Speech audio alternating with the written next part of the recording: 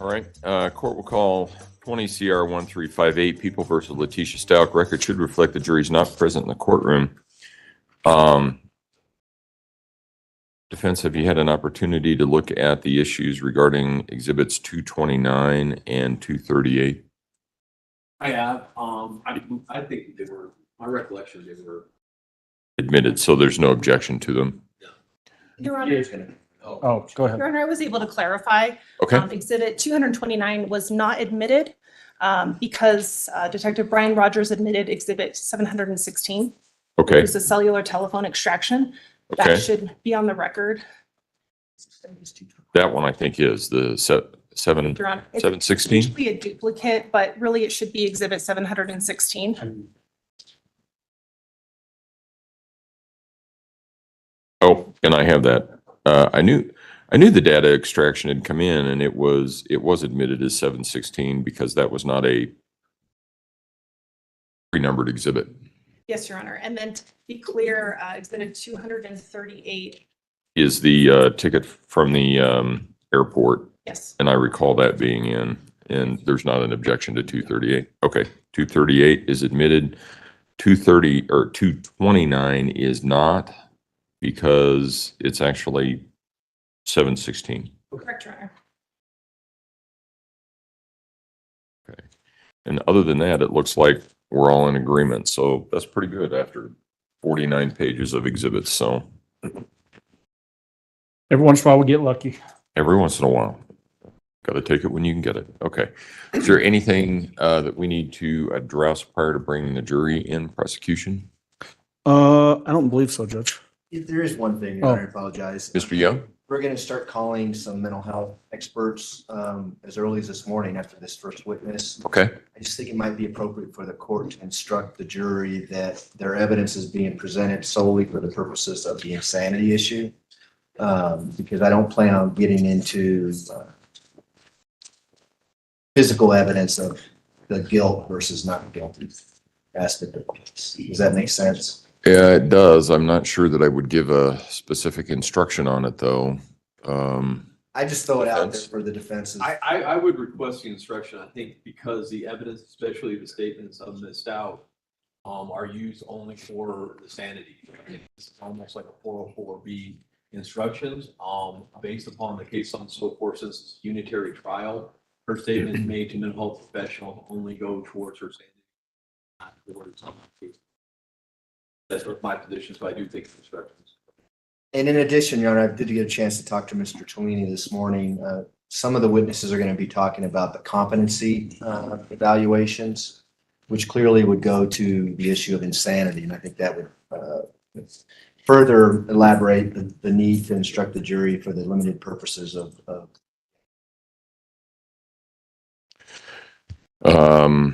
I am not familiar with a stock instruction on that. We've had unity trials for a number of years now. Anybody have one? I just would think that if the court said, I'll paraphrase, that the evidence you're about to hear goes to the issue of insanity and insanity alone, or words to that effect. Is that That'd be my request. so? Something simple like that would be fine.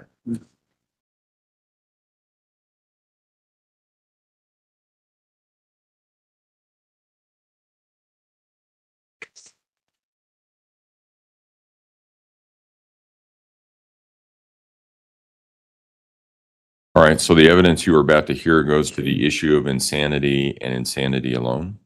Sounds great. Defense. That worked for me.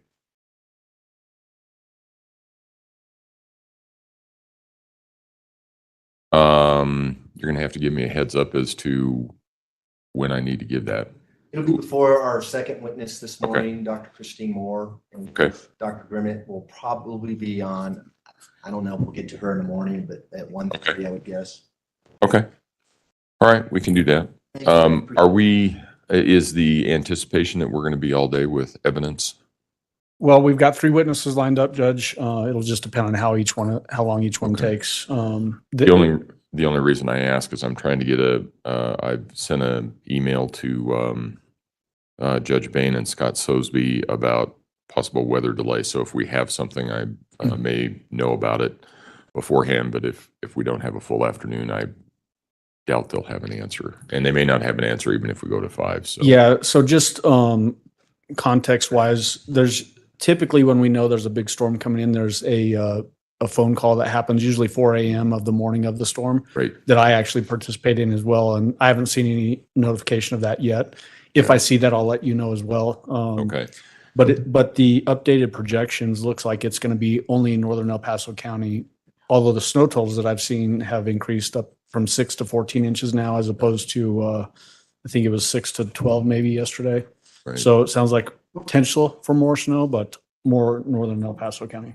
Yeah, I know the county does county maintenance does a phone call about 9 o'clock at night, and then Judge Bain is on the phone. It's 4 or 5 in the morning. Usually 4 a.m. Yeah. So, yeah. Okay. All right. Let's go ahead and bring the jury in then. And Judge, while this next witness is on the stand, I'll be running the projection from the podium here. Okay.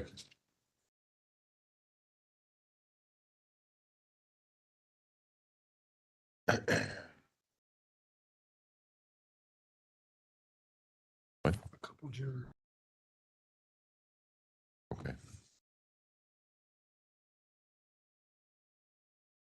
Okay, I'll get a show of hands and see where we are at the.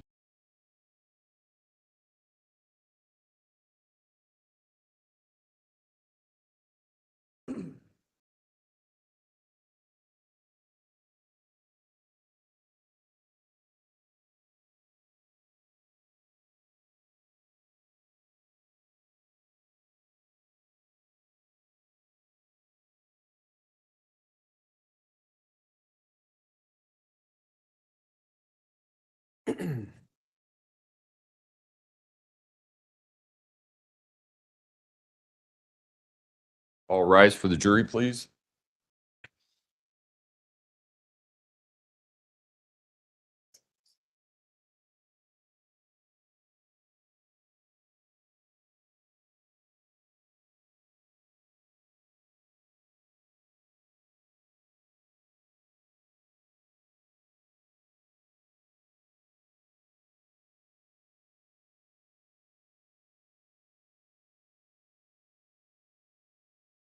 Thank you. May all be seated. Court will recall 20 CR 1358, People versus Letecia Stauch. Record should reflect the jury has returned to the courtroom. Good morning, ladies and gentlemen. Has anything occurred since we were last together that causes any of you to believe you could not continue to serve as a fair and impartial juror in this case? If so, please raise your hand. No response? All right. Prosecution, call your next witness, please. Thank you, Your Honor. We would call Kevin Hoyland. Last name? Hoyland. Hoyland. Mr. Hoyland, if you would step forward and raise your right hand. Record should reflect the jury has returned to the. You swear to affirm the testimony about to give in this matter will be the truth, the whole truth, and nothing but the truth. I do. Go ahead and have a seat in the witness stand. Please watch your step as you step into the stand.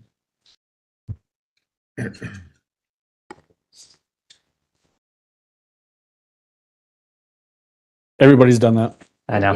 It's a habit. Good morning. How are you doing today? Well, thank you. Will you please introduce yourself to our jury and then spell your name for the record? Sure. My name is Kevin, Kevin, Hoyland, Hoyland. Where are you employed by, sir? The FBI. What is your job title or assignment? I'm a special agent with the FBI, assigned full-time to the Cellular Analysis Survey Team. How long have you been in that role? Full-time with them in that role since 2019. Prior to that, in 2016, I became a certified member of the CAST team, where I still handled investigations like you would think a traditional agent does. And then I did the CAST work on the side as an ancillary duty, no different than evidence response or SWAT team duties. So when you say the CAST team, you go around putting casts on people's broken limbs? No. The Cellular Analysis Survey Team is a specialized group of investigators responsible for analyzing phone records provided by the phone companies to understand the general location of where a device was historically when it had made calls or texts. What kind of education do you have that allows you to do that? Do you mean the training to? Yeah. So the training that I went through and everybody goes through to become certified in CAST at the time was approximately 400 hours of specific classroom instruction.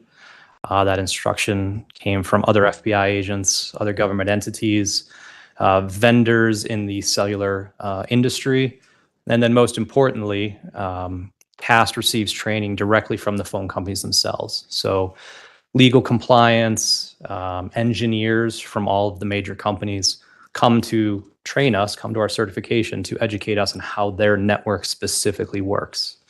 And to my knowledge, CAST is the only unit in the country to receive training directly from those phone providers. When you say vendors, who do you mean by that?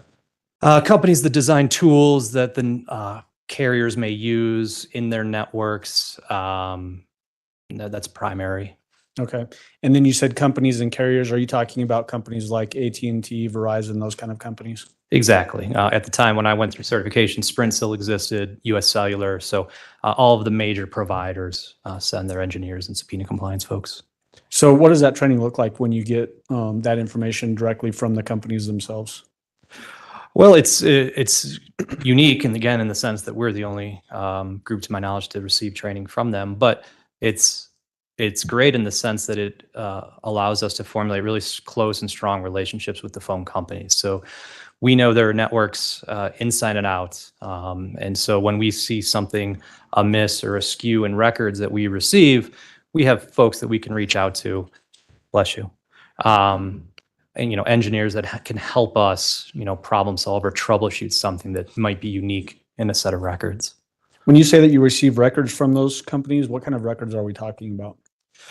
The records that I'm referring to are call detail records. So it's really no different than a billing file or billing statements you may have received in the past. It says who called who, when that call occurred, how long it lasted. And then most importantly, the information that we receive pursuant to search warrants includes the cell tower and sector that was utilized. So that's the piece that's really important to us, because that allows us, when we marry up that cell tower with its physical location on Earth, allows us to formulate an opinion as to the general location of where a device had to have been to use that particular tower. How many people are in the CAST or on the CAST team? Now there's approximately 80 of us, 60 field assets, as they're called, where they split their time working in traditional cases, and then approximately 20 of us, like myself, who do it full time now. What do we mean when we talk about historical cell site analysis? So historical cell site analysis is a little bit of what I just mentioned. It's taking these records that your phone and network have generated and mapping out the information to, again, formulate an opinion as to where the phone would have generally have been to utilize a particular tower and sector. And there's hundreds of thousands of towers across the US. Each transaction that we see shows the tower that it used. So out of those hundreds of thousands of towers, it only used one, right? And that tower's only located in one spot. So by looking at how networks are configured and where the other towers are, it allows us to be able to, again, formulate that opinion. So when you say that you get specialized training due to your assignment to the CAST team, and I know I keep saying CAST and then team, that's a little bit redundant, right? It is, and I do the same thing. Okay. Right? We're technically a unit now. We've grown so much that we're now considered a unit within Okay. the FBI. Well, then I'll say CAST unit. Sure. All right. What kind of training do you get regarding cell phones themselves? Regarding the devices, Yes. so we don't necessarily partake in the forensic analysis of phones. So when you think of dumping a phone or extracting information from that device, that doesn't fall into our team's purview. But we definitely utilize all that information.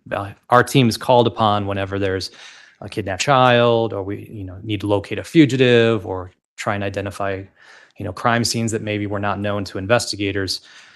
There's the phone data from the phone companies. There's the phone data from a phone itself. And then there's a litany of other geolocation data sets from other companies that sort of fall into our bucket of trying to figure out where a phone was at a time. Can you describe in a general sense, first of all, is a cell phone essentially a small handheld radio? That's exactly what it is. So while your phone is on in your pocket or purse or wherever, it's constantly scanning its environment, and it's looking for cell towers associated with your carrier that it sees, and takes measurements of the signal strengths from those towers. And this is going on in the background, and it's constantly ranking which tower and sector is a side of a tower, that it sees as best. So that when you hit send on your phone, your call goes out to that tower that your phone saw as best at that moment in time. That's what gets logged in those call detail records. We see that tower's identifier with that timestamp. After that happens, network takes over, and it can move your phone around to other towers in the area that might provide service that still are functional. But at that moment, when you hit send or when a call comes in or a text, your phone is making that determination. What about giving the jury a description of cellular technology? Sure. I won't bore you with a history lesson, but I think most people have seen commercials lately. We're now on 5G. That's the newest technology. Each increment in technology expands the capacity in terms of how much data can be transferred from a phone to a tower at a particular time. But with that expansion, the offset to that is the towers themselves can't cover as far. They can't penetrate buildings as well. The radio frequency that's utilized just doesn't allow for that. So in this particular case, we were looking primarily at most of the towers were 4G. I believe there was a handful of 3G towers. But at the end of the day, that's just the generation of technology. Your phone is using radio frequency to talk to the tower, and that's sort of what's going on. Okay. How do you go about analyzing call detail records, the information you get from the phone companies? Well, first thing we do is, make sure we got all the files that we would expect from each particular company. And then based on information provided to me from investigators who are actually working the case, locations of interest, dates and times of interest, I would begin to map out that data, look at where those cell towers are located, which cell towers that phone utilized at the times, again, listed in the records, and begin to put the pieces together as to what was going on with that particular device. Okay. How many separate cases have you worked on where you've had to help the investigation determine location of cell phones? Oh gosh, cases, hundreds and hundreds and hundreds. I don't keep a list of all the cases I've worked, because a lot of the times it's sort of like a one-off. A local investigator will call and say, "Hey, I got a set of data. Can you help me just understand what's going on?" And that would be considered a case, but I wouldn't necessarily have done a product for it per se. It might be a one-off assistance kind of thing. Okay. Do you go through any sort of validation of your analysis of this information? Yes. So before any report is provided, any final report is provided, we go through a peer review process. So I send all the records that I received, that I utilized in my analysis, a copy of my draft report to another CAST person, and all the dates and times, all the information pertinent to my analysis. That CAST asset would then essentially recreate my analysis. He or she would go through and look at all the same records, make sure that everything makes sense, that all the towers are correct, all the directions that sectors face are correct. Obviously, quality control and spelling and stuff like that. But it's a robust peer review process that all the reports go through. After that, he or she and I would then discuss any differences, right, and resolve those before it gets finalized. Okay. Have you used this type of data you mentioned sometimes you'll be asked to look for fugitives or missing persons, kidnapped people. Have you actually used this information to locate people like that? Yes, I have, many times. And that's sort of the bread and butter of what CAST does. As I mentioned, when a kid goes missing in the middle of the night, oftentimes our unit's the one who gets the call to go help locate devices associated with whatever child is missing. When you're saying that you're finding persons this way, the data that you actually look at, the call detail records, does it really just go to a particular phone, not a particular person necessarily? Correct. So the records never say that, so-and-so is holding a phone at a particular time. It just says that this phone number had activity, right? So I can never say that a particular phone is being held by a certain person at a certain time. But we know that the phone had activity because that's what the network had logged. In today's day and age, is it very common for people to carry around cell phones with them almost everywhere they go? Yeah, I have two. Okay. Do you have them both on you right now? I take them off when I go on the stand. They're in the Okay. bag. Have you trained others in this technology? Yes, I've led formal training and classroom instruction to over 500 state, local, federal, and international law enforcement partners, and then countless sort of informal trainings at conferences and so forth over the years. Okay. Have you been qualified as an expert witness in historical cell site analysis, cellular technology, and geolocation? Yes, I have. How many times? 36 trials as of yesterday morning in Phoenix. Okay. So you were just in Phoenix testifying yesterday? Yes. How many jurisdictions have you testified as an expert in? Federally, Colorado, Wyoming, Arizona, Massachusetts, and Connecticut. At the state level, Colorado, Arizona, Wyoming, Massachusetts, Connecticut, Nebraska, North Carolina. There might be another couple in there. Okay. I don't recall. All right. All right, at this time, I would move to qualify Special Agent Hoyland as an expert witness in historical cell site analysis, cellular technology, and geolocation. No objection. Witness will be so qualified. Special Agent Hoyland, the case that we've been hearing evidence on is regarding investigation to Gannon Stauch's disappearance. How did you become involved in this case? At the time, I was assigned to FBI Denver's office in the Fort Collins RA, doing the same cast work. And I don't remember who specifically reached out to me, but somebody from the Colorado Springs office reached out about the investigation and asked for my assistance. When you get asked to assist on an investigation, is it typical for you to get sort of a briefing of the case? Yes. What about specific locations of interest? Do you get that as well? Yes, and I sort of need that because there's the data that we get from the phone companies is often quite voluminous, right? So I need a place to start. Okay. Did you get those sorts of pieces of information in this case? I did. On the desk in front of you is People's Exhibit 293, which in the folder itself is page 1, your cover page of your report, and then pages 9 through 60. Pulled out separately is People's Exhibits 2 through 8. In total, is that your report that you prepared for this investigation? Yes, it is. Is it a fair and accurate representation as to the work that you performed in this case? It is. As far as People's Exhibits 2 through 8, which are pulled out, we intend to use those for demonstrative exhibits. What are those generally? So 2 through 8 in this case is sort of our or my boilerplate slides that go into, again, how networks are designed, how phones work, and also I show examples of what the phone records look like from the different carriers. And does it also provide some educational basis to understand how cell phones and towers interact with each other and that kind of thing? Yes, exactly. And then as far as your cover page and then 9 through 60 inside the binder, what are those? So 9 through 60 are going to be all the substantive slides that I put together, which highlight, devices of travel over a period of time, locations of interest, et cetera. Okay.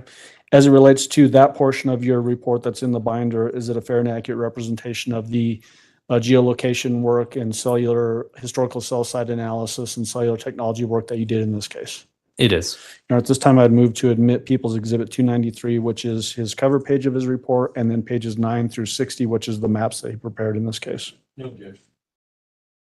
Exhibit 2, and that's a cumulative, right? All of that's in 293. Yes, it's in one binder, yes. All right.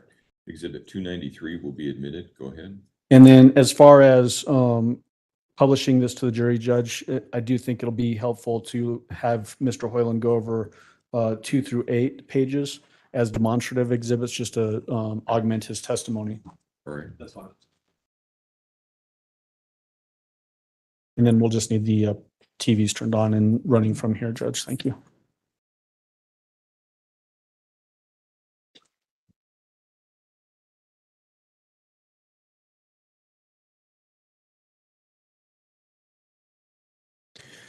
So describe what we're looking at as far as on this cover page. What does this page tell us? Just the old cover slide here talks about the case numbers, both the FBI and El Paso County ones. The date of my report was finalized in January of 21, and that it's just related to the Gannon Stauch homicide. Okay, page 2, what does page 2 tell us? So page 2 is sort of the beginning of some of the boilerplate slides. This is a brief overview of the investigative information, the purpose of the analysis, which again was just, as sort of discussed, I was called upon to help with the phones to try and identify where Gannon was located. And then the methodology. So briefly, I touched on that. Phones connect to towers, and that radio frequency is what is used to exchange that information from the phone to the tower. Based on the locations of those towers, which are provided by the phone companies, we can map all that out and start to see which, the locations of where towers were utilized to inform an opinion as to the general location of a device at that time. Okay. Judge, it may be helpful. Would you mind if I turn off the ring lights? Just so. That's fine there. Yeah. The 2 green dots.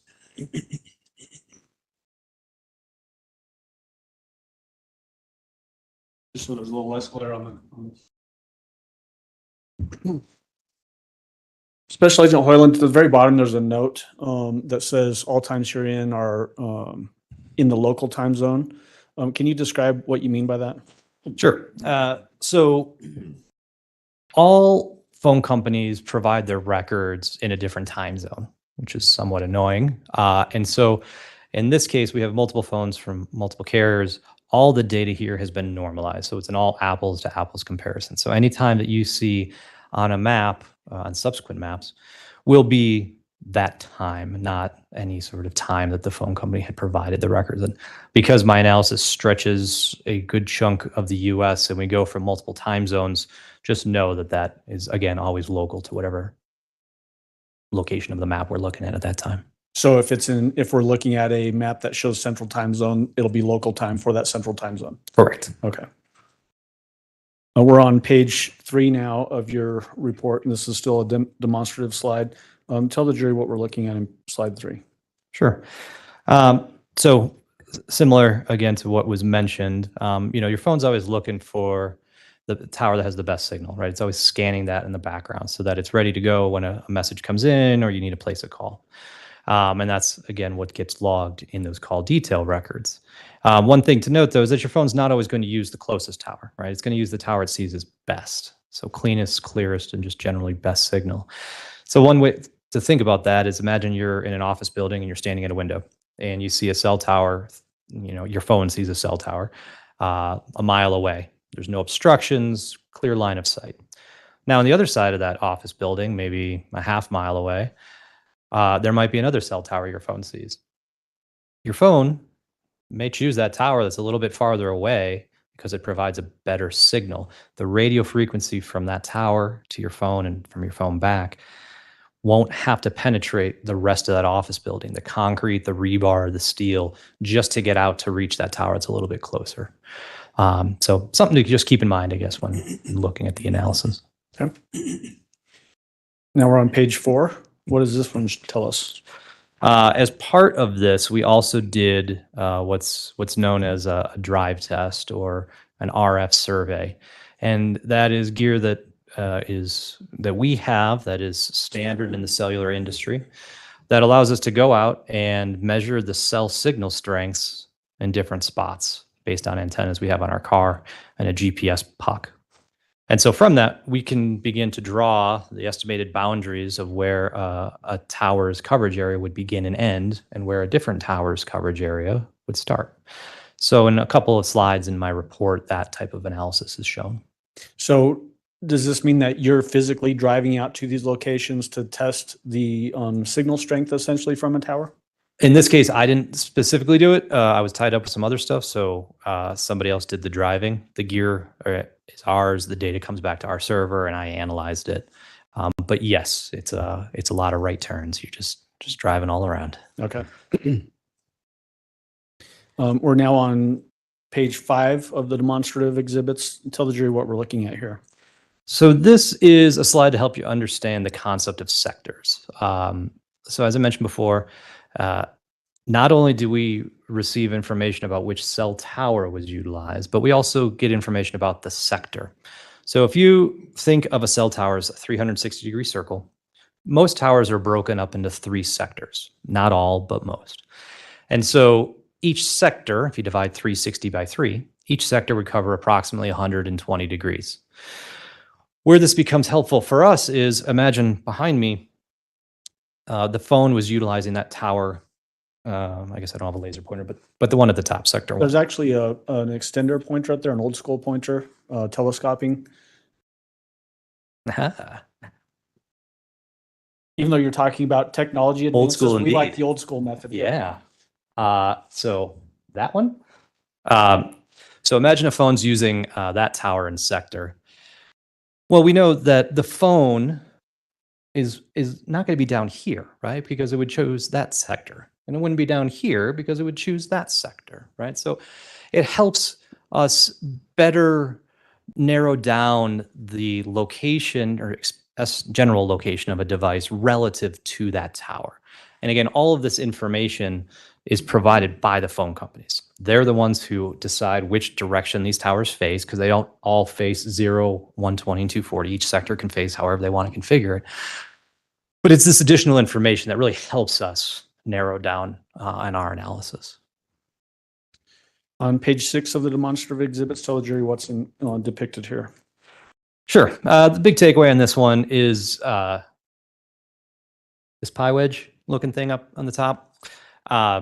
That is how we reflect the sector that was utilized for a tower or for a phone when it utilized a tower and a sector. So you'll see that sort of pie wedge shape all over my reports. The other thing that's important on this is don't mistake that little yellow filled in area as the coverage area. That's not what it is. It's merely to help you understand the direction that pie wedge faces. Okay. Now we're on page 7. Tell the jury what we're looking at here. So in this case, this slide, this is just an example of some Verizon call detail records. As I had mentioned before, these are really just billing statements, right? It just shows your phone's activity. But off to the right, you start to see, and I guess I'll keep going back to the pointy thing. You got your cell sites listed there. And it shows first serving cell site, first serving cell face. So that's the cell number that Verizon assigned to the tower utilized. And then the cell face, 1, 2, 3, sometimes it's, 4, 5, 6. But nonetheless, that's the information that we take. And then we marry that up with a tower list from Verizon. So Verizon says, here's where all of our towers are by the numbers given here. So we can go ahead and take the latitude and longitudes. Or in this case, first serving cell site 285. We could go to that tower list and say, oh, 285. Well, that is right here on the Earth.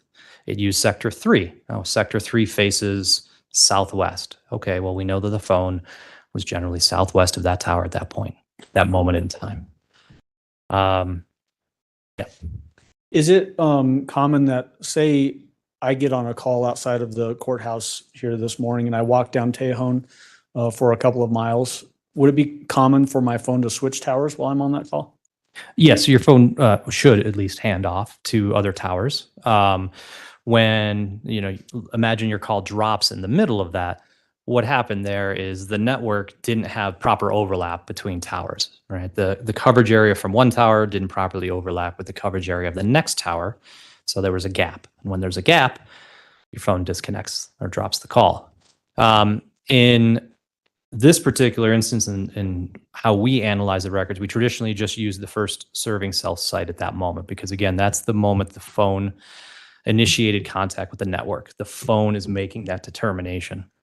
All of those handoffs to other towers are network derived. So the network says, oh, okay, I'm going to move you over here now, et cetera, et cetera, et cetera. Also, not every carrier provides that information. AT&T is the only one who actually provides handoff info. Okay. And one more thing on the Verizon. Yeah. Verizon only provides us the cell tower information for phone calls. It does not provide it for text messages. And so, there's somewhat of a gap there. We see the text messages, we see when they occur, but we don't see the cell tower associated with them.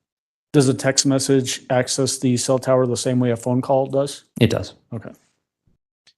And then now we're on page 8 of the demonstrative exhibits. Tell the jury what's depicted here.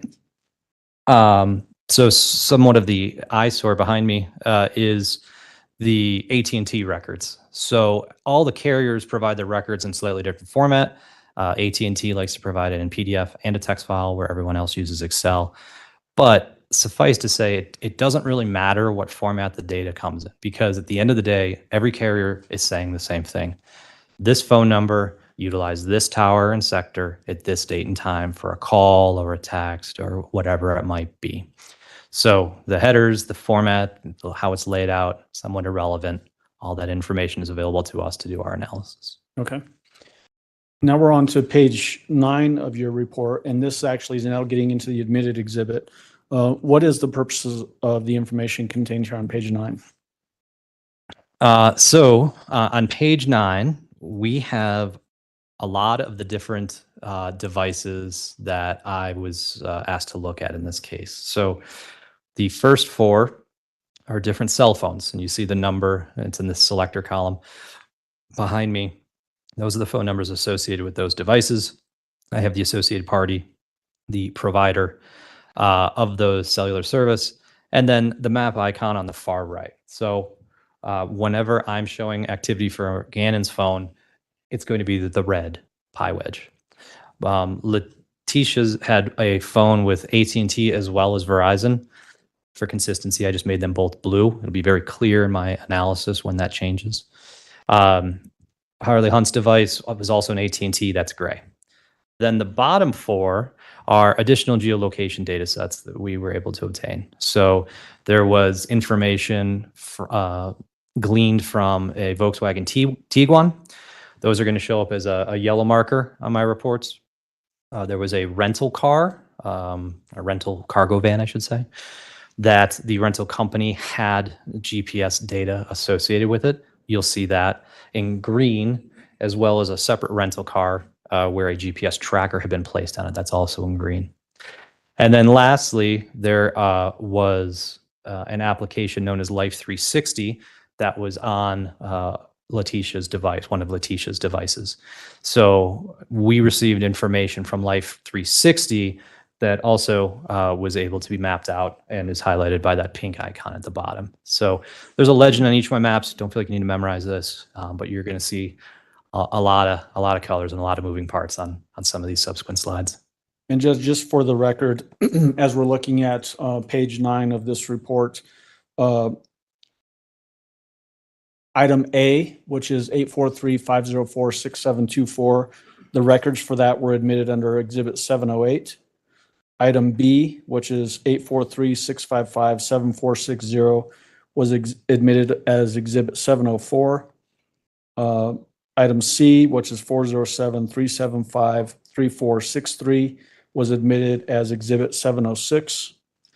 Item D, 843-957-3486, was admitted as Exhibit number 707. The Tiguan telematics, which is item E, was admitted as Exhibit number 291. The cargo van GPS was admitted through Mr. Watton's testimony and is Exhibit number 292.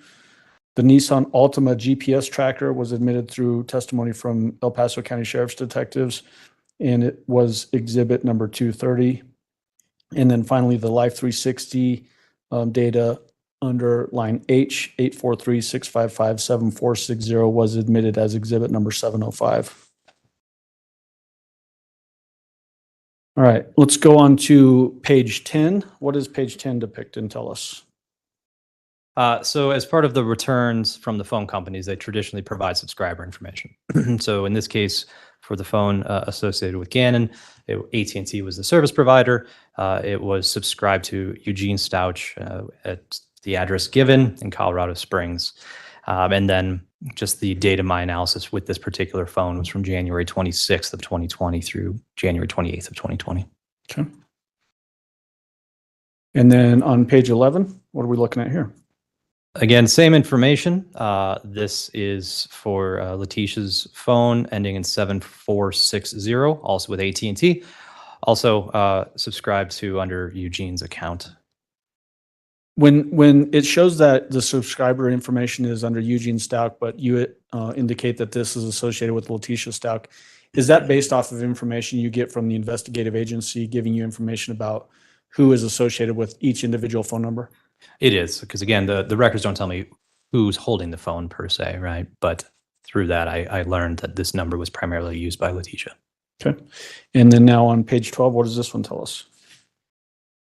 This is the secondary phone that we came to learn about associated with Letecia. This is a Verizon phone ending in 3463. The subscriber information was listed as a Kylie Britt in Orlando, Florida, with an effective date of February 1st of 2020. And this was a prepaid device. Right? So not one where a monthly bill shows up. This is you can go by minutes whenever you want kind of thing. Did you have information from the investigation that this was a phone that was purchased by the defendant at a Walmart in Trinidad? I did. Okay. Page 13, what does this one tell us? This is the phone that was associated with Arlie Hunt, number 3486, again, AT&T, and also subscribed to under the Eugene Stauch account. Page 14. So these are the other 4 data sets that we saw previously on my sort of summary slide of the selectors. So it just goes into a little bit more detail. The Tiguan telematics data that was extracted by our OTD shop. The cargo van that was rented by Letecia from Budget. Their vendor was Air IQ. And while it wasn't breadcrumb trail type GPS, where you can see it going every couple seconds, every 6 hours, it was set to essentially ping the vehicle. Where is this vehicle located right now? There was a Nissan rental car, which didn't have, to my knowledge, any sort of GPS built into it, but a tracker was attached to that by the Colorado Springs Police Department. And then lastly, the Life 360 app. So an app on your phone sources the data, sources the GPS of your device and reports it back to Life 360 so that, you know, they sort of know where you are, you know where your family members are, if you have a shared plan. That information was provided to us. That account was associated with a user of Letecia Stauch, email Tisha Lynn 2006 at Yahoo, and then the same phone number as her AT&T device. When you were talking about the Tiguan telematics, you said the OTD shop with the FBI. What does OTD mean? Operations Technology Division. Is that in Quantico, Virginia? It is. Okay. We're on page 15. Tell the jury what we're looking at here. So for the first 5 days of my report, there was a variety of locations of interest that were provided to me, as shown here. They all don't show up, of course, on every single slide. As we go through the maps, the ones of relevance I will have populated, so I won't necessarily bore everyone with going through it one by one, but suffice to say, the icons on the right will appear on some of my subsequent slides with the description of what that location is. And are these locations things that you just pull out of thin air? No, these were locations, again, that the investigative team had provided to me as locations of interest for my analysis. Okay. Now we're on page 16. What are we looking at here?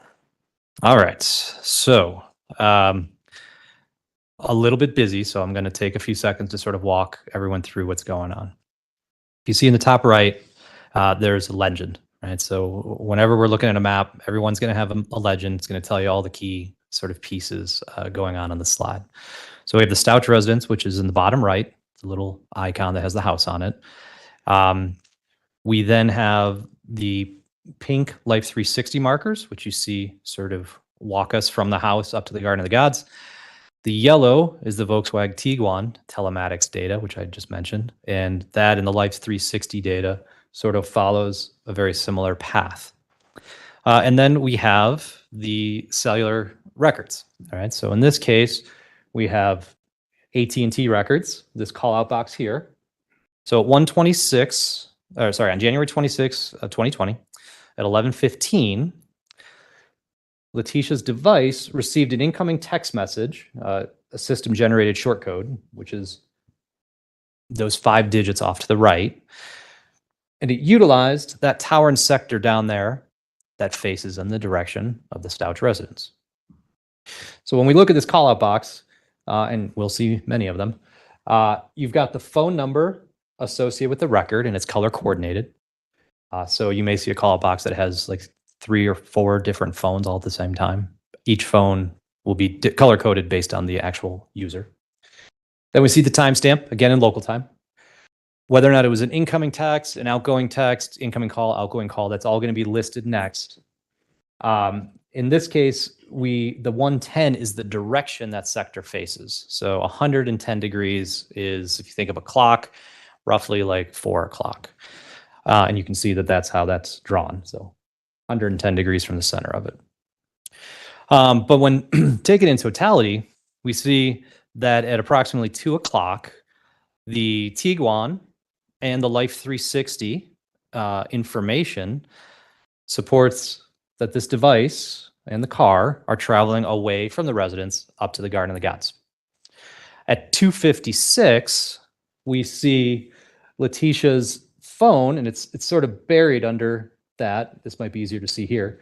You see that Letecia's phone uses that tower and sector to receive 2 text messages. The other thing, just to note on this, so these other blue dots here, those are the other AT&T towers in the area that her phone didn't utilize during this period in time. But all told, again, consistent with Letecia's phone traveling from her house up to the Garden of the Gods during the time frame shown on the 26th. Is it helpful to know that other things happened that sort of corroborate the same information, other ways to verify that there was a visit to Garden of the Gods?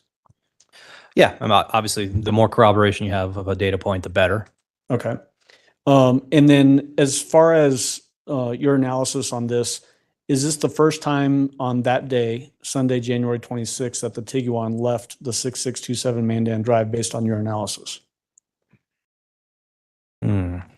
I believe it was. Okay. And so if we've had some prior testimony that there was hiking in a selfie taken at Garden of the Gods on January 26th, that would corroborate this, what shows a visit of the defendant in her Tiguan and using her cell phone up at Garden of the Gods.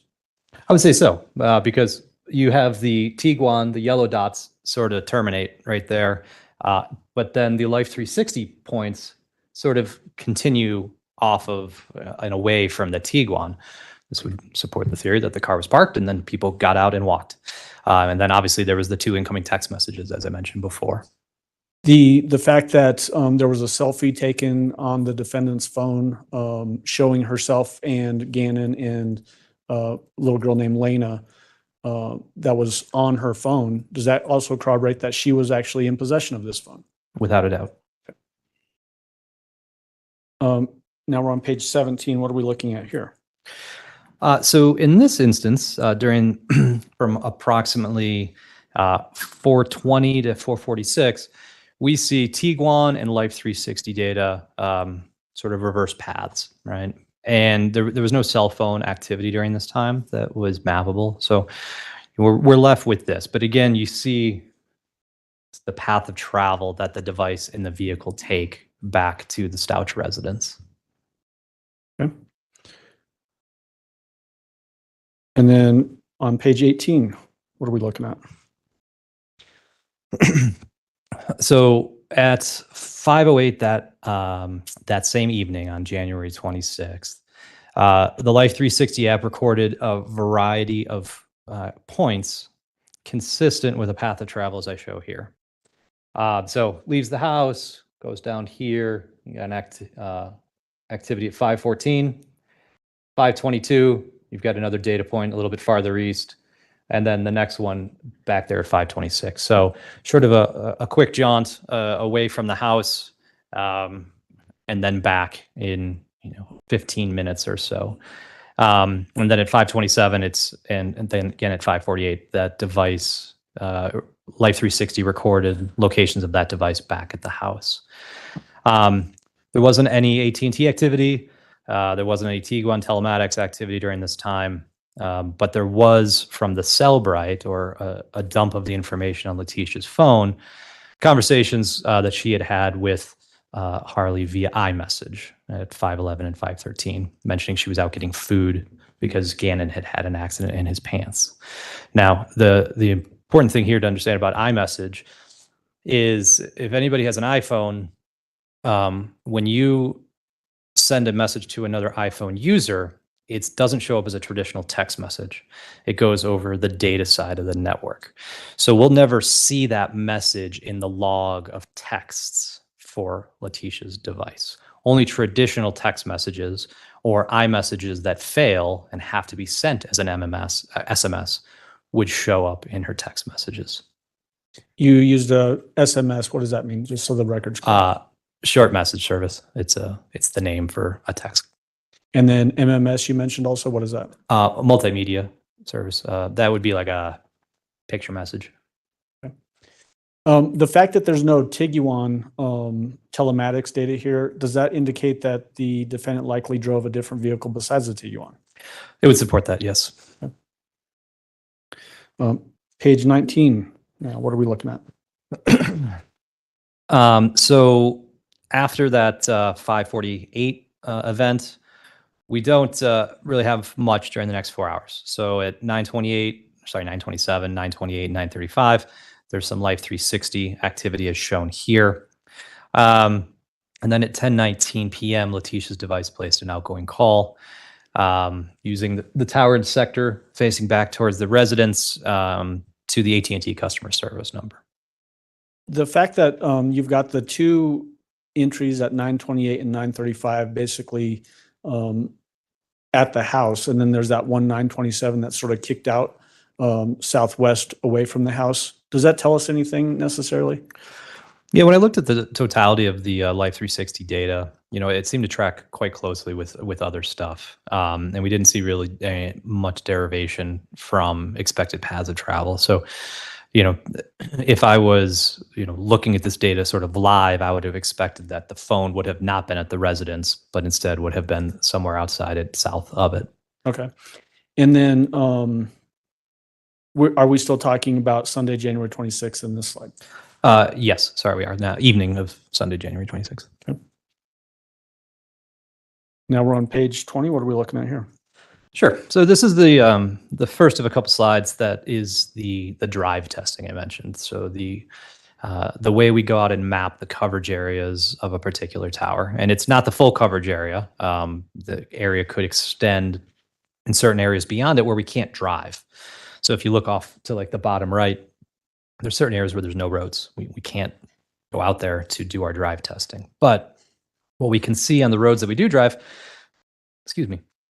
is that this particular tower and sector provides coverage back towards the location of the Stauch residence. Right? So if a device was at that residence, I would expect it to utilize this tower and sector for any of its calls or texts or anything. And is this going to be the main tower that is used for connection throughout this presentation for the Stauch residence? Yes, this tower is utilized over and over again by all the AT&T devices when we have corroborating evidence to support that they're at the residence. Okay. Now into slide 21. What are we looking at here? Sure. So the taking a little bit step back in time, we're now back into the early afternoon on January 26th, but this is Harley's AT&T device. And you see it 2:41 and at 3:10, her phone is utilizing two different cell towers facing the Massage Envy area or business. Prior to that, at 1:48, her phone had placed an outgoing call using that same tower and sector we just looked at. That was facing the Stauch residence. So this would be consistent with her device being near the Stauch residence at 1:48, and then clearly traveling up sometime between then, where it first utilized a tower near Massage Envy at 2:41. After that, there was two more incoming calls at 7:35 through that same tower off to the left. So consistent with her being there. And I she also had clocked out of work at 10:18 that evening. So that's what I was going to ask you, and you just hit it. Would this basically corroborate testimony that we had previously that she was at work from basically 2 until 10 roughly PM? Yes, it would. And again, is this on Sunday, January 26th? Yes, it is. Slide 22, what are we looking at here? So we've now migrated to the morning of January 27th, and we see both Letecia and Harley's devices utilizing the tower and sector that faces the Stauch residence. So Harley's entry, she only has one. It's at 2:40. There's an outgoing text message, which was system generated. And then at 4:46 a.m. through 8:42 a.m., you see a bunch of activity from Letecia's device, a lot of outgoing text messages, incoming calls, etc. So when we looked at the Cellbrite for Letecia's phone, we see that she sent a message to Albert at 2:48 related to Gannon feeling ill. Again, that was an iMessage, so it's not going to show up in our logs here, right? It's not going to show up as a traditional text message. Subsequent to that, there was then at 4:36, you see some messages to her employer saying that her stepfather had passed away and she wouldn't be coming into work that day. At 8:18, as you can see, as I've written here, the last known photo of Gannon was sent to Albert, showing him lying in bed. Again, all of this activity is utilizing that tower and sector facing the residence. This would be consistent with her device being at that residence for the duration of that time, or at least when these messages were sent and received. And then lastly, in terms of chronological order, Harley was listed as clocking into work at 8:30 that morning. And so just so we're clear, when we're looking at the box with the different activity, the blue box there, you mentioned that Harley's is listed in gray. Will you just stand up and point to that specific thing just so that we're all tracking with the same thing?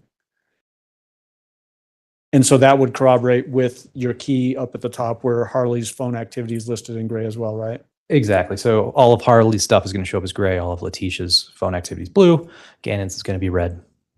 In the time span for this particular slide, just so you were saying 2:40 and 4:36, we're talking about early morning hours, AM hours. Yes, And this is the morning of January 27th, is that right? that is correct. Moving on to 23, what are we looking at there? So we're continuing on now, still in the morning of January 27th. There was another iMessage sent at 9:54 saying that she was leaving her phone. This is Letecia saying that she was leaving her phone and to be contacted via Gannon's Apple iWatch, which is paired, or sorry, to be contacted on her Apple iWatch paired with Gannon's device. When we looked at some surveillance video, we see that that Albert's truck leaves the residence. It's written over it, but around 10:13. 10:13. Thank you. There's a lot of info I couldn't memorize at all. And then at 1:22, we see Letecia on surveillance video at Petco. The Albert's truck then returns based on surveillance at 2:20. And there's no Life 360 app data available because, again, Letecia left her phone at home. She only took her Apple iWatch.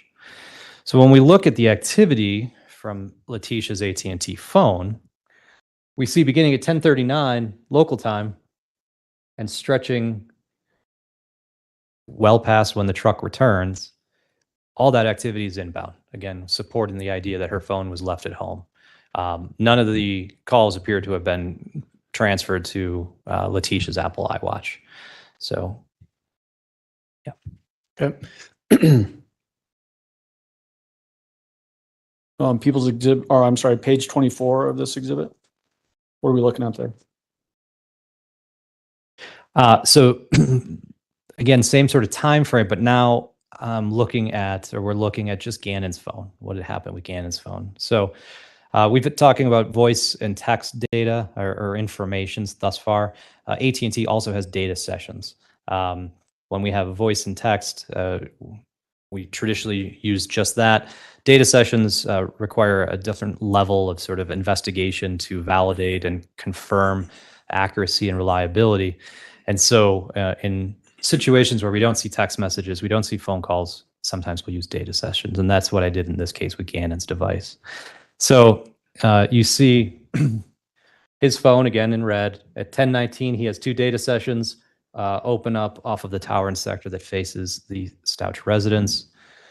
You see some of the towers that his phone utilizes along the way. I don't have the timestamps for those, but I jump up here to at 11:07, a data session near the Petco. Then at 1:19, and then again at 1:20, there's another data session off the tower and sector there at Petco. One thing to keep in mind with the data sessions is when they open up, they may stay open for as long as 60 minutes. And so it's not, again, a transactional kind of record wherein we'll see every iMessage back and forth. We'll see every time that person goes out and surfs the web and the associated cell tower. That kind of granularity doesn't exist in the data. It's just that the data session opened up at this date and time, may have been open for up to an hour. What happened during that hour, we can't specifically say.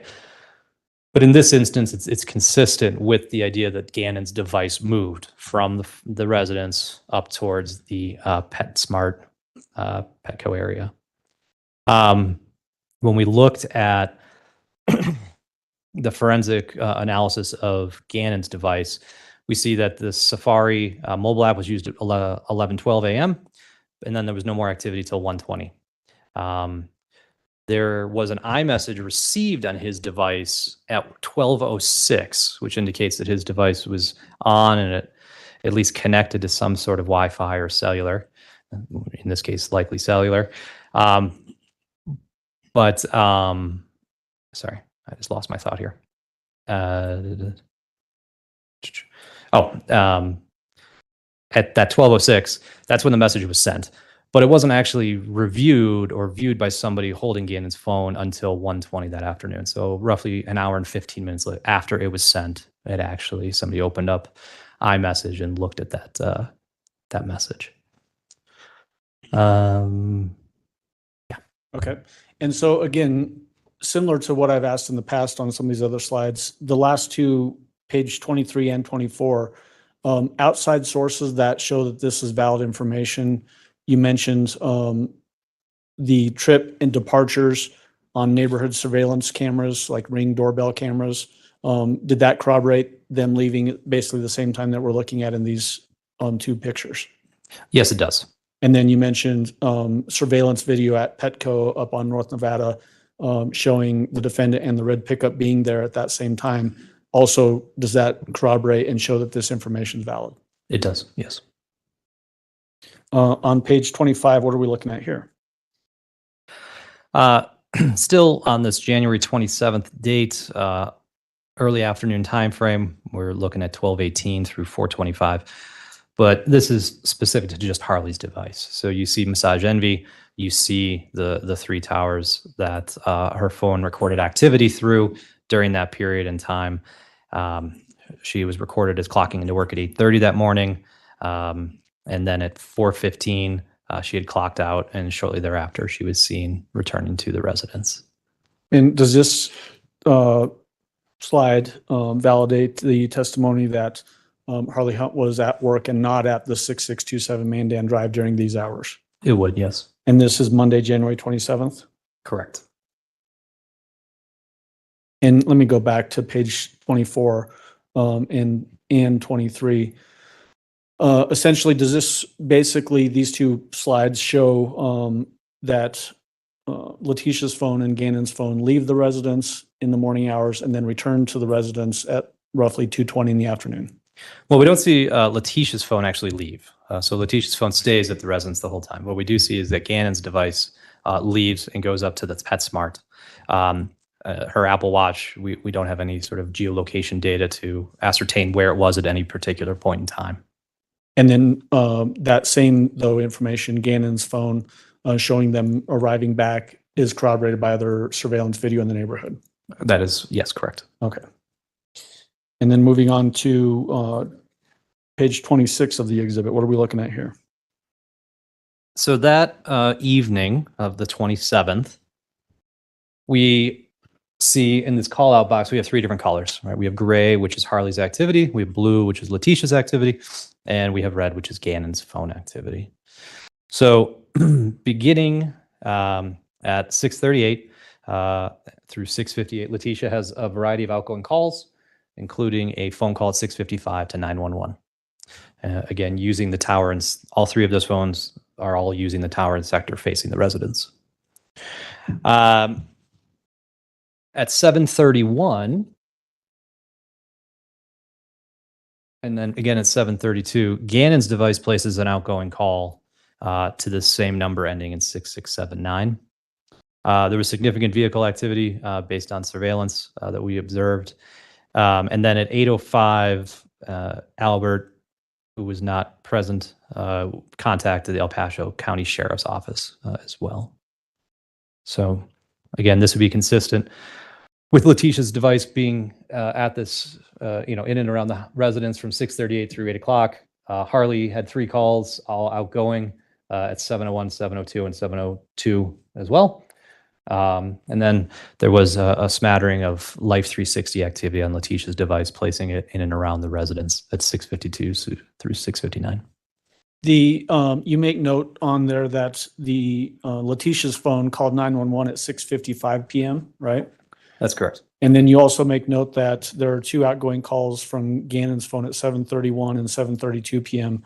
If Letecia is calling 911 and reporting Gannon as being missing at that 6:55 p.m., is it likely that it's not Gannon using the phone at 7:31?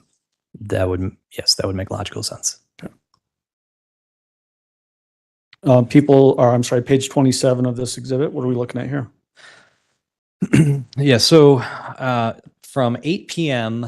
on the evening of the 27th through 6:19 a.m. the morning of January 28th, 2020, Letecia's phone had 65 different calls or texts utilizing the two towers shown here. 64 of them went through the tower and sector facing the house. An incoming call at 5 a.m. was off the tower and sector just south. Additionally, Gannon's device had a variety of incoming calls, text messages, outgoing calls, again, utilizing the tower and sector shown there. The El Paso County Sheriff's Office was physically present at that residence from 10:09 p.m. through 11:39 p.m. on the evening of the 27th. But you can see, again, the variety of activity sort of throughout the night for those devices. And is this basically showing Monday, January 27th, nighttime hours into Tuesday, January 28th? It is, yes.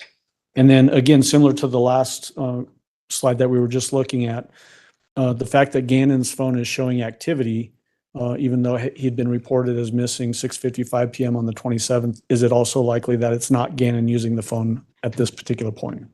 Yes, because some of the calls that occur are during the period when the police officers or the sheriff's office is there. And some of these are outgoing, meaning somebody's actually physically manipulating the phone. Correct. Page 28, what are we looking at here? So on this slide, we're in the early morning hours of January 28th. And at 6:21, Letecia's device sends an outbound text message utilizing the tower and sector, again, facing the residence. Around that same minute, the Tiguan is seen on surveillance video leaving the residence. When we look at the Life 360 app data, we see 6:24, data point there, 6:25, and it's 6:27 up here, a little bit north of the house. At 6:27, her phone also receives an incoming text message through that tower and sector there, the same number that she had recently just texted about 6 minutes prior. After that, we see the Life 360 app data come back south, 6:28, 6:30, 6:31, back at the residence. At 6:40, Letecia's device receives an incoming call through that same towered sector facing the residence. And then surveillance video also shows her, or shows at least the Tiguan backing into the garage at 6:36. So what it appears to have happened is that her device left in the Tiguan, got a little bit north, for some reason turned around and returned back to the house. Did her device grow legs and go up there by itself? I've never seen that. Okay. Page 29, what are we looking at here?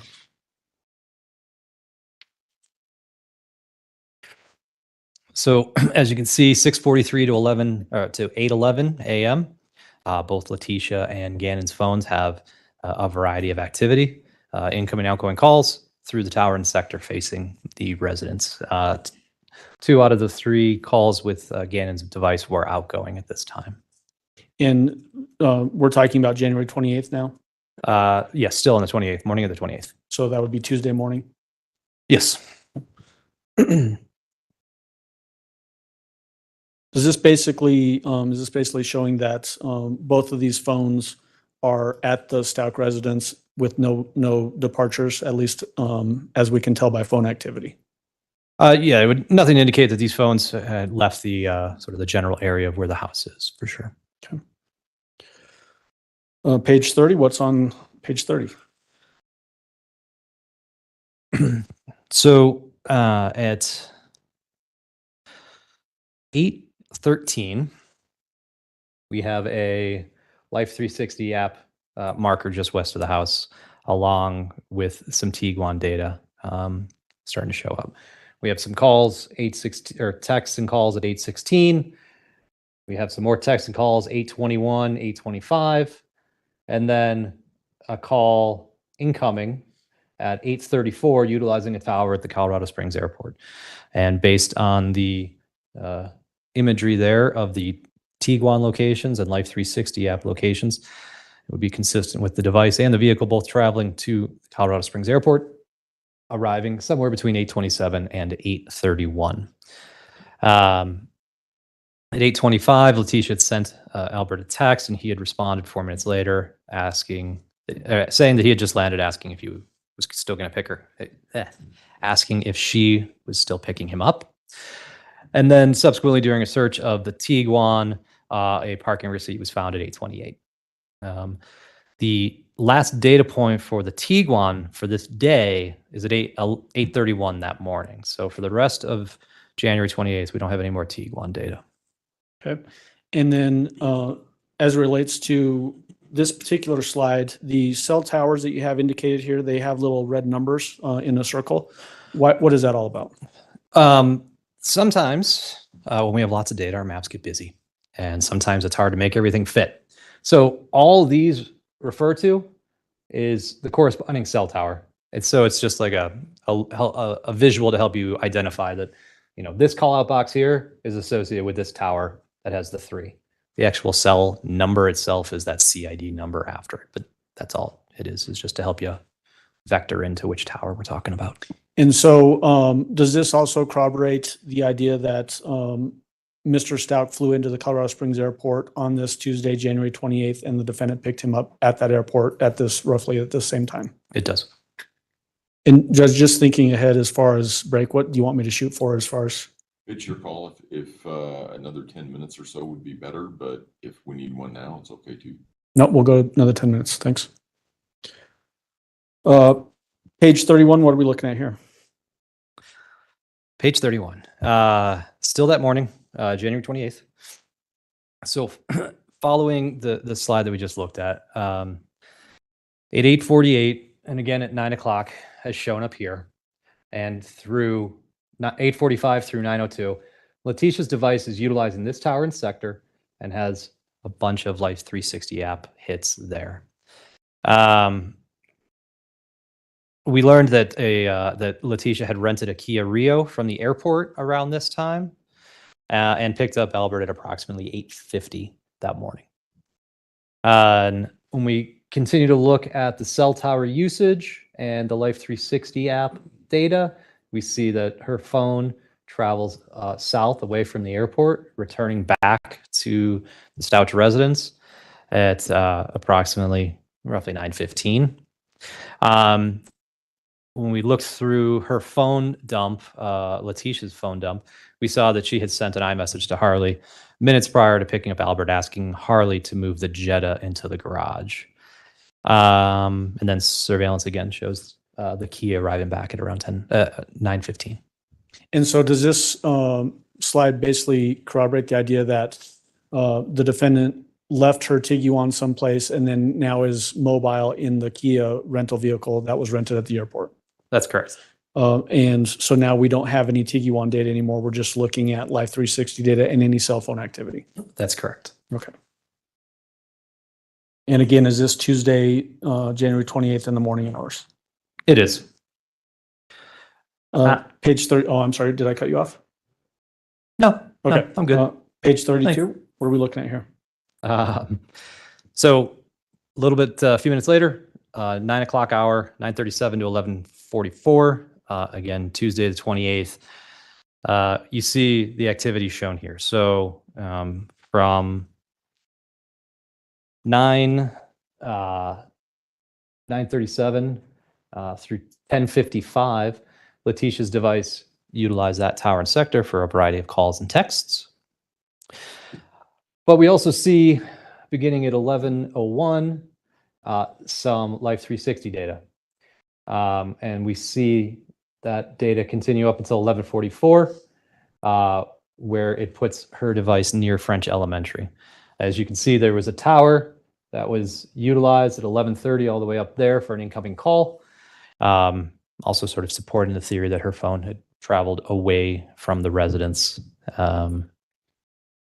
And also as part of her trip, we see that her phone, based on the Life 360 data, sort of stops here at a strip mall for about 25 minutes before continuing northward. And just so we're understanding how the Life 360 works, does that app essentially just drop breadcrumbs as it's moving along, or why are we seeing so much activity on the Life 360 and maybe not necessarily as much phone activity?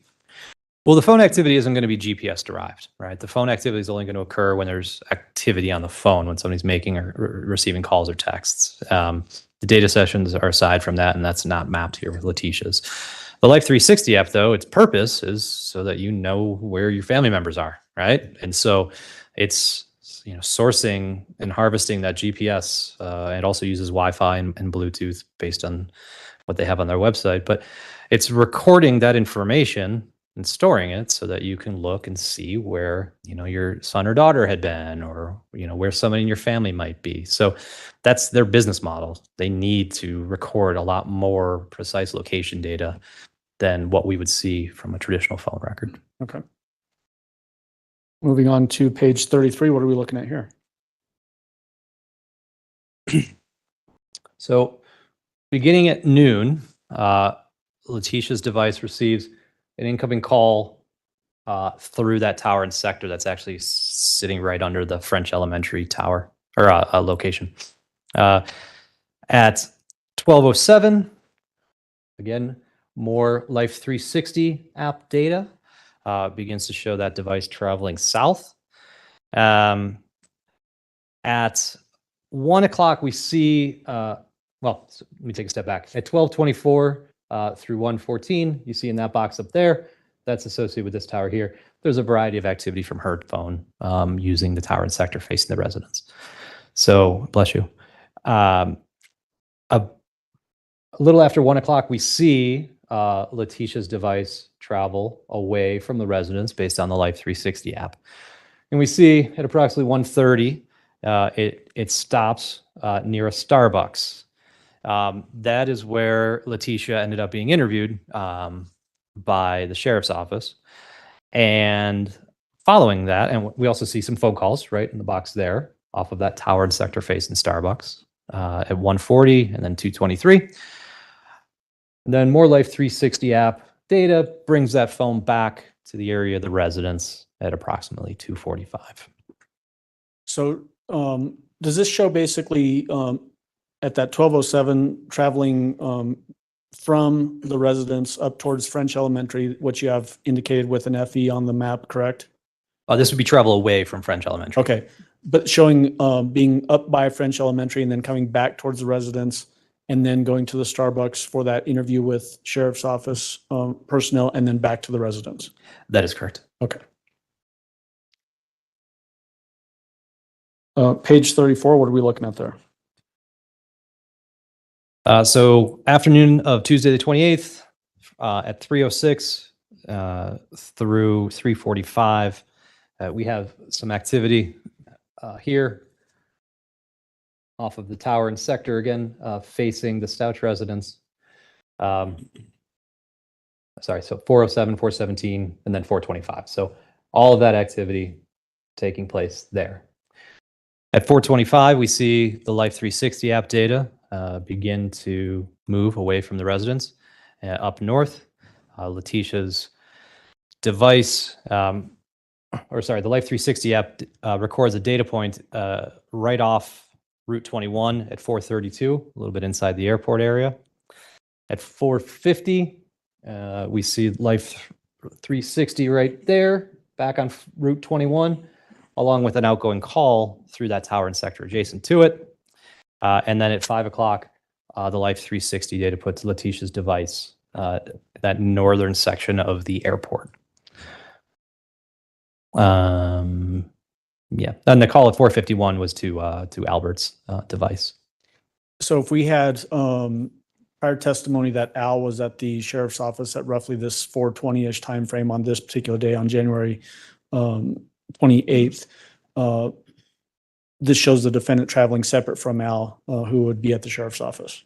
Yes, that's correct.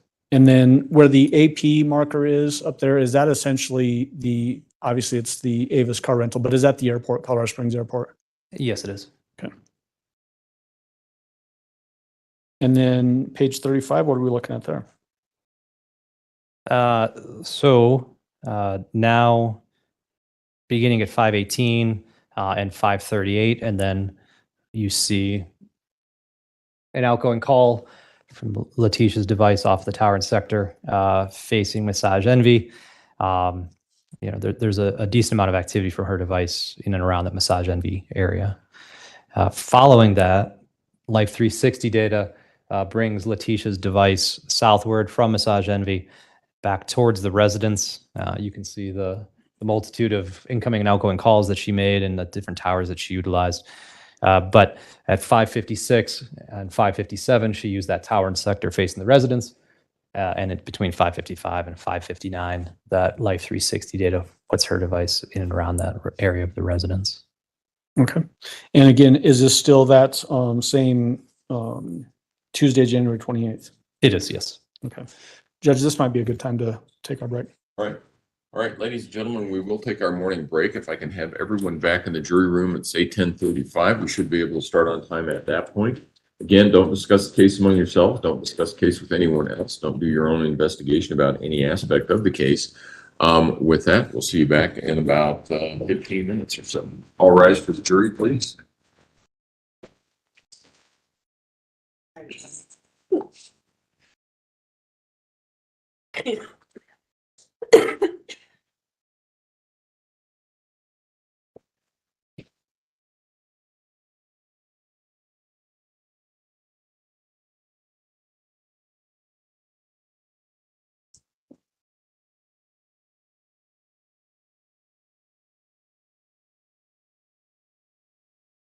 I think you may all be seated. Mr. Hoyland, you can step down if you would like to. Thank you. All right, we'll be in recess. Thank you. All rise.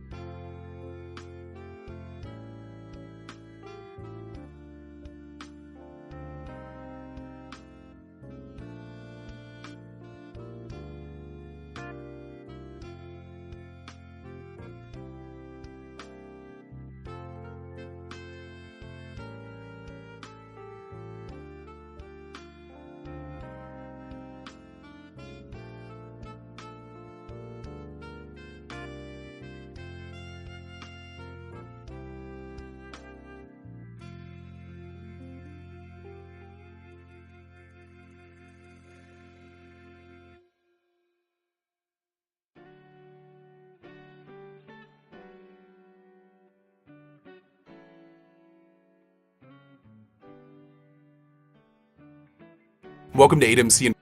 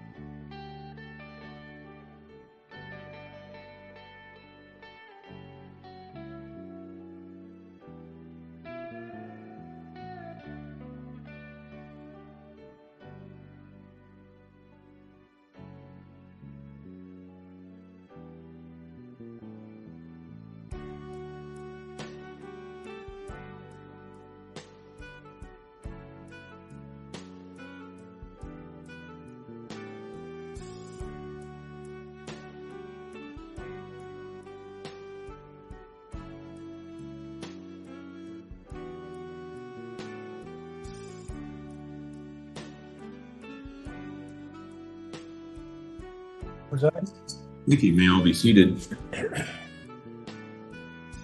Agent Hoyland, where'd you go?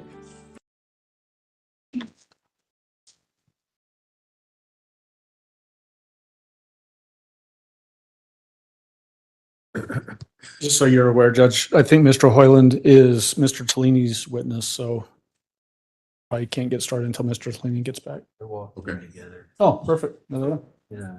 I was just mentioning that Nice this is little your line. witness. Yeah. Agent Hoyland, if you would resume Are you your gonna seat, the be- witness stand, remind you, sir, that you're still under oath. Thank you, Your Honor.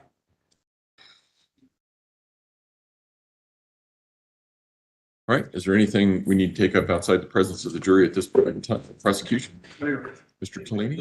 Okay, go ahead and bring the jury in.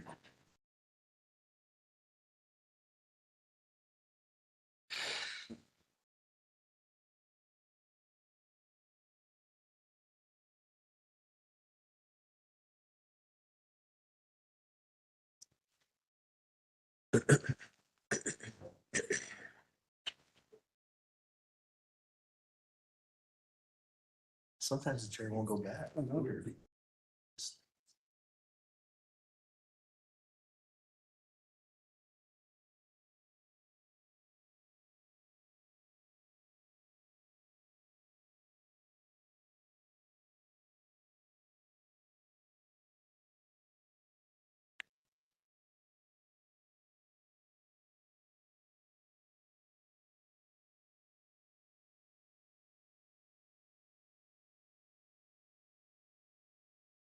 All rise for the jury, please. Thank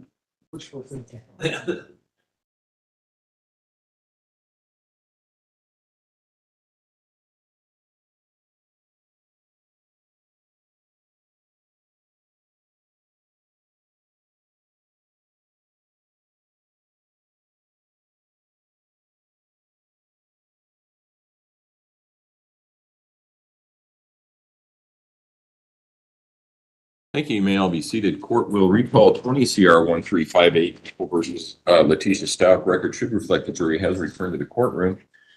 When we took our break, we were in the midst of Agent Hoyland's testimony. That's where we will resume. Mr. Allen. Thank you, Judge. We had just talked about page 35 of the exhibit, Special Agent Hoyland. We're going to move on to page 36. What are we looking at here? Sure. So to orient everybody, we are still on Tuesday, January 28th. We're in the evening. So you see over here in this call out box at 6 o'clock, there's an incoming call to Letecia's device using the tower and sector facing the residence. Subsequent to that, her Life 360 data brings her phone south towards that Starbucks that we had previously mentioned where she had done an interview. During that time, her device sent some iMessages back and forth with Albert and Harley's phones. Subsequent to that, the device returns back into the area and utilizes the tower and sector facing the residence, 635 through 638. You see at 643, it now uses the north-facing sector, as denoted by that 350 degrees right there. 643, 43, and 644, using that tower and sector. Life 360 data continues to bring Letecia's device northward, terminating at the airport parking lot at 649. Moving on to page 37, what are we looking at here? So the yellow identifiers are the Tiguan, right? So the Tiguan now has some new data for us. We're still on that evening of the 28th. Beginning at 7 o'clock, there's Life 360 and Tiguan data at the airport. There's some phone activity off of the towers there. You got 703, and then you got 726. Letecia's phone is using that tower and sector farther north near Falcon. In conjunction with that, the Tiguan data shows that vehicle leaving the airport and also heading north towards Falcon. The Life 360 data terminated at 7:14, so all we had was the vehicle data after that during this period. Harley's phone during this time was utilizing the tower and sector down near the residence, which is obviously not shown on this map. This is just Letecia's phone. Okay, so just to orient, we're talking again about Tuesday, January 28th, is that right? And I ask you right when you're taking a sip of water. Sorry, I should have known. I knew the question wasn't going to be long. Yeah. Yes, you are correct. Evening of January 28th. And roughly, I think the first entry that we have on this particular page is 6:51 p.m., is that right? It is. Again, using a tower and sector for Letecia, there's an outgoing call, two outgoing calls off of that tower and sector just southwest of the airport, facing back towards the airport. So this would be roughly 24 hours after a phone call was made on Letecia's phone to 911 on January 27th. That's correct. Yes. And then the 7 o'clock p.m. entries at AP, the Avis car rental, is that again in the airport parking lot area? It is. Yes. Does this indicate travel to the airport in that Kia rental and then getting into the Tiguan, and now we're seeing Tiguan data again? I guess I don't know. I don't recall anyone telling me how Letecia's device made it to the airport, but we clearly see the Tiguan now, powered up and leaving the airport and heading north towards Falcon. So either a vehicle swap or walk to the airport or something like that, and then Tiguan access from that point forward. Correct. Okay.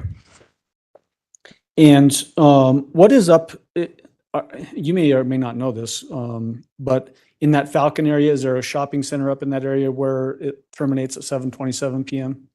Yeah, I remember looking at that when we were early on in this investigation, still looking for Gannon. And when I looked at Google Earth, it appears there was some sort of strip mall shopping center area near that intersection. Were you aware of any search efforts being conducted based on this type of information? So like this area in the Falcon area, search efforts being conducted there in dumpsters and that sort of thing? I do recall hearing about some search efforts there because it was sort of our last data point, right? We use whatever information we have. If that's the last point, then maybe something happened there. Okay. Moving on to page 38, what are we looking at here? So the same evening, so following that last call, there wasn't any other AT&T activity until 12:53. And based on looking at the records, her phone was disconnected from the AT&T network at that point. And I can say that with some certainty because we don't see any other data sessions or any other things going on that we would traditionally see with her phone if it was active and connected to the network. So placed in airplane mode or turned off would be the two primary reasons a phone would be disconnected from a network. The Tiguan, though, as you see here, beginning at 7:57, paints a breadcrumb trail up towards where a board was recovered near Palmer Lake. There's a slight deviation off the main sort of path there for about a half hour at 8:34 through 9:07. We see from the phone extraction of Letecia's device that Albert had sent her a iMessage at 8:16, but was not read by her device until 9:54. So that means that at least at 9:54, her phone had been turned on, but was not connecting to the cellular network. So likely airplane mode. I'm not sure how else it would work. So you said, I just want to delve into this with a little more detail. You said phone disconnected from the network, and you mentioned either airplane mode or turned off. When a phone either is put into airplane mode or turned off, does that require conscious effort by whoever the user is on that phone to get it into either one of those two modes? Yes, I guess the asterisk to that would be your battery could die on your phone. That would turn your phone off without user interaction. But the other two, for sure, you'd have to hold down the power button, or you'd have to, swipe down, click the little thing that turns off all your antennas. One thing to note, though, is when you put your phone in airplane mode, it doesn't necessarily turn off Wi-Fi. It often just turns off cellular. So that could be one reason why you would not see any activity on the AT&T network and why the AT&T network can't see the phone because the cellular antenna is turned off. But the Wi-Fi or Bluetooth could still be active. And the area that we've noted on this particular page 38, the BR or board recovery, that board recovery location, was that provided to you by investigation contacts in this case? Yes, it was. And this doesn't mean that the board was recovered on this particular date, right? It was subsequent some other time. Correct. And if memory serves me, I think we looked at this data and had a reason to go up there and do a search based off of this data, which is when the board was recovered subsequent to it. And from the time that Gannon was reported missing on January 27th at 6:55 p.m., noted by that 911 call from the defendant's phone, is this the first venture into this part of northern El Paso County / southern Douglas County by any of the data points that you analyzed? Yes, it was.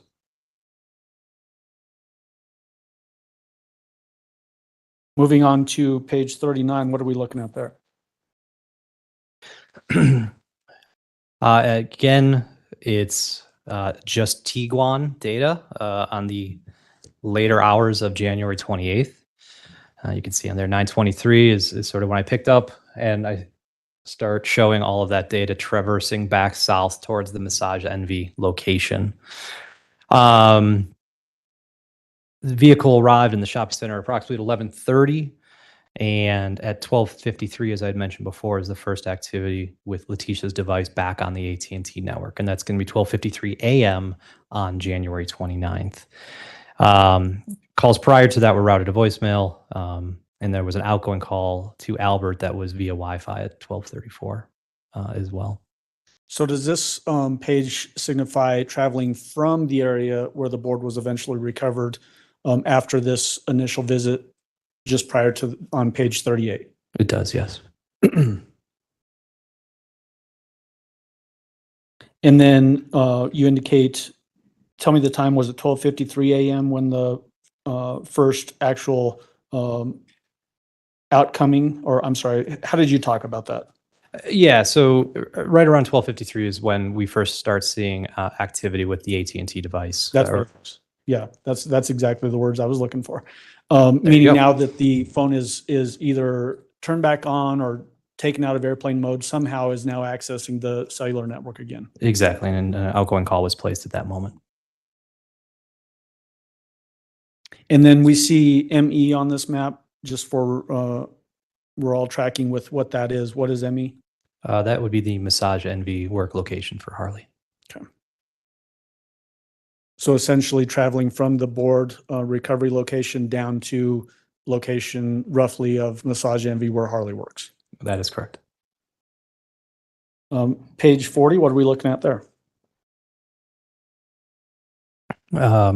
So following, you can read it, but following that activity near Massage Envy, Letecia's device, AT&T device, then travels back towards the area of the residence and begins to make some outgoing calls and receive some incoming calls and texts. That began at 1:23 and in the morning, and then stretched until 8:29 a.m. that same morning of January 29th. So bringing her phone back to the Stauch residence. And is this basically Wednesday morning, early morning hours of January 29th? Yeah, early morning hours through breakfast time. Page 41, what are we looking at there?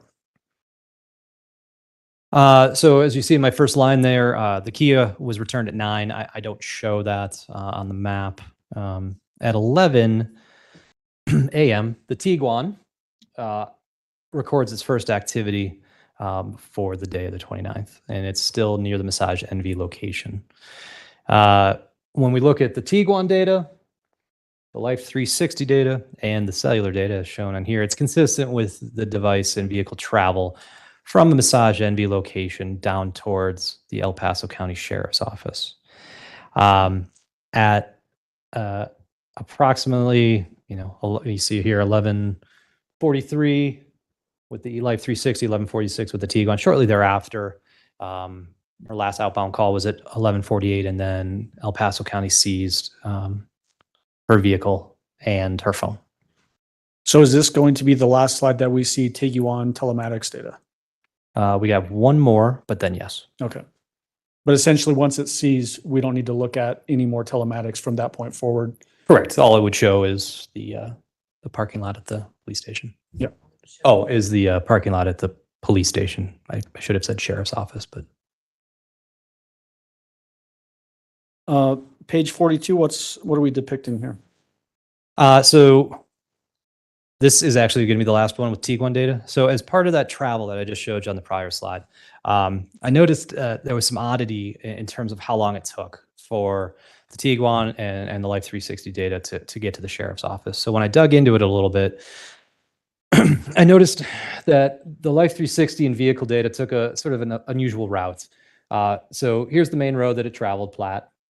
11:20, you got the two data points up there. 11:29, you have a data point right here near your car wash. And then, while I don't have timestamps for all of them, what happens is the vehicle goes up here and it's recorded with Life 360 as well, coming back down and continuing on its way. So it's almost like call it a 5 or 6 minute deviation. So when I looked at Google Earth to figure out, hey, what's there? Why would that happen? Why would it jump on Boulder Road and then snap back to Platte? I noticed that this car wash was located right there.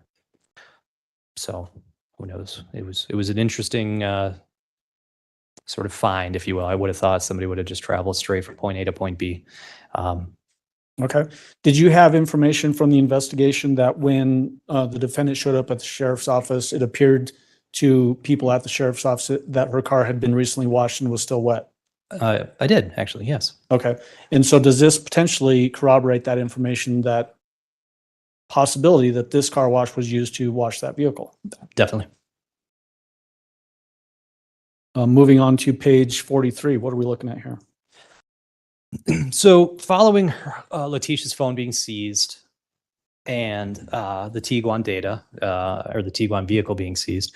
We no longer had Letecia's AT&T records. We no longer had Life 360 records, and we no longer had the Tiguan telematics records. So there's a gap, as you see here, from January 29th around noon for a little over 2 days. The next data set that we had geolocation activity for was on January 31st at approximately 3:30.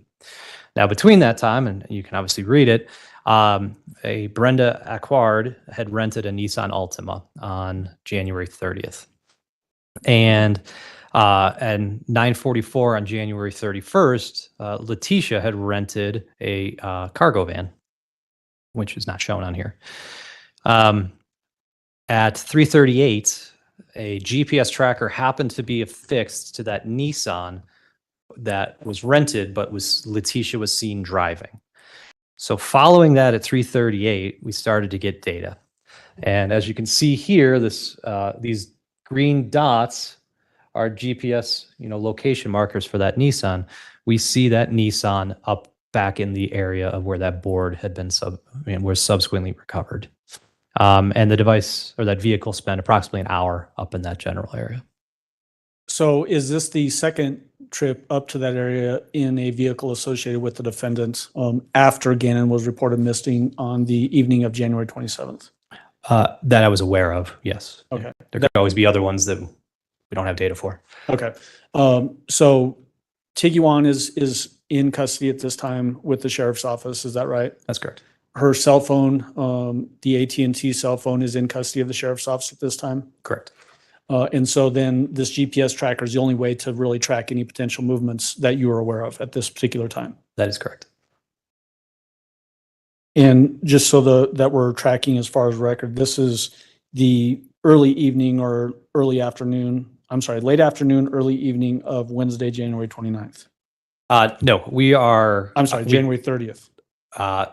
Nope, we've actually jumped 2 days. We're now on January 31st Oh. that afternoon. So Friday. Yes. Okay. My apologies. I No, got no. cattywampus on the days. There's a lot of days. There's a lot of stuff. What are we looking at in page 44? All right. So these are the new locations of interest for the back half of my analysis. So you see the dates February 1st through February 6th. Again, a variety of locations. Each map will have a legend. Don't have to memorize it.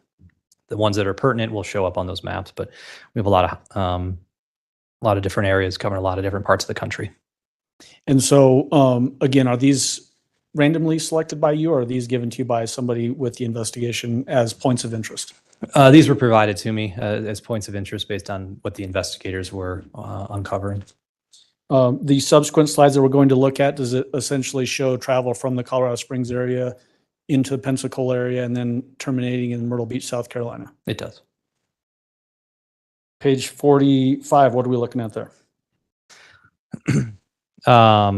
So on the morning of February 1st, Letecia rented a cargo van from Budget in Colorado Springs. And as I'd mentioned earlier in my testimony, this particular van was equipped with a GPS device that recorded locations every 6 hours. So again, not the breadcrumb trails like we saw with the Tiguan, but it does give us helpful points of reference a couple times a day. Following that, that rental, we see a data point down here at 1010 near a truck stop or a Love's truck stop in Pueblo along I-25. So clearly the vehicle is already began to move away from where it was rented. So we're now south of the Colorado Springs area, closer to Pueblo at this truck stop? That's correct. Okay. And this is on again, the date would be Saturday, February 1st? Correct. Page 46. So I was provided some financial records and surveillance that indicated that Letecia had visited this particular Walmart in Trinidad. And we then subsequently learned of a Verizon phone that was associated with her that had been activated on that day. What we're looking at here is Verizon has a unique data set known as RTT, which is essentially a estimated distance from tower measurement. So as long as the Verizon device is powered on, these RTT events are, for the most part, recorded. And I say as long as it's powered on because smartphones these days, there's a lot of things that are going on in the background. Your apps are trying to update. You may have surfed the web, but you didn't actually close your browser. So there's stuff being sent back and forth. You might have a number of apps on your phone. You might have Facebook, whatever it might be. All of those network interactions between your phone and the towers generate signaling data, which is what RTT is. And so what we saw here is the Verizon network at 1:01 p.m. on the February 1st, and then again at 1:02, had recorded 2 distance measurements. And so what Verizon is saying is that based on, it's essentially based on how long it takes the signal to go from the phone to the tower, they divide that by the speed of light, and that gives them an estimate as to how far away the phone is from the tower. So they're saying at this moment, that phone was approximately 1.55 and 1.6 miles away from this tower in sector, which conveniently or coincidentally, I guess, corresponds with the location of the Walmart. So these again are the first 2. So this is only going to happen when if it's a prepaid phone, the first time you turn on the phone, it needs to connect with the network, right? So the phone was powered on at approximately 1 o'clock. Verizon can't say where in this band the phone was, right? So the phone could have been over here. Phone could have been in this corner. Phone could have been on I-25. Verizon doesn't know, but it knows based on that simple calc of the time divided by the speed of light that that phone is estimated at that distance away from that particular tower. And this is corroborated, I think you already mentioned it, but by information you obtained that the defendant bought a phone at this particular Walmart. Correct. Page 47, what are we looking at here? We've now jumped a little bit further in the day. We've now transitioned to Central Time as well. We've changed time zones. At 5:10, there is a GPS marker from the van as recorded there near that town, Dalhart, Texas. Letecia's Verizon device placed a number of outgoing calls during this time. Again, consistent, using towers at least consistent with travel. Well, I guess the towers were along 385. I can't necessarily say which road she was traveling on. But you see based sequentially that her phone is continuing to travel southward into Texas. And the Verizon records that we're talking about now are based off of that phone that was purchased at the Walmart in Trinidad, Colorado. That's correct. And the other thing to note on this one, of these 5 calls, even though it's not shown here in the call out box, when you look at the raw records, 067 was used prior to dialing the number. So if 067 basically blocks your caller ID from appearing on whoever's device you're calling. So, and then similar to the blues, the Verizon towers in the area are red. Blue was AT&T previously. Is 067 and *67 essentially the same thing depending? I meant to say *67. Okay. Did I say 0? You said 067. My apologies. *67 is what you would use to block your caller ID. Does that *67 require conscious effort to do that, or can a phone just automatically do it? Yeah, no, you'd have to do that yourself. I'm not sure I don't know of any way where you could accidentally do that or have the phone accidentally do that. Requiring conscious effort by whoever's using that particular device. I would say so. Page 48, what are we looking at here? We're now farther south into Amarillo, Texas. CS is the Candlewood Suites, a hotel in that area. From 6:59 through 9:59, then 6:59 p.m. through 9:59 the next morning, you see that Letecia's device uses that Verizon tower adjacent to the hotel. I have a little zoom in right there, and you can see the cargo van's GPS putting it outside that same hotel. At 7 o'clock, her device also placed an outgoing call to the same hotel. And then financial records support that she had at least rented a room there that night. As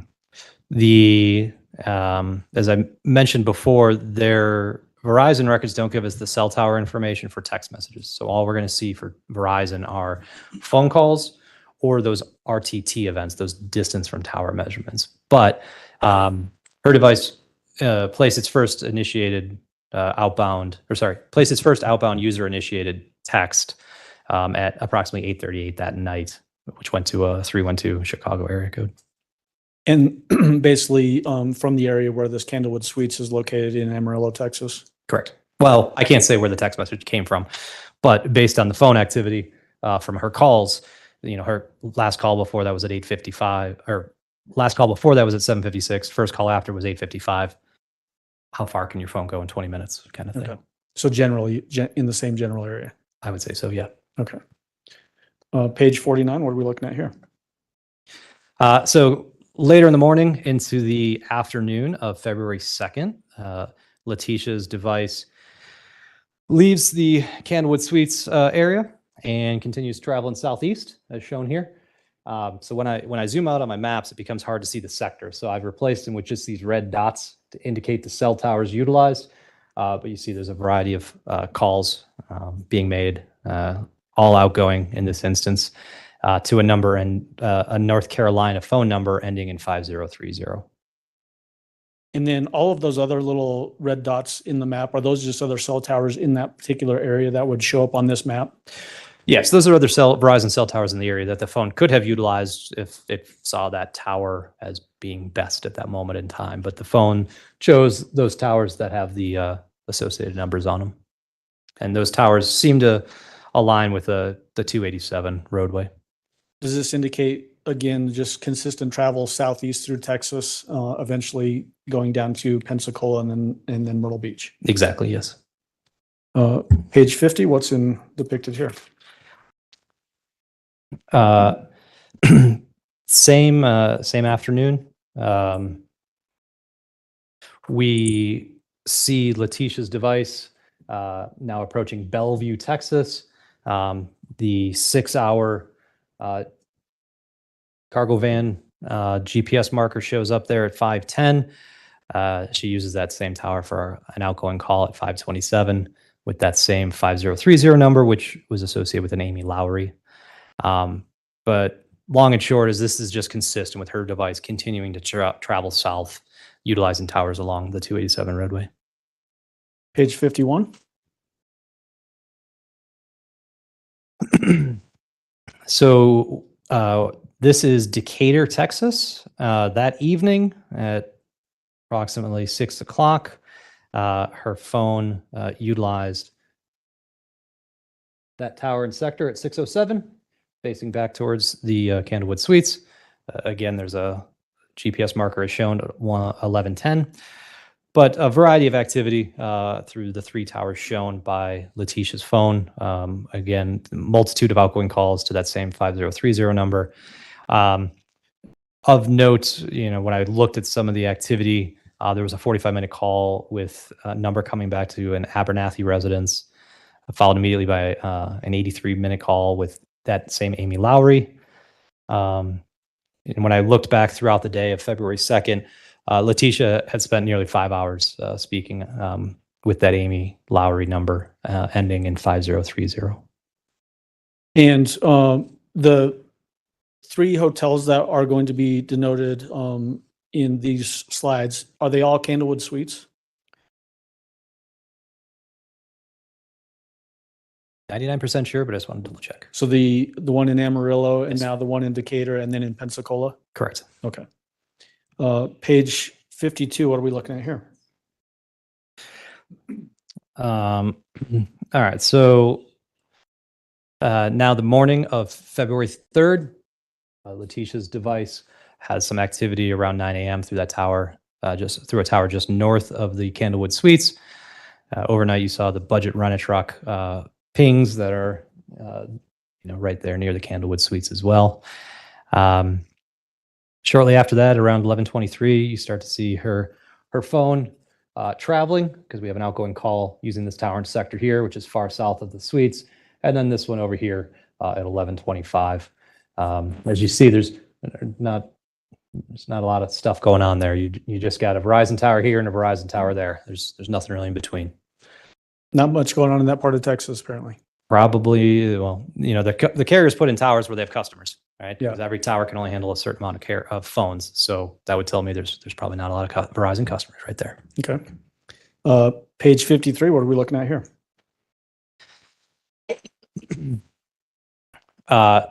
So I jump ahead a little bit. There was a call outside of Dallas that afternoon of February 3rd that I didn't show, but Letecia's device and the GPS from the truck are consistent with travel eastward towards Mobile, Alabama. That evening, you see at 11:10 down here, outgoing call about an hour earlier, just west of Mobile. So, yeah. And so we're on February 3rd, I believe here. Is that correct? That is correct, yes. So roughly a week after Gannon Stauch has been reported missing by the defendant on January 27th at 6:55 p.m. That is correct, yes. And then page 54, what are we looking at here? So this Candlewood Suites is in Pensacola, and we see her device, the Verizon device, show up with first recorded data session at approximately 12:39 a.m. the morning of February 4th. We have some outgoing activity the next morning, like later that morning around 9:47. But at 4:15, we have a GPS marker from the cargo van. And if you remember that the cargo van flags every 6 hours, but it also has a power-up event once a day that occurs at not a consistent period. It was traditionally in the morning, but not at the same moment. So this event at 4:15 puts this cargo van approximately 1.8 miles away from where it subsequently records a GPS marker at 5:10, so approximately 55 minutes later. As you see in the red icon up there is where Gannon's body was subsequently recovered there in Pensacola. Yeah. Okay. Let me just make sure that we got everything I want to get out of this particular slide.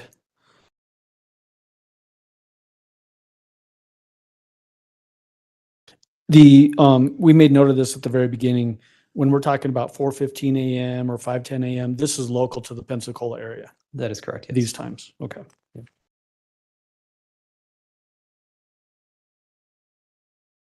Page 55, what are we looking at here? So just to be sort of thorough, I had asked one of my colleagues who lives down in this area, one of my CAST colleagues, if he would be able to go do some drive testing for us, because I wanted to understand the coverage area of these Verizon phones, or the Verizon towers that Letecia's phone had used. And you see the two towers shown here that she has had some data sessions with in the early morning hours of April 4th.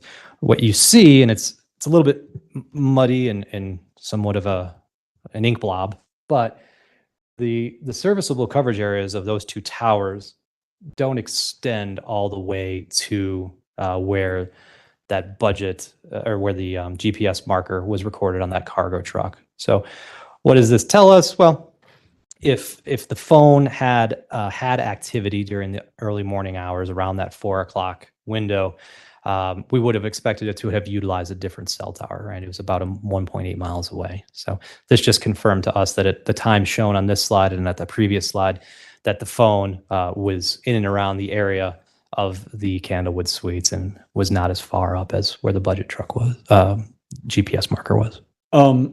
Could it also mean that just no phone activity is being initiated on that particular phone while the budget truck is moving? Oh yeah, definitely, right? Because we can only talk about the general area where a device is when there is activity, right? When it records a connection with the tower. So without that, we wouldn't know where it was. If there had been phone activity beyond the coverage area indicated by these pink and green blobs here, would it likely have connected to a different tower if there was phone activity? Yes, it would have.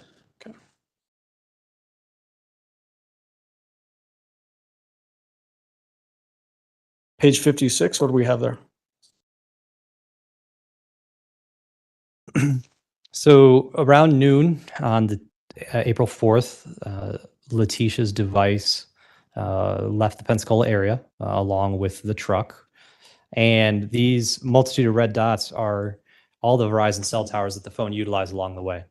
And this was generated primarily from that timing advanced data, that stuff that's going on behind the scenes. During this case, we had somewhat gaps in some of the data as provided by Verizon, so we didn't have consistent timing advanced data for everything. But as you can see, it's pretty clear cut the direction and path that phone takes as it travels south into the Orlando area.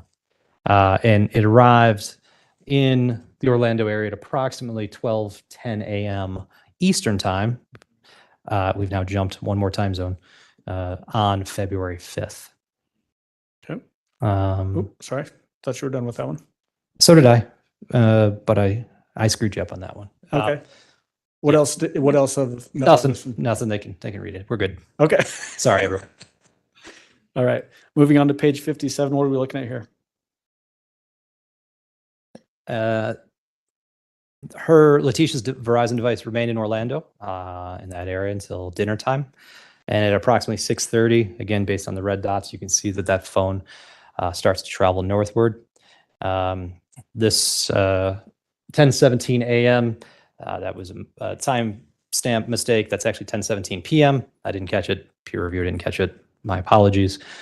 As I mentioned, there was gaps in the data. So once that phone traversed into Georgia, we didn't actually get any more RTT data. But we do see at 10:12 a.m.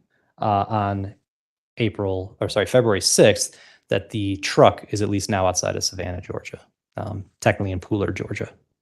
So we have van data down in the Orlando area at 6:10 a.m. and then again at 12:10 a.m., signifying that 6-hour gap when it would do the drop of breadcrumb. That's correct. Yes. Okay. Yeah. Anything else of note on this one before I move on? Nope. They can read it? Yeah. Okay. Page 58, what are we looking at there?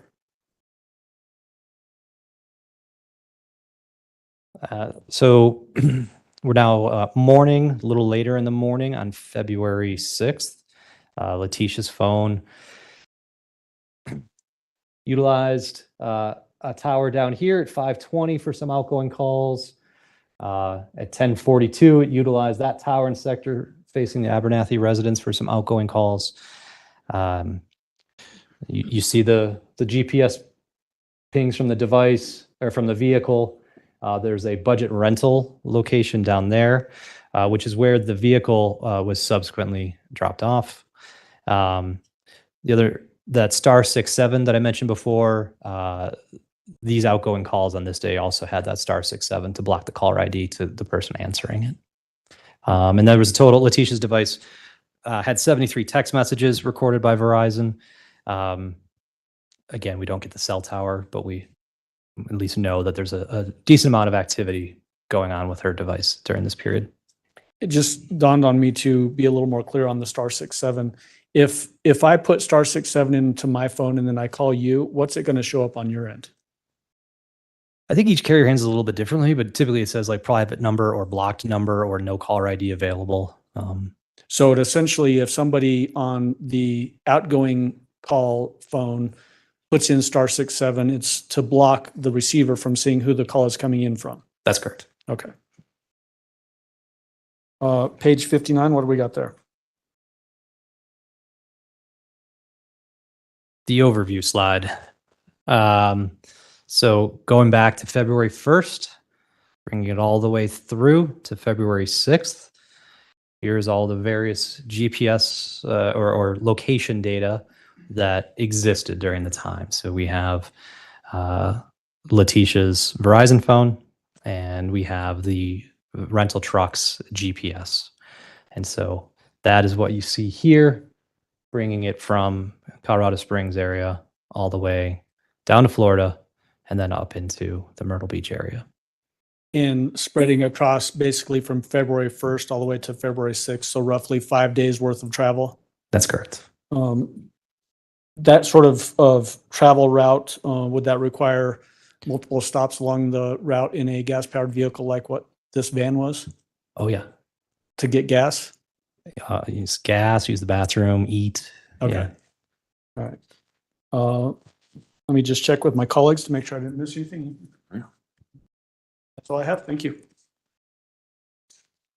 Mr. Tolini, cross-examination. Pardon? Do any of the jurors have any questions for Agent McClellan? No? All right. Thank you, sir. You may step down.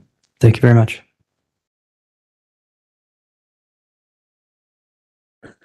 Well, if he's stepping down, I'm just going to think that's right.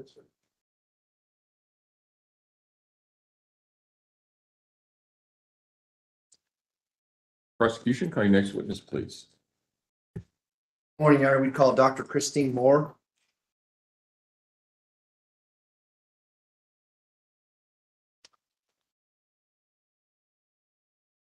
You don't need it up here, right? No. You want that? Dr. Moore, if you would step forward and raise your right hand, please, ma'am. Do you swear affirm the testimony about to give in this matter will be the truth, the whole truth, and nothing but the truth? Yes. Go ahead and have a seat in the witness stand. Please watch your step as you step into the stand.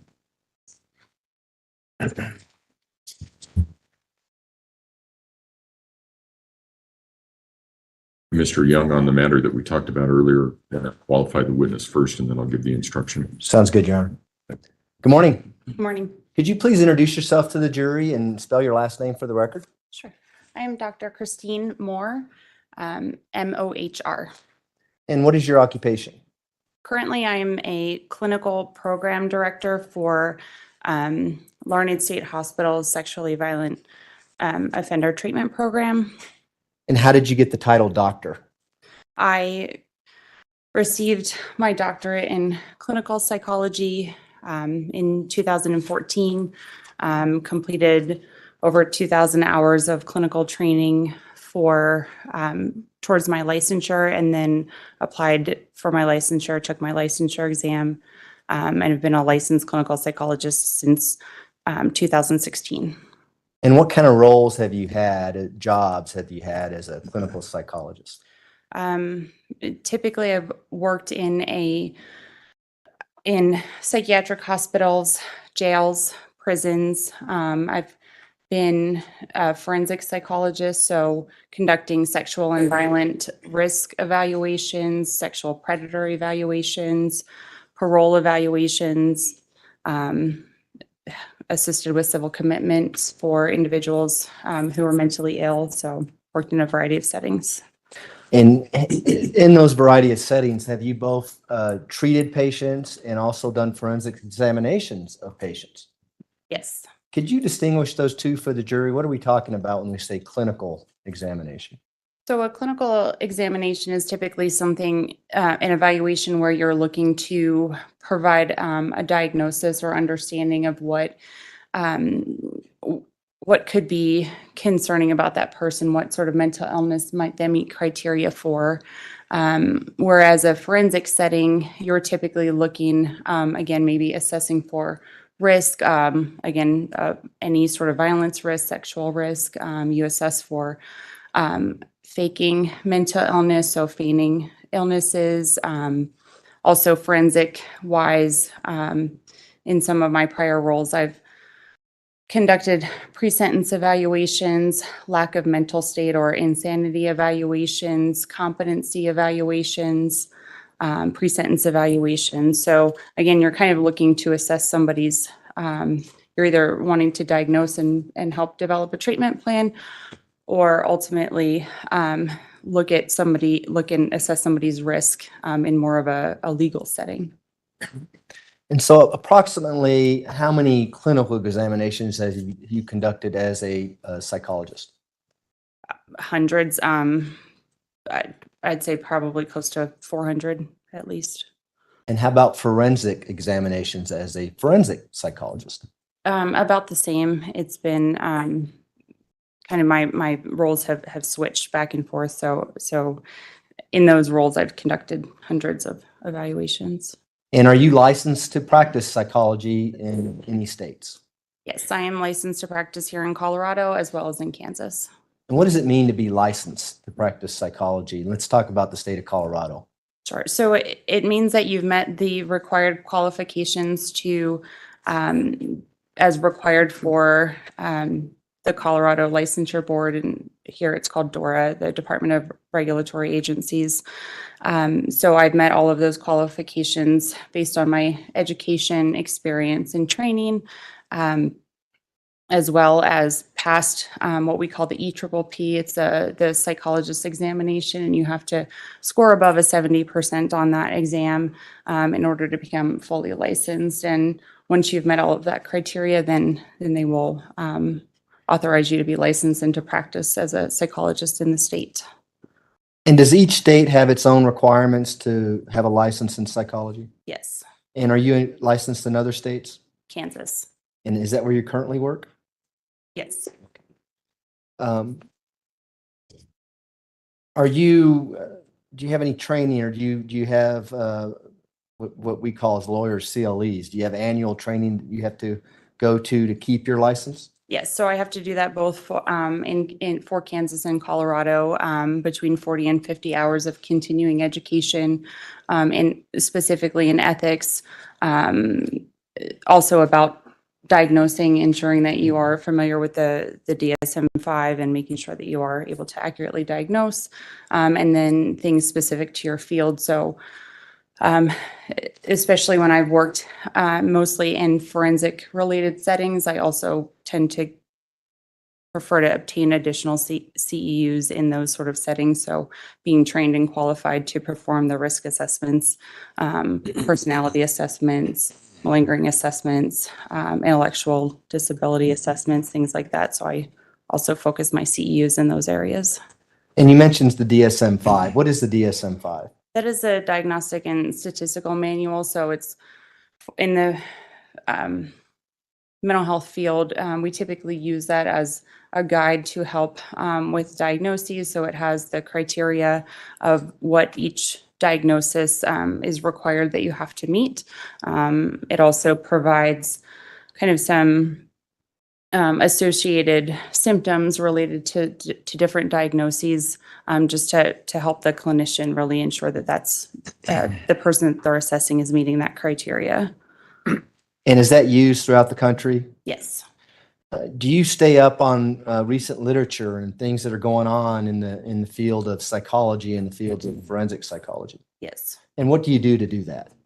Mostly that's CEUs, but again, just going out, ensuring that I am trained, and seek out the trainings that do allow me to do my job. So, for example, like a sexual risk assessment, you have to be qualified and trained to conduct that sort of assessment. So I'll go out and get additional CEUs in those areas just to make sure I am trained and qualified to do what I do. Okay. And have you given presentations or have you taught classes with regards to psychology and forensic psychology? Yes. A couple years ago, most recently was at the National Commission on Correctional Healthcare. I had conducted and written trainings there, but also just numerous other trainings related to personality disorders, just different symptoms. I always, in some of my roles as a supervisor administrator, I've also had to train other people on how to conduct these sort of evaluations, whether they're the clinical or the forensic evaluations. And when you're teaching these classes or giving these presentations, are they to other psychologists? Usually there's other psychologists, mostly at the master's level, but typically other psychologists as well and other experts in the field. And have you received any honors or awards in the field of psychology and forensic psychology? Yes, I can't remember what they are off the top of my head. Did you give us a resume or CV? I did. We don't need to go through those, but have you testified as an expert in the field of psychology and forensic psychology? Yes, most specifically in civil commitment hearings, conducting sexual predator evaluations, risk assessments, things like that. Yes. Approximately how many times? A lot of times, despite writing the evaluations that I did, I wasn't called to testify. So it's been more the civil commitment side, probably around 30 times. And what is a civil commitment proceeding? So that's typically when somebody is mentally ill. They have a severe and persistent mental illness where they do not want treatment. And so we have to commit to them to a psychiatric hospital against their will. And so we're essentially telling, usually it's a magistrate judge, some of their symptoms and why they would benefit from treatment against their objection. Okay. Now, at this time, I'd ask that Dr. Moore be qualified as an expert in the fields of general psychology and forensic psychology, and ask that she be allowed to give opinions in those fields. Defense? Can we approach? You may.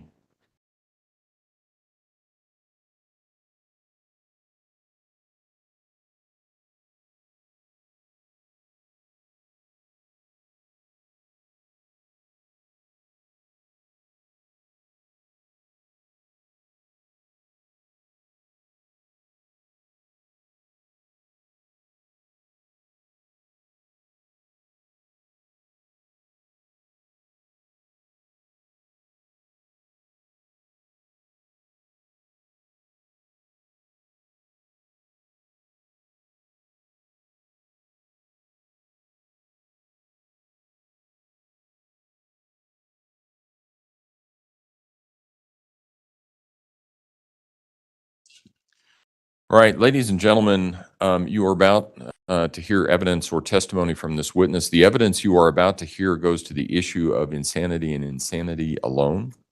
With that, prosecution. Thanks, Judge. Dr. Moore, could you give the jury a little bit more specifics of what your role is now and what you're doing in your job out in campus? Sure. So as the clinical program director of the sexual predator treatment program, we have over 250 civilly committed sexually violent predators. So in the state of Kansas, when somebody is deemed a sexually violent predator prior to their release from prison, they go for 2 evaluations, a clinical service evaluation and then a sexual predator evaluation. And then they're civilly committed to the program. So we are required by law to provide them care and treatment related to their sexual offending behaviors. So I oversee all of the clinical aspects of that. I supervise numerous master's level psychologists and master's level social workers. They're the ones that are typically providing treatment. I also chair what we call the progress review panel, so help evaluate if people are progressing in treatment or need to be returned to more intense levels of treatment. I supervise the forensic evaluator, so that person's role is to conduct initial evaluations to clarify diagnoses, and they also do annual evaluations that are required by law for the court to determine if that person still meets civil commitment criteria as a sexually violent predator. What were you doing back in March of 2020? I was the mental health director at the El Paso County Jail. In that role, I supervised the master's level therapist there, the discharge planner, oversaw all of the psychiatric care. So supervised the psychiatrist, the psychiatric nurse practitioner, the psych nurse, just again, ensuring that care was adequately provided to approximately 1,500 inmates at any given time in the jail setting. And before we get into the details with regards to this case, we talked about a clinical diagnosis or your role as a clinical psychologist versus your role as a forensic psychologist. Can you explain the difference between the two? And let's start with what a clinical psychologist might do and how you treat a patient who may come see you. Sure.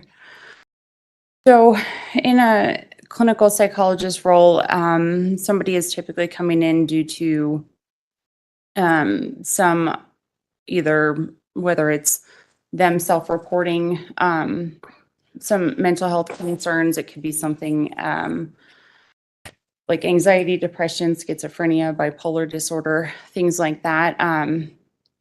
And what we do is we start by conducting an initial evaluation and diagnostic clarification to make sure that we do have an accurate diagnosis. And then from there, we develop a treatment plan in order to help stabilize them, whether that would include individual therapy, group therapy. We might refer them to a psychiatrist for medication management as well, and then typically try to work with a team in the sense of whether nursing staff are involved. Like I said, the mental health staff, psychiatry, just trying to have a pretty collaborative approach to somebody's needed treatment. And in a clinical setting, are you relying much like a medical doctor may do on what the patient's telling you, at least at the beginning, to see how that mental illness may be treated? Yes. So typically we will ask them kind of a broad series of questions to cover any potential diagnoses. So kind of casting a wide net to see what concerns that they have. And then if it's pretty clear what their diagnosis is, we'll kind of hone into that area. So maybe they report, for example, that they're depressed and they meet criteria for a major depressive disorder.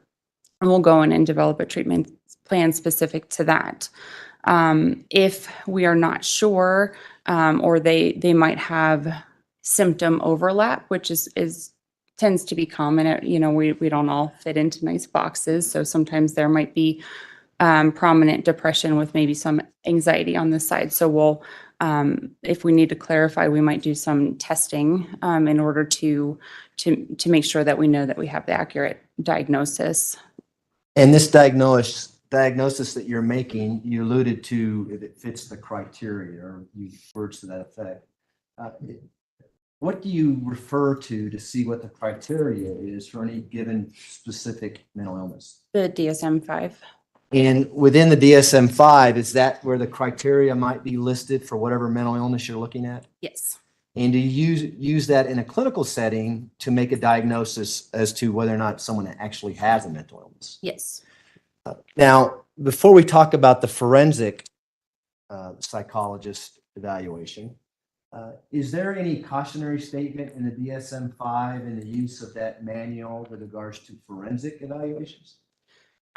Yes, you always want to make sure especially in a forensic setting, to be very cautious, because in forensic settings, just by the nature of them, there could be some ulterior motive or gain. So you want to be extra sure and clear, make sure you are clarifying that is in fact the correct diagnosis that you are going to then provide treatment for or write in an evaluation report that goes to the court per se. And is that statement in the DSM-5, or do you know why it's in there with regards to forensic interviews? Just because of the nature of them, and because people can have a tendency to maybe elaborate or exaggerate maybe fake symptoms of a mental health diagnosis, so that way that they are deemed they're not taking full responsibility. They're kind of blaming it on maybe a mental health diagnosis as opposed to their true own behavior. Well, I understand you correctly, is the clinical setting, they may not have as much to gain or lose by what they're telling you, versus a forensic setting, they might be motivated to tell you something because they have something to gain. Is that a fair statement? Yes. And is that why, for instance, in a forensic setting, would you rely on everything a prospective patient might tell you, or would you want to look at collateral information to see whether or not that makes sense? It is very pertinent to look at the collateral information. So yeah, you would take that person's self-report. If you could talk to any family members, if you could obtain prior records to, again, confirm. You also do assessments that have validity scales in them. So most, let's say, personality assessments, they have embedded in them certain questions that will detect if someone is feigning or faking symptoms or over exaggerating under reporting symptoms. So we do that. And then there's also a specific set of tests that are specific for, again, malingering or faking symptoms. So I've been trained in those assessments as well. And again, we'll typically use those to just confirm or refute a diagnosis. Okay. I want to go back to March of 2020 in your role at the El Paso County Jail. As part of that role, were you one of the individuals who might screen inmates as they come in of serious criminal charges? Yes. For instance, inmates who are charged with first-degree murder. Is there a process that they go through when they come through the jail? The process is typically consistent for almost anyone coming in the jail. The first thing that we do is a receiving screening that the nursing staff will do. And so they kind of go through, get all of the baseline or historical medical concerns, kind of do a brief suicide assessment, initiate any mental health or psychiatric referrals. And then if it's maybe somebody who's a little bit more concerning, they will be referred for a mental health assessment, typically within 24 hours. At the latest, it would be at 7 days. So everybody would come in, have the receiving screening, and an initial mental health assessment. And why do you do this mental health screen with inmates, particularly inmates that are charged with first-degree murder? To ensure that whatever anybody is coming into the jail for, that we can adequately care for and manage any symptoms. In a higher profile case, given my higher level of licensure compared to most of my team that worked there, they were mostly master's level clinicians. I typically would try to meet with those individuals that have higher profile crimes, just because I have a pretty extensive history working in that forensic setting and providing diagnoses. So that's why I would typically go see somebody, and specific for higher profile crimes, because of the nature of them, we always want to ensure somebody's safety. So typically people who come in, again, with higher level crimes, I'll, as a safety precaution, put them on suicide watch initially, just to ensure that, given the nature of the crime, sometimes in and of itself going to jail is traumatic. It's kind of a scary place. And so I just want to ensure that that person is safe. I mean, ultimately in the jail setting, safety is the key. So we will also do a pretty thorough suicide risk assessment with them. Do you also do an assessment to make sure they're not a harm to anyone else at the jail? Yes. We're going to talk about this case and this defendant. Did you have an opportunity to do an assessment of a Letecia Stauch on March 5th of 2020? I did. And is it the same Letecia Stauch that's seated to my left, seated in between the two male attorneys at the table here? Yes. May the record reflect identification of Ms. Stauch. Record will still reflect. Okay. Earlier, you alluded to that high-profile cases, first-degree murder charges, you might take a role. Is that how you got involved in this case? Yes. So tell us about that. What was why did you meet with Letecia Stauch on March 5th, 2020? I met with her to conduct her mental health initial assessment. Again, assess for suicidality, homicidality, again, initial diagnostic assessment, see what referrals might be needed, specific to her, given the nature of the alleged crime. Also, just checking in as a stepmother, making sure that she's safe, she's okay, and see how she was adjusting. To my knowledge, she does not have a criminal history. So again, like I said earlier, going to the jail for the first time, it can be somewhat traumatic. It can be scary. People don't really know what to expect. It's a totally different environment. So again, just making sure that my intent was to assess her to ensure her safety and stability while under our care. And what was her demeanor like when you first met her? She was, from my recollection, generally very calm, polite.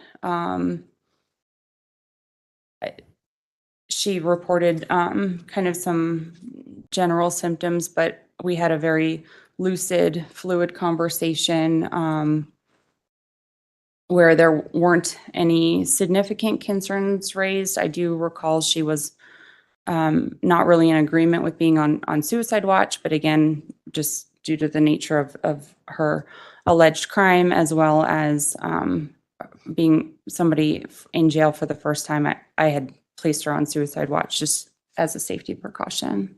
And have you done that with many inmates who are charged with first-degree murder just as a Yes. precaution? Mhm. As you're talking to her for the first time, did you notice any obvious signs of any mental illness that she may have had at that point?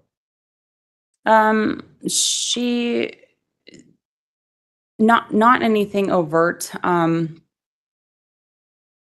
Again, just being in jail, I think everyone can be a little bit anxious or nervous. I do recall her reporting a history of a generalized anxiety disorder diagnosis, so that seemed fairly consistent. Her self-report of that seemed consistent with how she was presenting.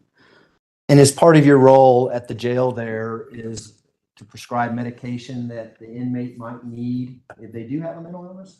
My role is not to prescribe. I'm not licensed to prescribe medication, but what I do is put a referral in for somebody to see the psychiatrist. If somebody comes in with prescribed medications that we can verify, then the nursing staff can call the doctor and get those medications started, or the doctor can meet with them and start the medication themselves. And do you know whether or not that was done with regards to Ms. Stauch?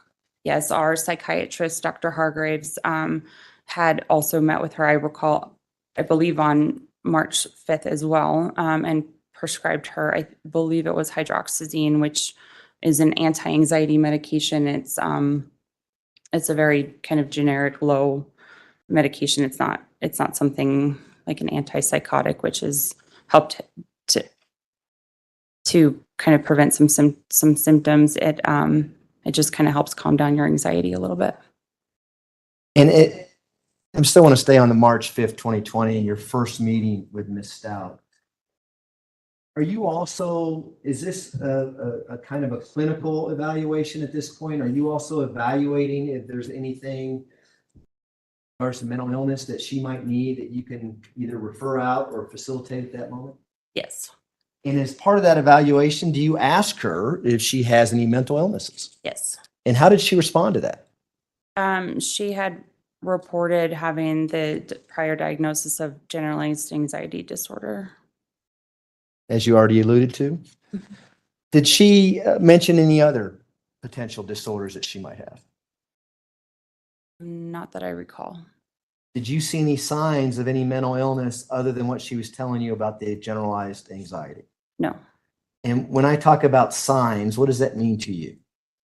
Signs or symptoms, typically when people have a mental illness, they will have, you can kind of see it. So let's say, for example, somebody could be responding to internal stimuli, and that might be consistent with more of a psychotic disorder. None of that was observed. So sometimes they might be looking around at the room or talking to themselves under their breath. They might seem very sullen or depressed or uncontrollable crying. They might be having more of a manic sort of mood episode. So they might be talking very rapidly. So just a lot of behavioral observations. So speech, affect, body presentation, things like that. Why we just look at all of that in order to determine a sign or symptom. And why is the term psychosis kind of what you're describing, where they're looking around and acting like someone's there who's not there, or hearing voices that you can't hear, that only they can hear, that kind of thing? Yes. Why are you looking for that, or why is that relevant in your evaluation, and particularly with Ms. Stauch when you first met her on March 5th? That's going to play in how we're going to treat her. So, somebody who might be, psychotic, so to speak, we might need to, again, just to put them in a potentially restrictive housing. If their behavior is very erratic, we might need to bump up, a psychiatric referral,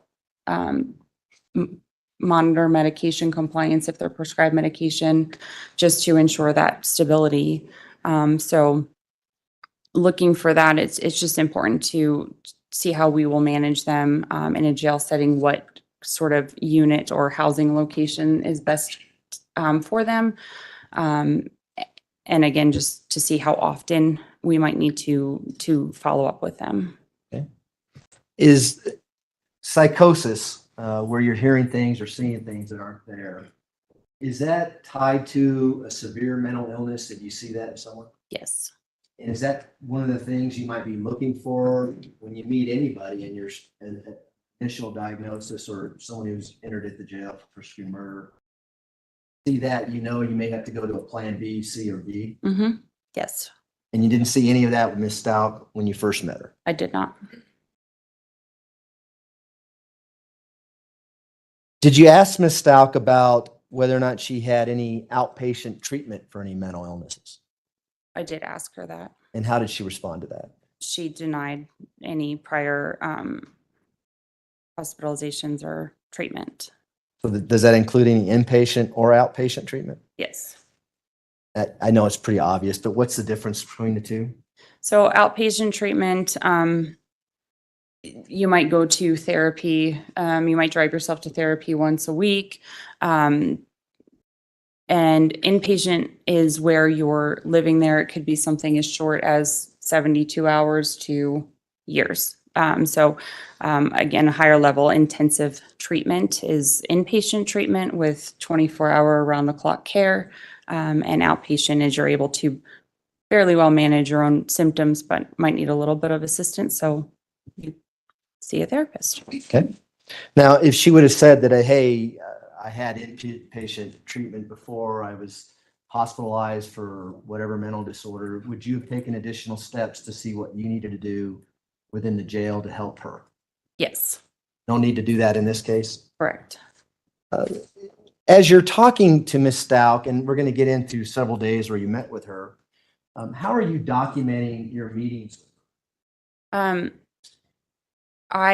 always, when I would go to the unit, I would take a pen and paper with me, a little notepad, and I would write down my notes. I would quote things that people said, write down my behavioral observations of that person, and then I would go back to our office area where there was a computer and document that in our electronic medical record system.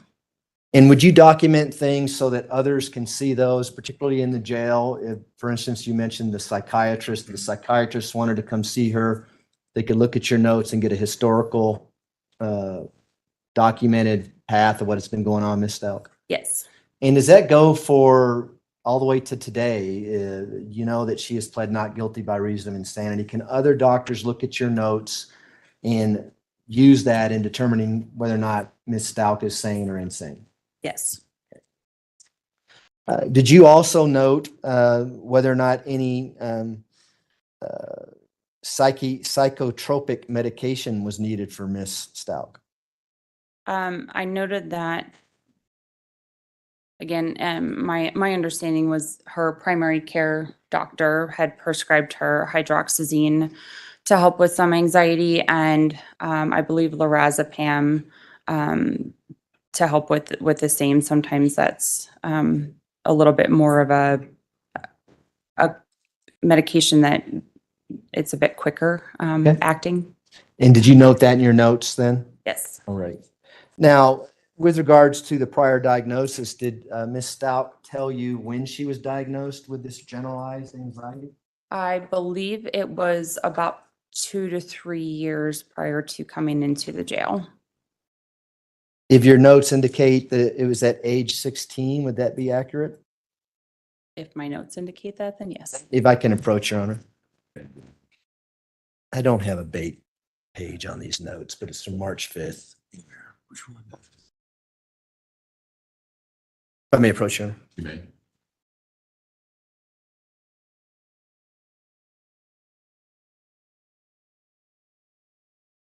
And I'll just direct you to this sentence here. Yes. Now, are these your March 5th, 2020 notes? Yes. Has that refreshed your recollection as to when she said she was diagnosed with generalized anxiety? Yes. How old was she? 16.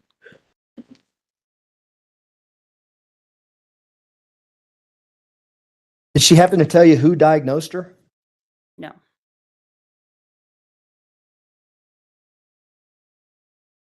Did you talk to her about any past suicide attempts? Yes. How did she respond to that?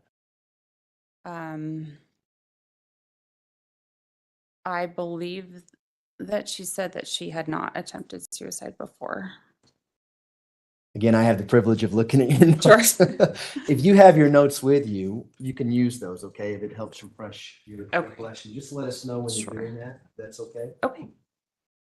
Mr. Young, can you find a reasonable breaking point in the next 5 minutes or so, please? We could stop now if you like, Judge, if it's convenient for you. Give her some time to look through her notes then. That's great. All right.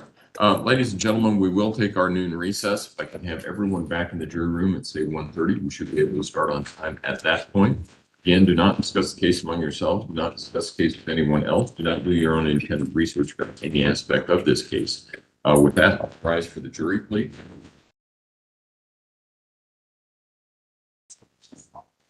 Great catch. And did you say? 1:30.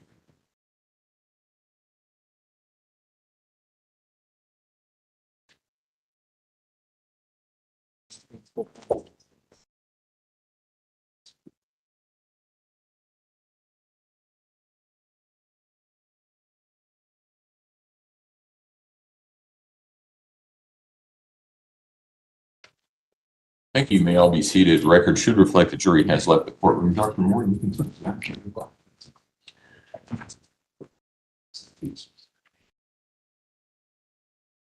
All right, court will be in recess. Thank you. So I'm just. All right.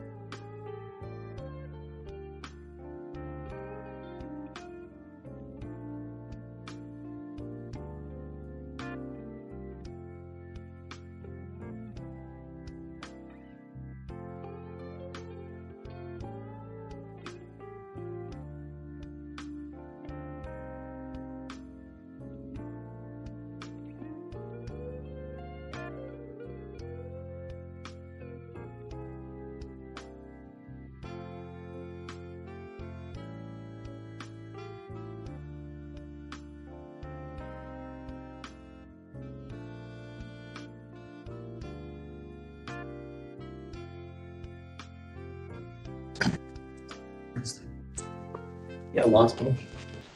She turned into a little something.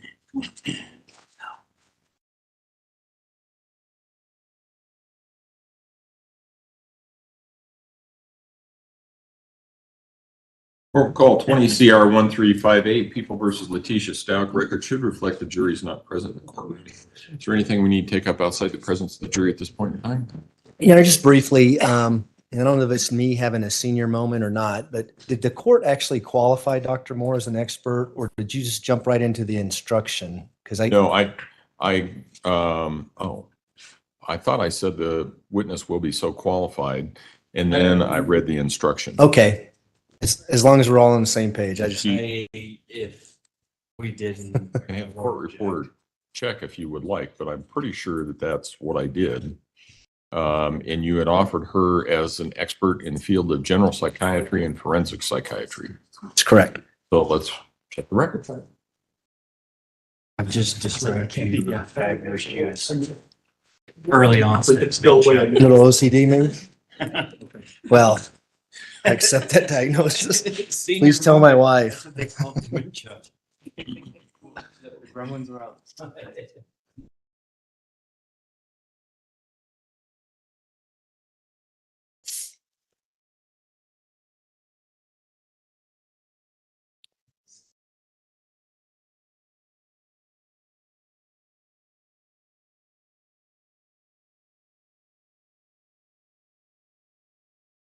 Offered it.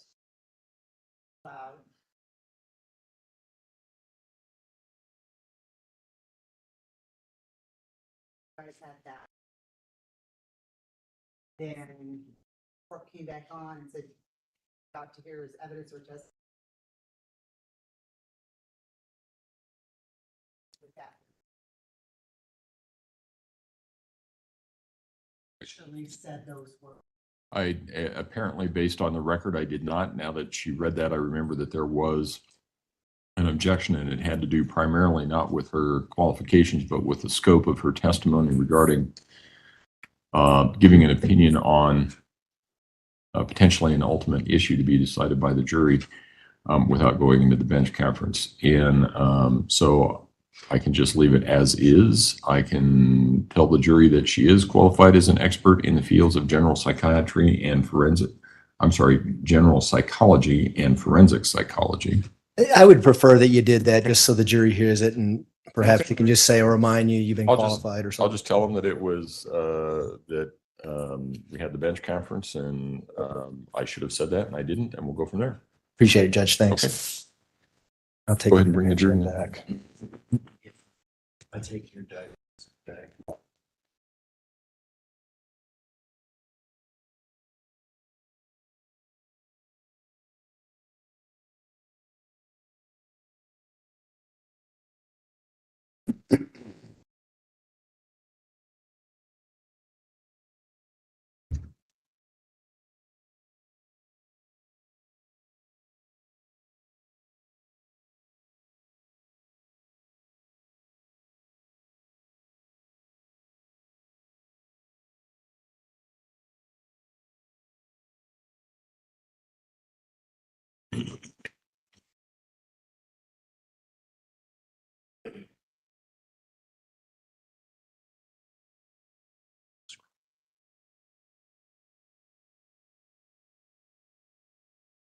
It's okay if Dr. Moore resumes the stand. Oh, yes, I'm sorry. Dr. Moore, if you would resume your seat in the witness stand, I remind you, ma'am, that you're still under oath. All rise for the jury, please.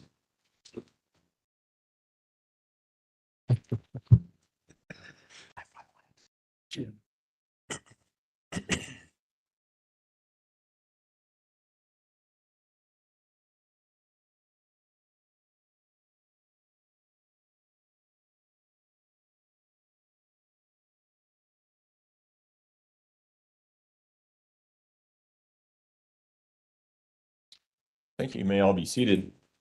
Court will recall 20 CR 1358, People versus Letecia Stauch. Record should reflect the jury has returned to the courtroom. Good afternoon, ladies and gentlemen. Before we get started this afternoon, I wanted to go back through something that I should have done this morning.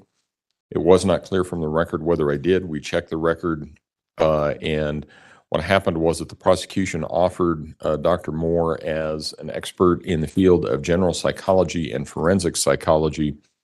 And then we had a discussion here at the bench, and I read you an instruction. I did not specifically state that she is qualified to render opinions in those expert fields. She is qualified to render those opinions in those expert fields.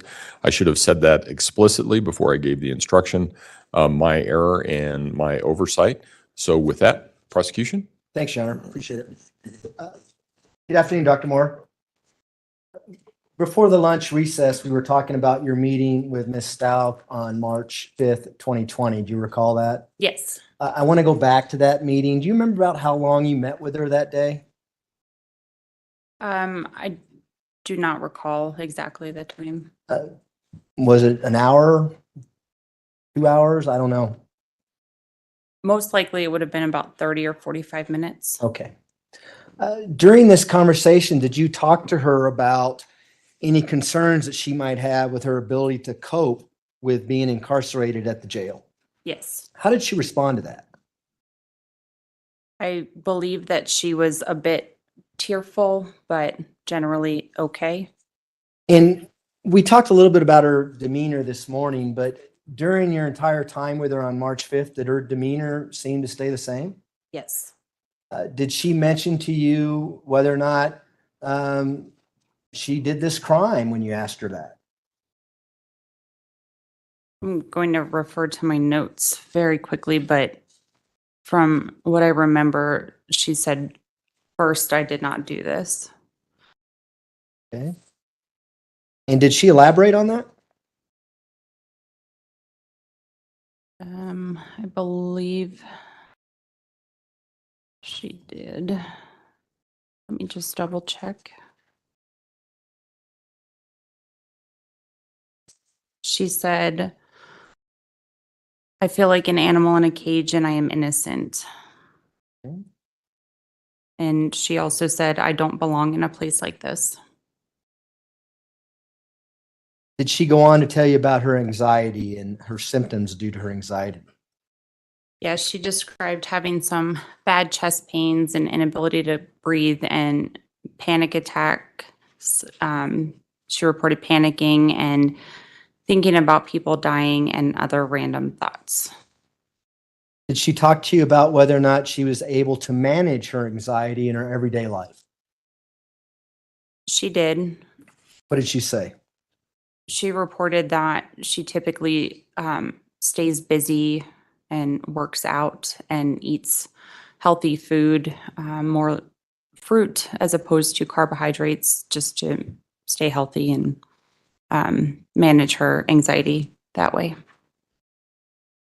Did you ask her about her educational background? Yes. What did she say about her educational background? She had a master's degree in education with a specialty in special education and had a PhD in education from Liberty University.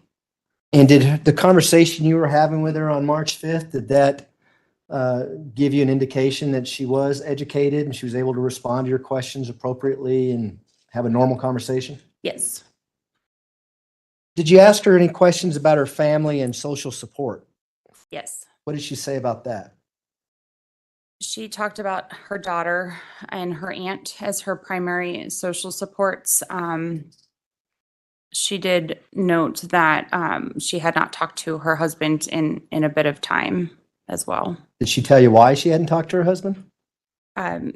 She said that he believed that she was guilty. And did that create anxiety for her, or did she tell you? I don't believe she told me that, and I don't know that it did. Okay. And did she tell you how long she was married? 6 years.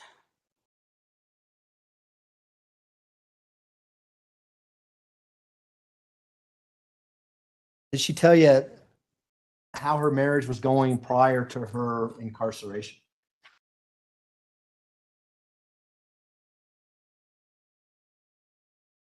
I believe that when she was talking to me, she said that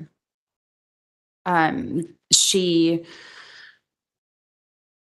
they were having some issues. I believe she didn't want to just kind of be a stay-at-home mom and stepmom. I think she wanted to more so use her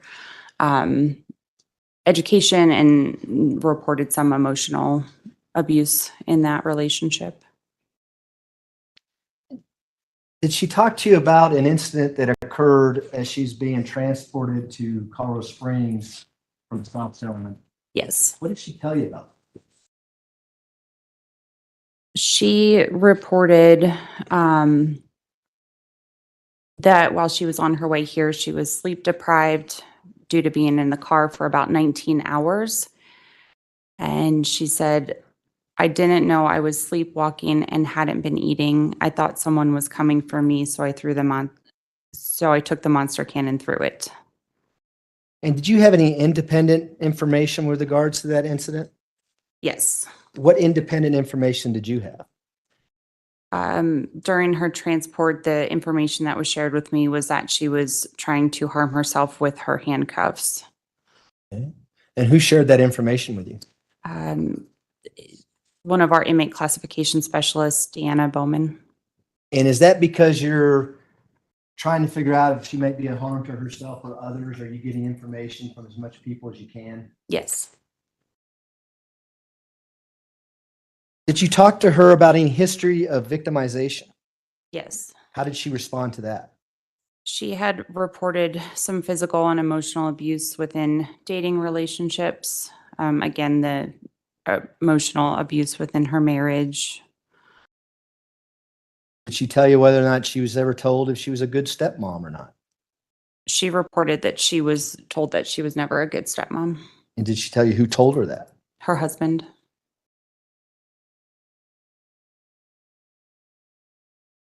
What else did she tell you about her home life with regards to being a victimized or being a victim?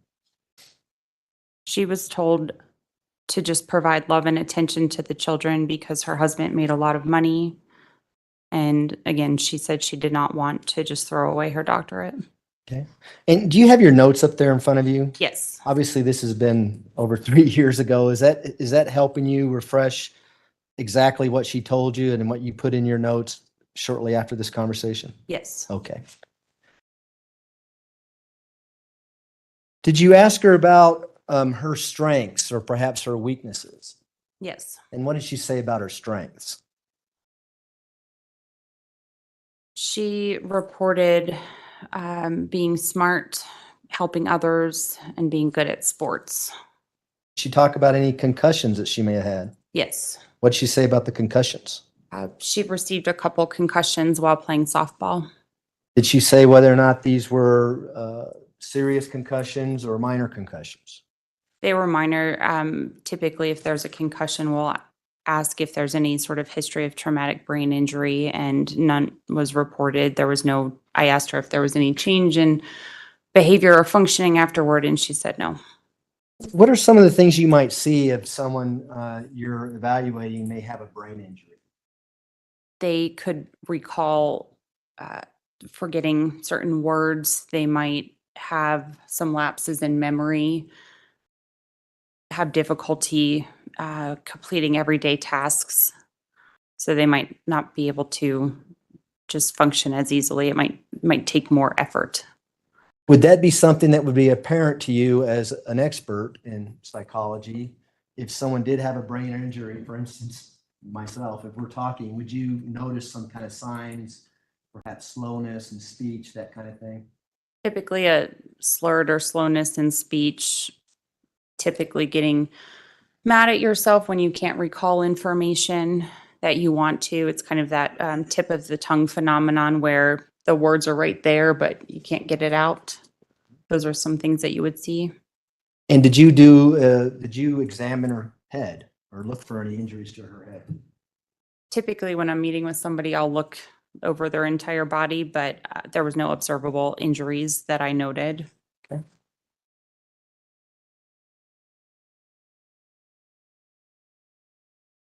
Did you ask her about any attempts to harm herself in the past?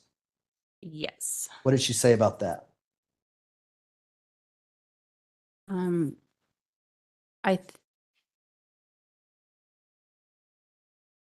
cannot recall off the top of my head. I believe that she initially denied that in this encounter. Do you remember telling you something about trying to harm herself with handcuffs as she's being transported?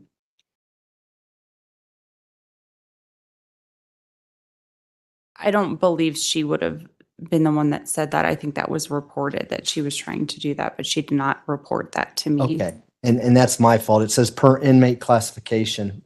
Yes. So you're getting that from another deputy. Yes. All right, I apologize for that. Did you observe her wrist and see any injuries to her wrist? I do not recall. If your notes say that there were no observable markings, would that be accurate? Yes.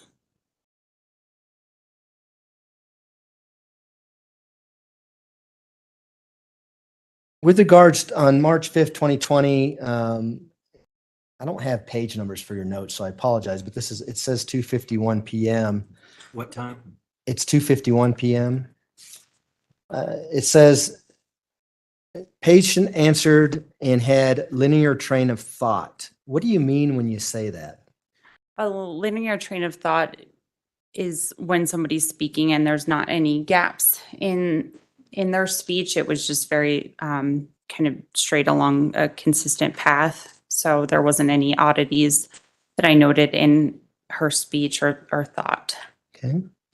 And in that same note, you indicate she did not appear to be responding to internal stimuli. No auditory or visual hallucinations were observed.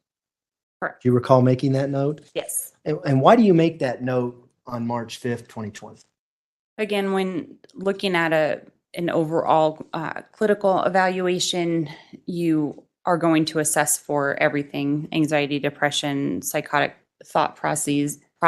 So typically the most common observable signs in a psychotic disorder would be responding to internal stimuli. So there might be a voice in someone's head talking. They might be, again, looking around the room, talking to somebody who is not in the same room. And so I will note that if I do not observe any of those concerns. Do you also ask her questions like, does she understand what she's being charged with, where she's at, that type of thing? Yes, so we'll go over, we call it orientation or a brief mental status exam. And so we'll look at somebody's orientation to person, meaning themselves, place, so where they're currently at, time, if they, in general, they know the current date, month, year. So we will assess for all of that orientation, and then again, kind of why somebody was here. So I would always ask somebody, do you know why you're in the jail? And they would respond. And how did she respond to those questions? She was oriented to person, place, time, and situation, and there was no concerns noted with her mental status at that time. Did you note that she was aware of her charges, where she was and who she was? She was oriented to time. Yes. And again, why do you make that note in this particular record? In general, it's just to ensure that somebody is oriented, because if somebody's not, that could be due to a variety of psychiatric illnesses. So we note that to, again, just state somebody's doing fine. There's no concerns noted at that time. Now, after your March 5th, 2020 interview evaluation with the defendant, what was the game plan? What were you going to do next with her? Did you set up other times to meet with her, or just explain that to the jury? So typically and as I had mentioned earlier, we had placed her on suicide watch just due to the nature of her crime being a first incarceration. So when somebody's on suicide watch, we see them every day until they come off of suicide watch, and we place them on what's called transition status. So that means that they still have some limited property. There's specialized housing for that. And then we'll do a 24-hour follow-up after somebody comes off suicide watch, a 5-day and a 7-day follow-up. So about kind of a 2-week time frame we'll follow up. So that was the initial plan to maintain her on suicide watch at that moment, as well as refer her to the psychiatrist for the medications. As she had mentioned, she had been taking medication prior to coming to the jail. And then I also placed her on special needs monitoring. And what that is a recurring 30-day follow-up with somebody while they're in custody. And again, I did that just due to the high profile nature. I wanted to make sure that we were providing her adequate follow-up on a relatively frequent basis. And do you know whether or not the jail would monitor her, especially in the beginning, March 5th, 2020, every few minutes to make sure she's doing okay? They do. When people are in restrictive housing or in the medical ward, and initially she was placed in the medical ward due to the high profile status, some concerns for her safety. So anybody in restrictive housing is assessed by the deputies on the ward every 15 minutes. And so if something unusual happened during this 15-minute watch period, would you learn about it and do some follow-up with it? Yes. Did anything unusual happen in the beginning of Ms. Stauch's incarceration at the jail? Not specifically that day, but there was, within the month of March, there was a couple times that I had been asked to do some follow-up meetings with her. And we'll get to those once we get to your notes. I do kind of want to jump ahead a little bit. At some point, did you learn that Ms. Stauch was raising competency issues in court? Yes, I believe that was around the beginning of June. June 5th, 2020? Sometime after that period, did Ms. Stauch raise a concern that she might have multiple personalities? Yes. I know that's not the term that we use in the DSM-5, but on your March 5th, 2020 evaluation, did you see any signs of dissociative identity disorder with Ms. Stauch? No. And what might you expect to see if she did have that disorder on March 5th, 2020? I would expect to see somebody that was losing gaps of time. Somebody who would be reporting some concerns like, I don't remember certain historical information, so significant life events like a marriage or a death. Somebody would also be losing gaps of everyday events. So somebody with that disorder might go, let's say, shopping, and they would come back, and if they came back to their main personality at that time or personality state, they would have no idea why they bought things. They typically forget things like how to do their job, use a computer, how to drive. So I would expect somebody in a jail setting to be reporting loss of time and not being able to recall what occurred during those periods of time. And did you see anything of that, like that, or of that nature on March 5th, 2020? No. Did she ever change her voice patterns? No. Ever talk in a Hispanic voice? No. Ever change her name? No. Did you see any signs whatsoever that she wasn't the same person you were talking to at any point during that interview? No. At any point with your contact with her, did you see any of that? No. We're going to come back and talk about that as we progress through your contacts with her, okay? Yes. I next want to jump to March 9th, 2020. Did you have some contact with Ms. Stauch then? Yes. And I wish there was a way to tell you what page number we're on, but there just isn't. This is March 9th at 2:16 p.m. Do you remember talking to her about her mental condition on that day? I do.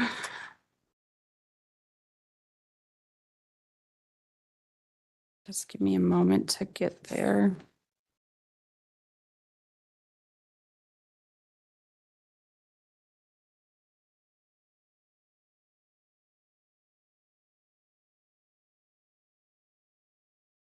Okay, I'm there.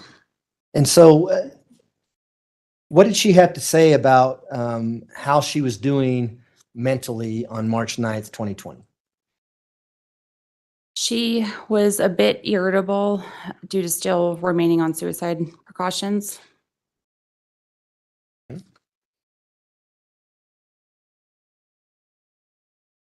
Did she, I get, during your entire contacts with Miss Stauch, did she tend to ramble a little bit and talk? Yes, sometimes she would just say things that I didn't ask about. And again, in a jail setting, it's as a therapist or psychologist, want to provide a lot of care, but also want to limit what is asked about based on not trying to become involved in her charges. So sometimes we'll ask about things, but again, trying to limit what is specifically asked. But there were times that she would kind of blurt out information that was more case related. And did she do that on March 9th, 2020? It might be easier if I just show you the Yes. note I'm looking at, if I can approach. It's fine.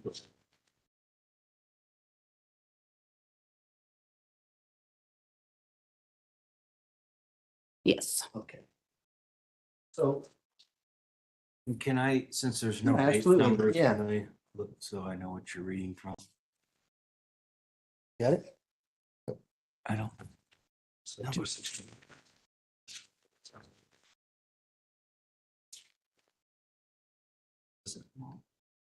Yeah.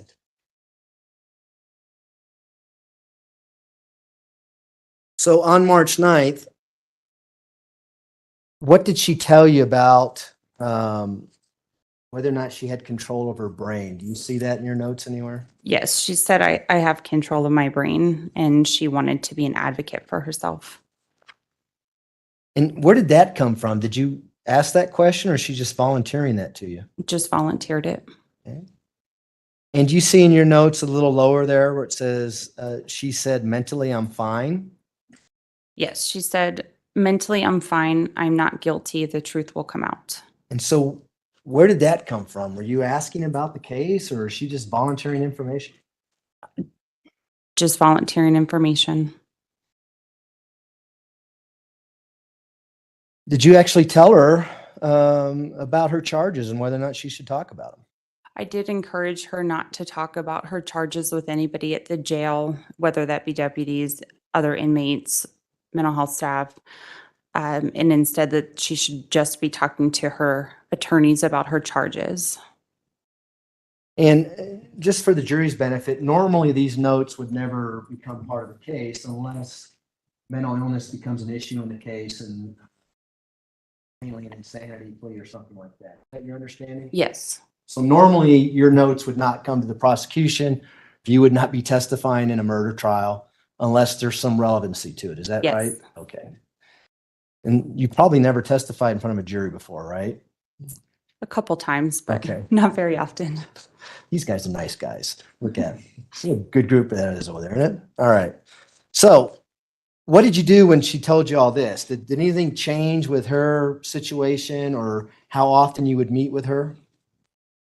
I discontinued what we call a red sheet and began a yellow sheet. So a red sheet is, they're both forms of suicide watch, but a red sheet, they just have limited property. So not even a book or a cup in their cell. They'll be able to be given water, but they can't use those things because they could hurt themselves or cover up windows with them. So a yellow sheet, they just get a little bit more freedom.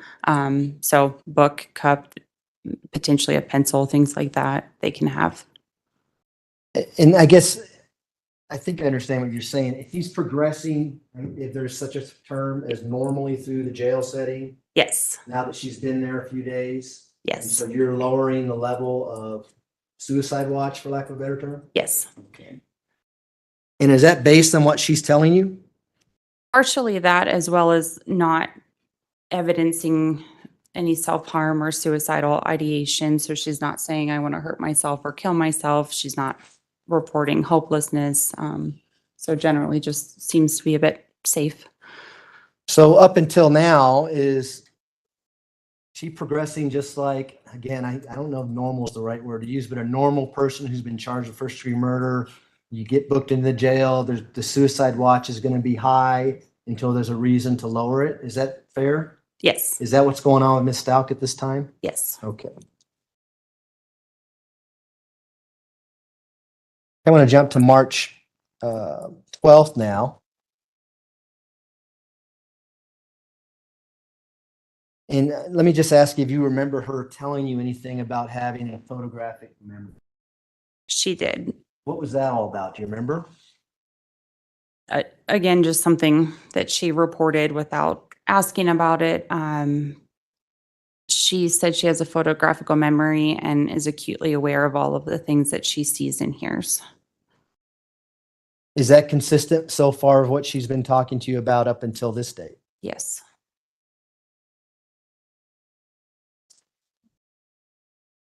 March 13th, you had another visit with her. Do you recall that one? Yes. And do you recall having a note about thought content with regards to Ms. Stauch on that date? You see that one? Thought content was appropriate, no significant mental health symptoms noted. She did not appear anxious at this time. She denied suicidal and homicidal ideation, and no psychotic functioning was noted. So up until this point, we have no psychotic or psychosis visible to you.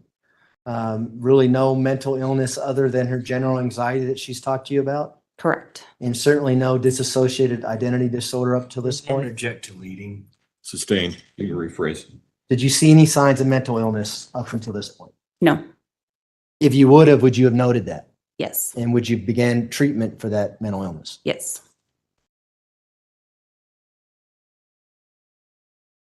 So March 15th, you have another visit with her. Actually, that's Nicole Reed. Do you know who Nicole Reed is? She was one of our nurses. She did history and physical assessments. So typically about 2 weeks after people are booked into the jail, they will have another medical assessment just to make sure still everything's okay. There's no other medical or mental health concerns noted. And so would you rely on her notes that she puts into the system in your evaluation of Ms. Stauch? Yes. What does she say happens on March 15th regarding a chronic mental health problem with Ms. Stauch? I will have to refresh my memory on that. And I can, if you don't have those notes, I can approach with them. It's March 15th at 8:52 a.m.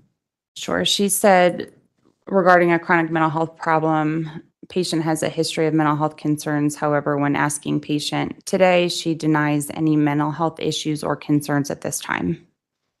And is that consistent with what you have seen up until this point? Yes.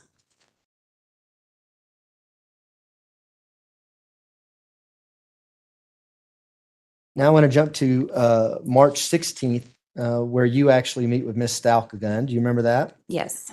Tell us about what you found with regards to what her mental condition was on that day. I noted that everything was appropriate. So her mood was appropriate.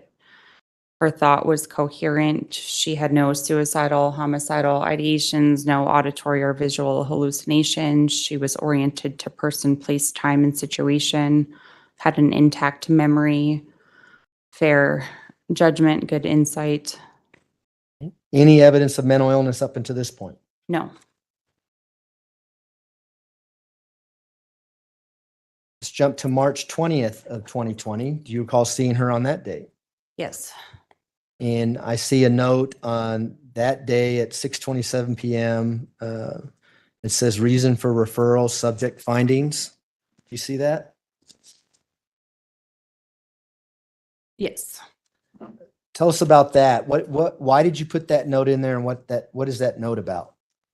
So the deputies had asked me to follow up with her because that was the day that we were informed that Gannon's body was found in Florida. And so they wanted me to check in with her because that is a significant event in anybody's life. And so they wanted me to check in and follow up with her.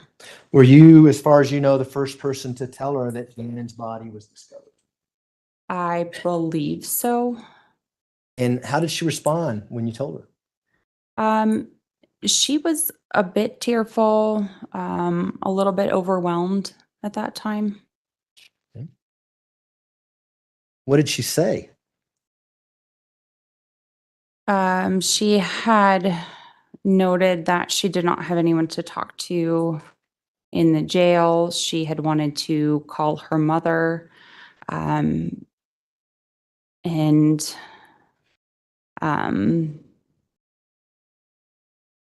I- she was talking also about losing some time out of her cell previously that week. So she essentially was asking to call her mom. Did you tell her that you were there for her if she wanted to talk and provide mental health counseling? Yes. So Go ahead. again, in this situation, given the charges that she was booked into the jail for, I didn't want to talk to her about the charges, but her being a stepmother and losing a child, I wanted to assess her for grief and see if she was okay in that situation. So I did try to explain to her, I don't want to talk about the charges related to that. Just make sure you're okay, as a grieving stepmom. Did you tell her where Gannon's body was found? No. If you can refer to your note, did she tell you where Gannon's body was found? She said that she was never in Florida Okay. and said that that's where his body was found. So I'm sorry, but just so I'm clear, did you tell her that Gannon's body was found? Did she respond, Gannon's body was found in Florida? Or how Yes. did that go? So I would have gone up to her and just let her know that his body, that obviously that he had passed, because previous to that he was alleged to be missing. So now that he was confirmed to have not been alive, I don't believe that I said that he was in Florida. And did she tell you whether or not she'd even ever been to Florida? Yes, she said that she was never in Florida.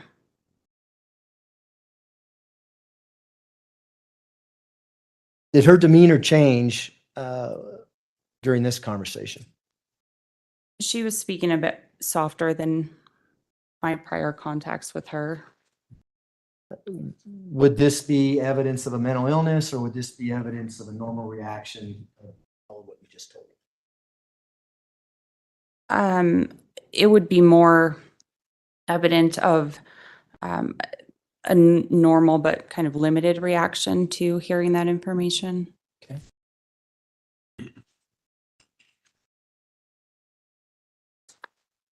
Did you have further conversations with her about her emotional status after you told her about Gannon's death? I believe that I reviewed kind of some of the generic stages of grief and loss, what emotions might come up from being informed of the loss of a child, and that she could reach out if she had any further concerns about it. And again, up until this point, any evidence whatsoever that she had dissociative identity disorder? No. I want to jump ahead to April 20th. Did you meet with her on April 20th? Yes. And tell us about that. Was this, how often are you meeting her at this point, and why? So at this point in time, and I apologize, I forgot to mention earlier, also when people are in restrictive housing or segregated housing, we do weekly follow-ups as well. So every week that they're in restrictive housing, we do a weekly follow-up. So that was the intent of this contact. Okay. Tell us about that contact. Do you have that there? Yes. Looks like she, again, had a normal reported mental status. Everything was reality-based. She was engaging and cooperative.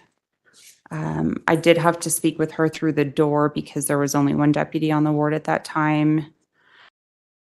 She reported having some body jerks and that she had been hitting her foot at night, and elbow on the wall.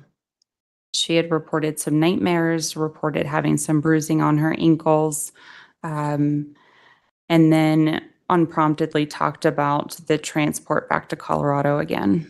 And is this the one you talked about earlier? Yes. What did she say this time happened on her way back from South Carolina to Colorado Springs? She attributed to her behavior to a lack of sleep. She also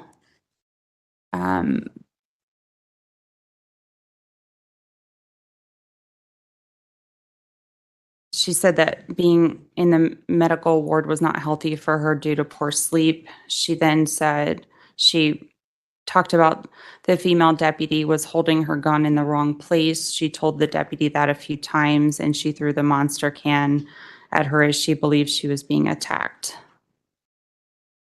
Did she say why she brings this up to you, or what prompted this discussion? I believe it was prompted due to her initially saying that the transport-related behavior was due to poor sleep, and we were talking about sleep at that time. Did that incident impact her status in the jail? In other words, her security status based on what happened on the transport back from South Carolina? Yes. Did she seem to want to, well, was she trying to lessen that restricted status based on that? Yes. Again, being in the medical ward is not, it can get a bit loud there, so most people don't want to stay down there, and the lights do have to stay on all night, and so it is consistent with somebody having some poor sleep because our circadian rhythms or sleep-wake cycles, we tend to prefer to sleep when it's dark and stay awake when it's light. So she wanted to be moved out of the medical ward. And she had also mentioned that she felt she was continuing to be kept in the medical ward because that we'll think that she's crazy and make her take medication. Was she taking any medication other than what she had for the general anxiety? No. Did she ask you to do something about getting her out of the medical ward? I believe so. I think she had wanted me to talk to the deputies about it. Do you have any control over that? I don't. In the jail, we do weekly meetings to assess everybody in restrictive housing. So, and again, anybody who might be more high profile. So we do talk about those individuals every week. But due to the safety and potential concerns for escape and her safety and things like that, it was determined for her to remain in restrictive housing and in the medical ward. Again, safety and security will trump most things in the jail setting. So although I might make an opinion, I'm not ultimately the one that gets to make that final say. Okay. Did this continue on up until the point she was transferred out of the medical ward? Yes.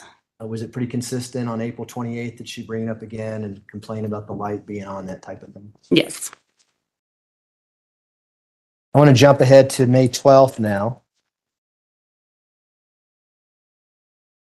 And this is a note that you have with regards to May 12th at 5:46 p.m. It's just below the one that says report evidence of suicidal thoughts where you say no. Yes. Was there a point in time where she said, I can't talk to you anymore? Yes. What was that about? I believe that her attorneys had recommended that she not speak to the mental health staff in the jail. She specifically said to me, I still can't talk to you because you can be subpoenaed. And what happened to your treatment of the defendant after she said she didn't want to talk to you anymore? Typically, we're going to respect their wishes. We're going to always offer. So anytime we have a scheduled contact, we will still offer to talk to her. And if she wants to decline, or any patient or inmate in the jail wants to decline, they absolutely have that right, and we'll respect that. And did she tell you who was telling her not to talk to you? I don't know that she said it specifically, but it was my understanding that it was due to her contacts with her attorney. Now I want to jump forward to June 5th of 2020. Earlier, we talked about whether or not at some point she was raising her competency report. Is that when this occurs on June 5th, 2020? Yes. And did you have contact with her on June 5th, 2020? Yes. What was the reason for that contact, and tell the jury about it? So that contact was the mental health special needs progress notes. So as I had told you, we have them scheduled every 30 days for that routine follow-up. So that was the reason that I had went to talk to her that day. I talked to her for about 30 minutes. That day, she said that she had been unintentionally hitting her head, but denied any suicidal ideation at that time. She said she tried to walk through the door because she thought she was at home. She reported seeing pictures of her daughter and thinking about and missing her dogs. She said that her contact with Harley had decreased a little bit, and she was upset about not being able to be there for her daughter. She said that being in the jail and experiencing loss was just exacerbating her traumatic stress. Okay, I'm going to stop you right there. Does she go into details about this traumatic stress that she's talking about? Yes. What does she say? She reported being molested at age 14, the loss of her husband, the loss of her son, loss of her licensure, loss of freedom, and loss of another family member. Now, is this the first time during your entire contact with her at the jail that she brings up about being molested? Yes. How did that come about? When she talks about traumatic stress, is this a question that you're asking her, or is this something that she, again, is just rambling about and telling you things? That's what she had reported to me. Yes. So that wasn't in response to any questions from you. That was just something she felt you needed to know? Yes. I typically, when I go up to talk to somebody, I say, hi, Mr. or Miss So-and-so, how are you today? And then sometimes they just report a lot. And then I'll go into the other questions related to my notes after that. And so at this point, June 5th, 2020, was she still in the medical ward? I believe so. If your notes indicate that she requested to go back to the medical ward. Oh, sorry. Yes. Would that refresh your recollection as to where she's at now? She would have been in Alpha 2, which is our female restrictive housing ward. Okay. Is that like a general population, or what is that? No, it's segregated housing. So typically, we'll have people that have severe and persistent mental illness that are self-harming in that ward, people that are trying to hurt other people in that ward, and then other people who are in there for disciplinary segregation reasons. So they're individuals who really can't come out with other people, and they typically come out individually 1 hour at a time. And so back in the earlier dates, April, May, she wanted to get out of the medical ward. Yes. She's out now. And then on June 5th, the same day she raises competency, she wants to go back to the medical ward. Yes. And what happened as a result of her request? I don't recall off the top of my head. I don't know if we moved her back or not. Do you remember her talking to you about her going to the state hospital or Colorado Mental Health Institute of Pueblo for the competency evaluation?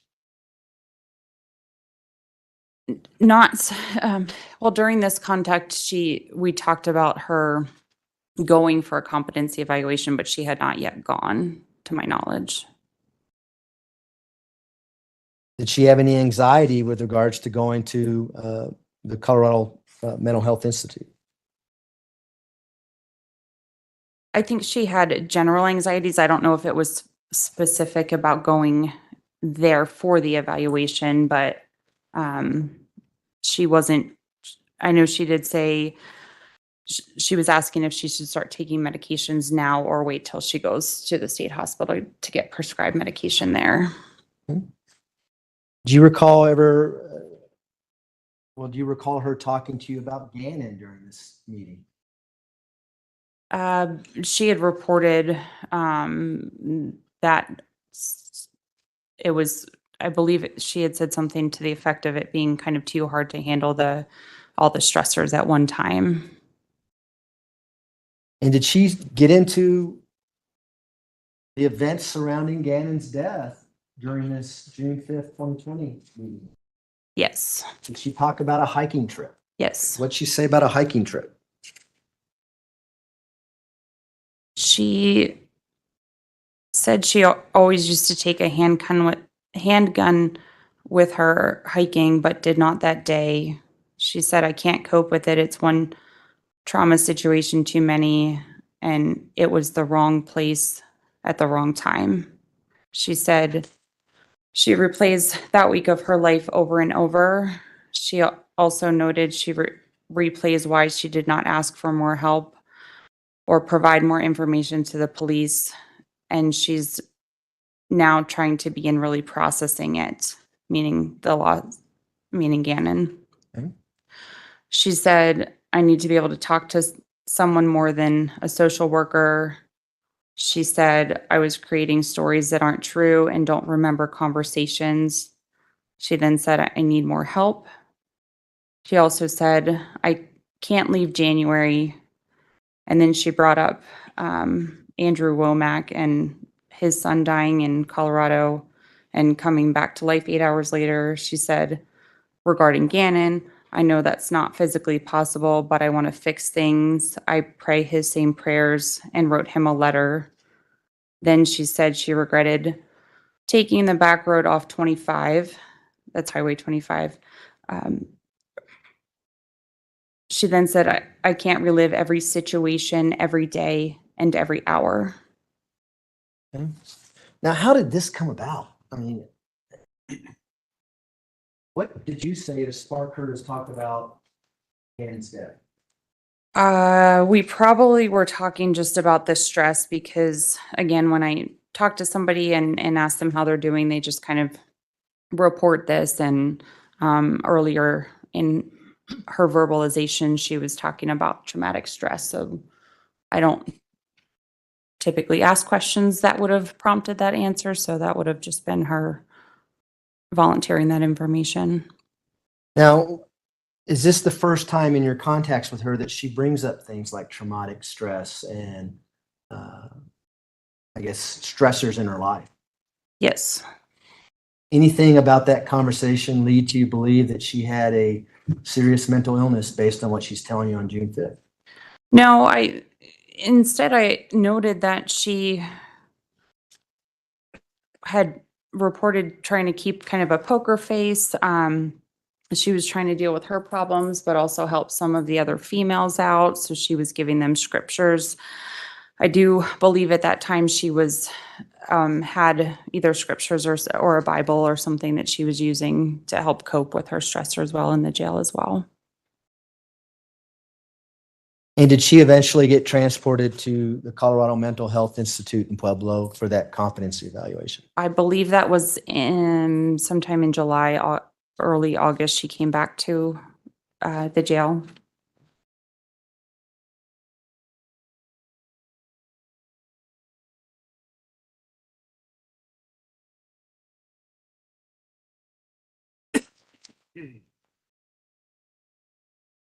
Now, did you meet with her again on July 14th, 2020? Yes, I believe so. I just want to get there. Yep.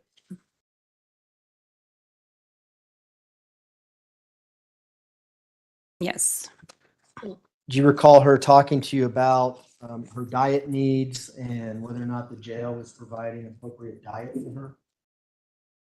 Yes.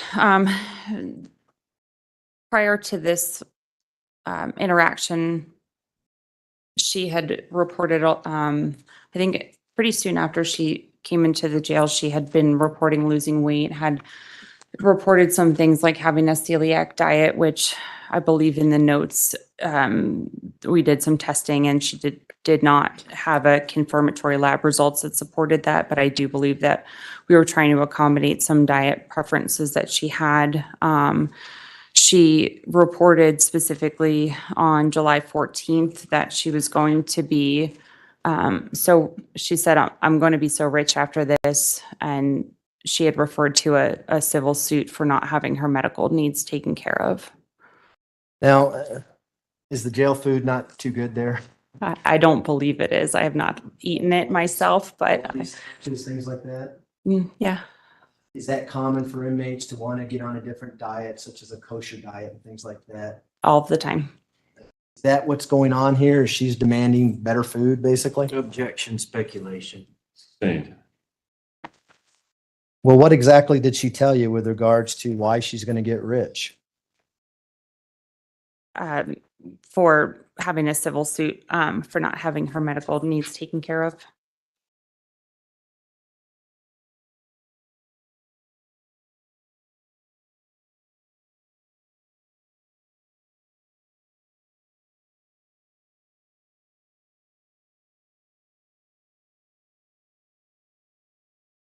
You also recall seeing her again on August 21st, 2020 at 3:52 p.m.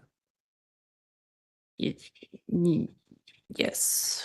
And do you recall an incident where you either learned or saw that she was in her bed with a blanket over her head? And I'm sorry, can you repeat that date? Sure. It's August 21st, 2020 at 3:52 p.m.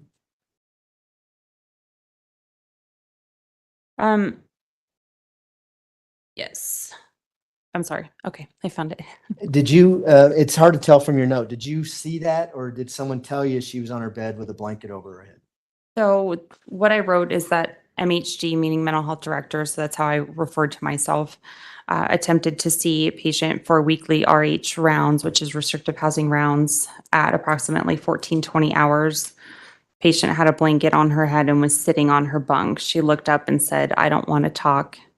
And then myself and the ward deputy signed the refusal form indicating that she didn't want to talk that day. And as part of your role as the mental health director, are you giving what are called kites from inmates of people that you're seeing, inmates that you're treating? So the kite system is a little bit more complicated, well, maybe more simplistic than that. There's a blue kiosk on every ward in the facility. Any inmate can type it. We call it a kite, but it's just a little email that gets sent to a generic box. So they can click options to talk to inmate class, security. They can talk to an inmate, sorry. Just to explain, inmate classification is the people who address their housing needs. So if they want housing considerations, they'll send a kite to inmate classification. They could send one to medical, they could send one to mental health, programs, religion. So there's a variety of kites that can be sent. And so she did have access to the kite system at any time that she was out of her cell and could use that. If there was an unusual, again, lack for a better term, an unusual kite that Ms. Stauch filled out, would it get delivered to you so that you can address it? Not specifically. It would be something that any of the mental health clinicians would be answering. We do typically try to answer them within a 24-hour time frame. So any clinician who saw it could have answered it. Did you see a kite that was written by Ms. Stauch on, looks like August 20th? It's just below the note that we just addressed. Yes. What was that kite about?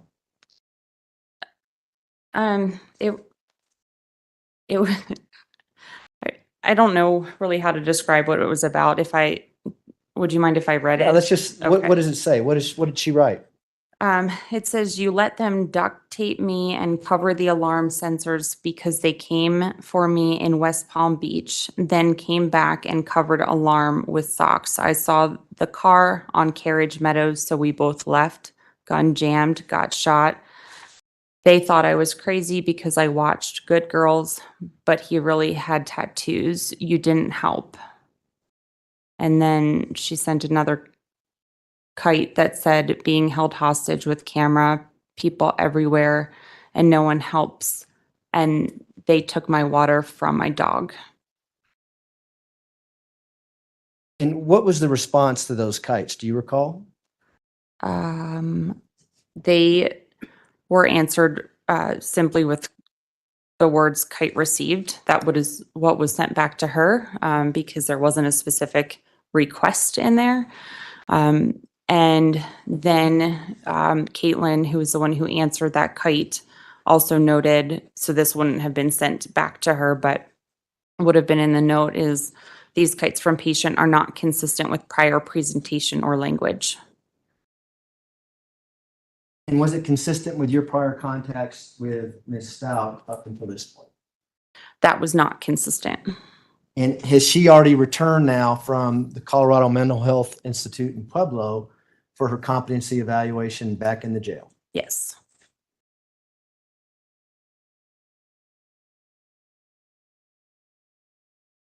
I want to now turn to August 28th. Did you attempt to see Ms. Stauch on that date? Yes. And were you able to see her? She refused to be seen by me that day.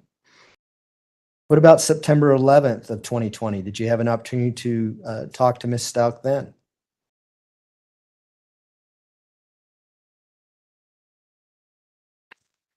You said the 11th? Yeah, and I apologize. That was who is Holly Werstein? She was our psychiatric nurse practitioner, psychiatric mental health nurse practitioner. So she prescribed psychotropic medication to the inmates in the jail, in addition to our psychiatrist. Based on her note in here, did you review that note back in September 2020? Yes.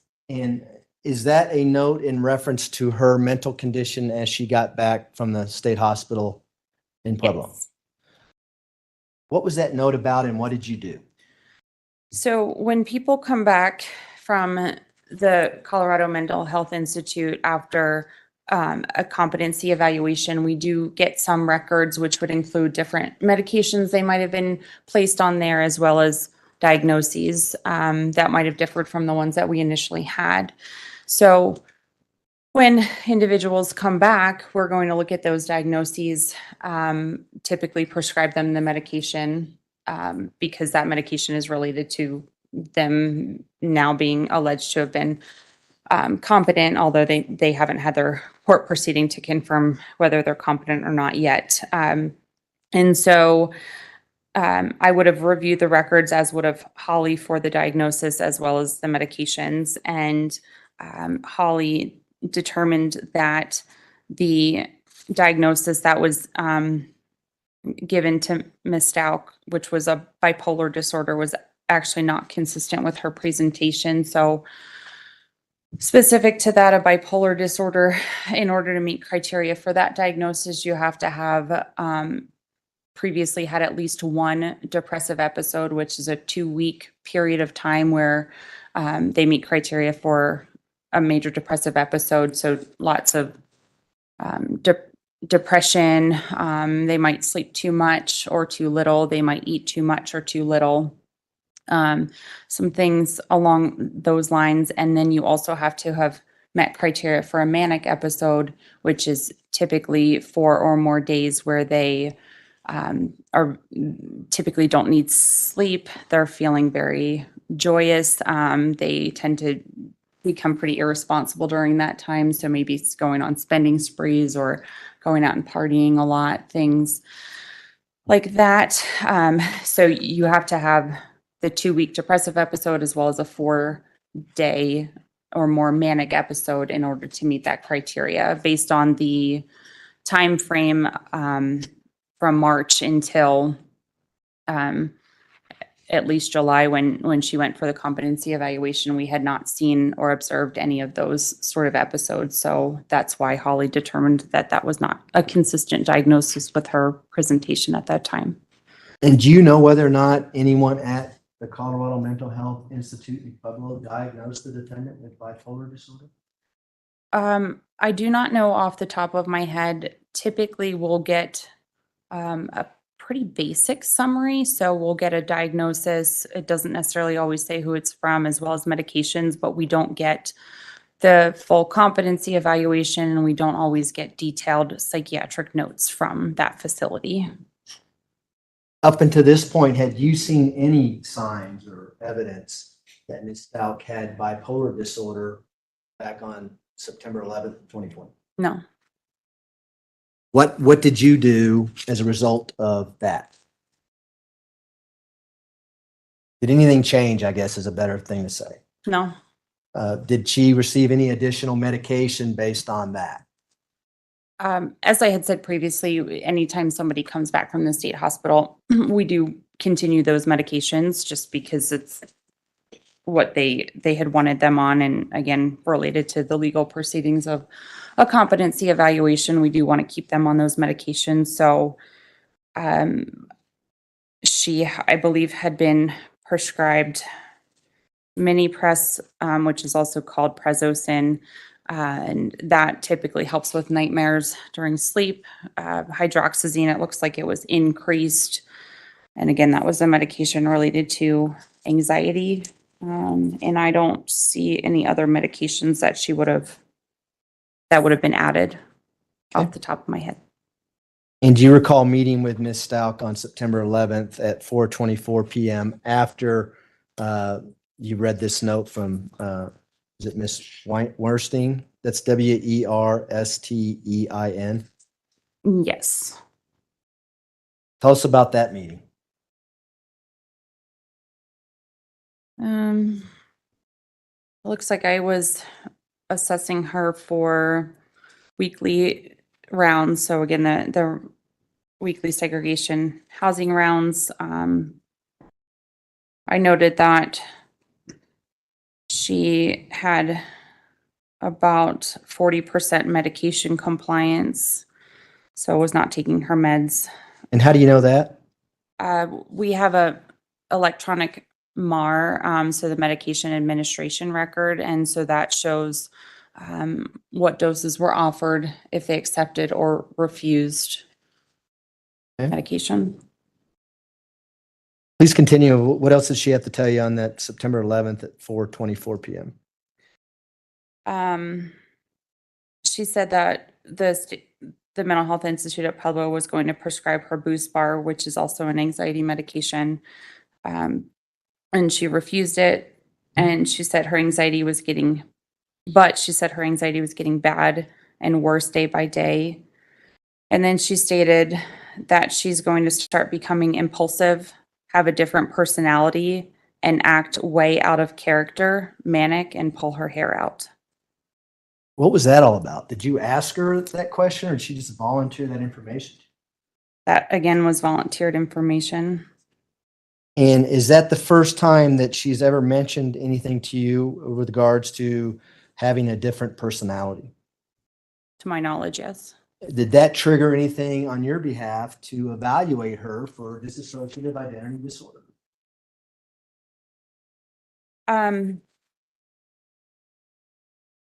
No.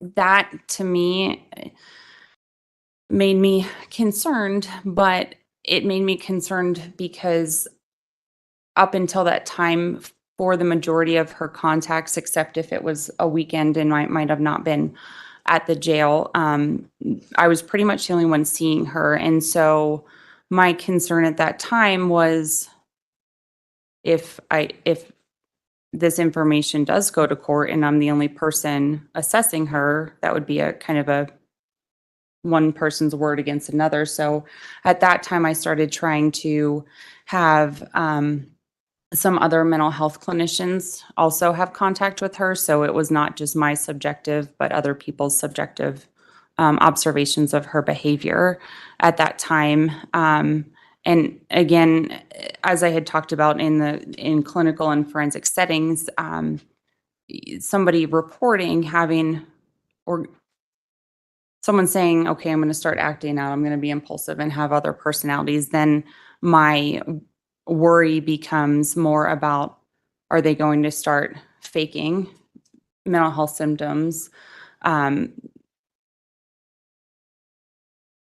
Yeah, essentially if they're just going to start faking things. So at that time, my thought would have been, okay, well, now we might see an increase in behaviors that are going to be attempts to act out that aren't consistent with her prior presentations. If someone truly suffered from dissociative identity disorder, would they make a statement like that? Hey, I'm going to start changing personalities. No. Even know to make a statement like that? No, in dissociative identity disorder, there's not a control of kind of when the alter ego or altered personality state comes out. It happens, it doesn't happen specific with a traumatic event. It's just kind of an everyday occurrence where, again, there's those lapses of memory. And sometimes in situations where, so let me back up. Dissociations happen across a variety of mental health diagnoses. So you'll see dissociation in somebody with schizophrenia.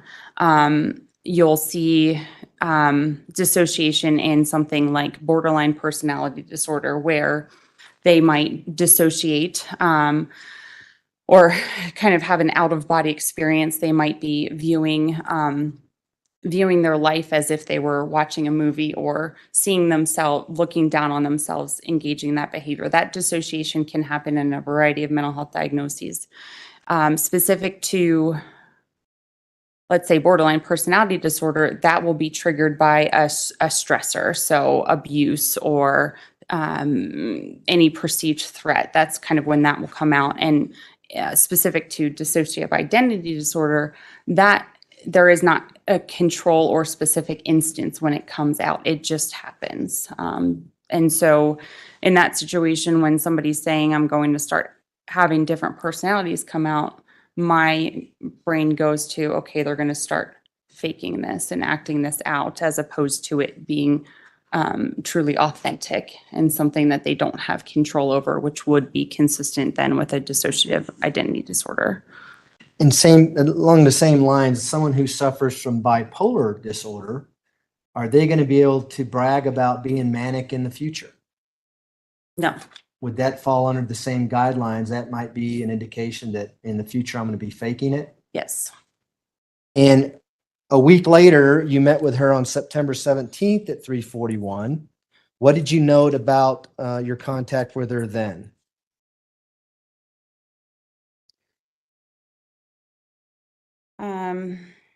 She reported that she sometimes feels okay and sometimes doesn't know how she's feeling. She defined the word okay as normal, functioning, and talking. She said sometimes not, because I talk to stuff. She said she has a hard time with reality in the morning, but then she's okay in the afternoon. She reported having a hard time focusing, so she wasn't reading her Bible anymore. And then she began talking about seeing demons in court on September 8th, and when she was on a hike and jumped off a cliff.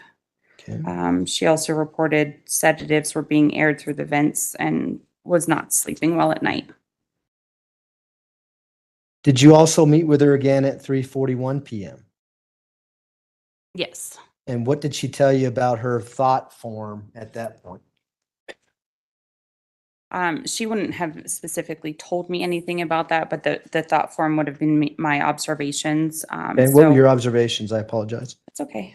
I noted she was coherent, goal-directed in her comments, was easily redirectable, and appeared to be attempting to feign or fake makeup, having visual hallucinations. And why do you say that? What was she doing?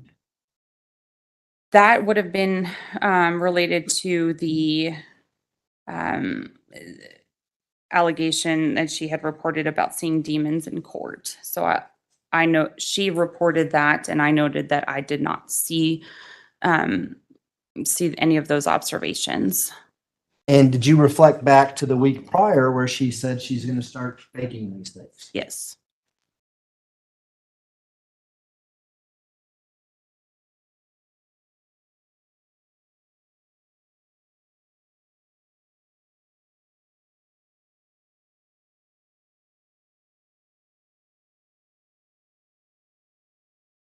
Did you see other notes within, what are these notes called within the jail system? Progress notes. Progress notes with regards to her acting out or acting crazy. Yes. I'll refer to you to October 30th, 2020 at 5:54 PM. Yes. So on October 30th, one of the mental health clinicians, Ed Cuveney, had written a progress note. And he had added in that the ward deputy who was observing her that day or working in the ward that day informed Ed that she stated she said she's going to act out because she wants to be listed as crazy. Was this consistent again to what she told you back on September 11th, 2020? Yes.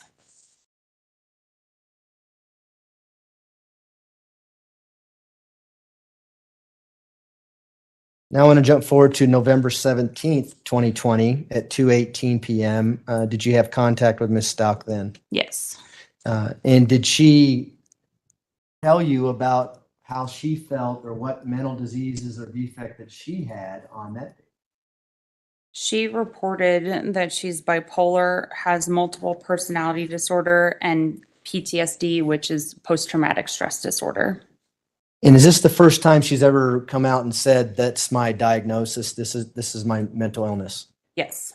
And back on March 5th, 2020, with your first contact, did you say, wait a minute, I asked you that question on March 5th and you said nothing about it? I don't believe I said that to her specifically, but that would have been a thought I would have had, that it was inconsistent with the prior contacts, and especially at the beginning of her stay with us. And what did you note in your notes with regards to her self-diagnosis of multi-personality disorder, PTSD, and bipolar disorder? I said she appeared to be at baseline psychiatrically, meaning I did not see any of that. I said there's no overt symptoms of bipolar disorder or PTSD present. And I said she has not presented with symptoms of DID or dissociative identity disorder during any contacts with this writer. And did she tell you back on November 17th, 2020, how she came up with these mental illnesses? She reported having her competency exam was going to be conducted on November 30th. And she indicated that she is aware and she is smart. And were you, did you learn that she actually had a second competency evaluation as well? Yes.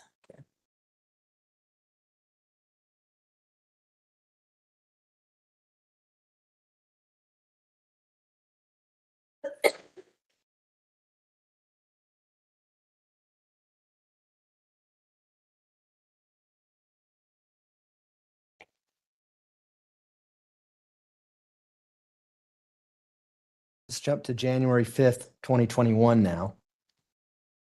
Did you have contact with Ms. Stauch on that day at 2:37 PM?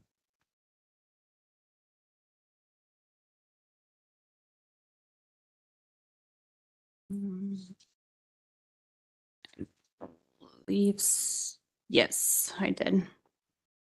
And with regards to questions that you're asking her, did you ask her about her, what is entitled thought form in your notes? Yes. What did she have to tell you with regards to that? Or what did you ask her and what was her response? I don't recall specifically what the way I had formed the question, but she had said she had been, I had noted she was coherent, but she also reported that she was triggered by another patient who continues to bother her. She said that she loses it when she's re-triggered related to anything having to do with sexual assault or harassment. It sounds like the inmates another inmate was saying some inappropriate things, such as requesting that she show her breasts in order to stop being bothered. Then she reported spending 90 days in a psychiatric hospital in Canada in 2018. Let me stop you there on that. Sure. Did you do any follow-up to see if there's any records with regards to that hospitalization in 2018 that she's claiming? I do not recall if we did. I know we had at some point we had requested records from South Carolina. To my understanding is that she had signed a release of information, but I do not believe that we got any information after the fact about this hospitalization. Do you have any information that Ms. Stauch was ever in Canada? I don't. If she was in fact hospitalized at an inpatient treatment for 90 days in Canada, would there be records to support that? Yes.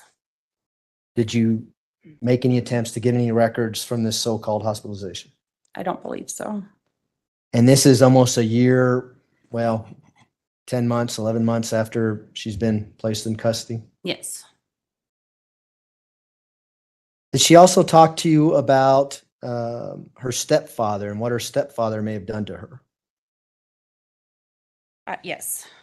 What did she say about that? That her stepfather and uncle had sexually assaulted her during her childhood. And is this the first time she brings that up? Yes. Did that have to do with what she's telling you about this other inmate asking to see her breast or words to that effect? Yes. So she said she only starts hallucinating when triggered by sexual harassment or assault.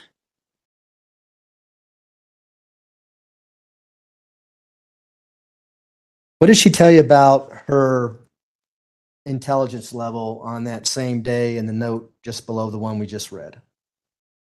She opined that she was brilliant. Did you ask her what she meant by that? I don't believe so. What else did she tell you after she said she felt that she was brilliant? She said that she feels that she will start going crazy because she's going stir crazy in her cell. Did you do anything or make any diagnosis based on what she's telling you now? The diagnosis did not change based on that. Did you do any further evaluation based on what she told you about her stepfather and uncle sexually assaulted? No. Did you see any signs of post-traumatic stress disorder based on what she was telling you? No. Why is that? Can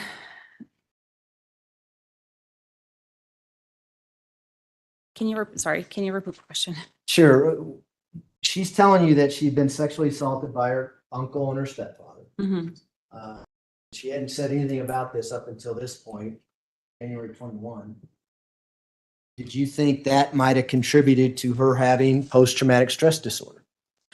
I mean, any trauma could, any person who experiences a trauma could develop those symptoms. But again, when providing any sort of diagnosis, one of the final criteria you have to match or to make and confirm a diagnosis is a significant impairment in social, occupational, or other areas of functioning, because in the jail setting, there wasn't any significant impact related to that. It's not necessary to follow through with that. Also, specific to sexual assault or significant trauma, we don't always want to start treatment related to that because we don't know when people are leaving the jail. And so sometimes opening up and having somebody relive these traumas is the jail setting is not the most appropriate place for that, because we do want that to be a very personal driven avenue in treatment. And so typically we won't start a full therapy mode related to trauma. Okay. Now, did you have an opinion as to whether or not her claiming that she had these various mental disorders coincided with her court case? In other words, when she raised competency and eventually pled not guilty by reason of insanity? Yes. Again, looking at diagnoses, looking at not just the criteria in the DSM, and based on my history and training and conducting forensic evaluations, typically people will, when competency is raised or other things in court, or just in general, depending on how court goes, people do tend to then over-report or exaggerate or make up symptoms that are consistent with a diagnosis that might help maybe absolve them of the charges or have a different sentence or go to a different location for treatment instead of in lieu of incarceration. So what was observed was consistent with somebody who was acting out symptoms as opposed to it being a true diagnosis and symptoms. And your role in your position at the jail was not to perform a sanity evaluation, I take it, Correct. or a competency evaluation? Correct. In order to do that, you'd want to look at everything, I would take it? Yes. And when I say everything, all the police reports, everything involved in the criminal case before you can make any judgment as to that? Correct. Those are my questions, Your Honor. Thank you. Cross-examination. Thank you. Mr. Cook. Doctor, good afternoon. My name is Will Cook. I represent Ms. Stauch. I'm going to be asking you, I would say a few questions, but I'm going to ask you a lot of questions. I'm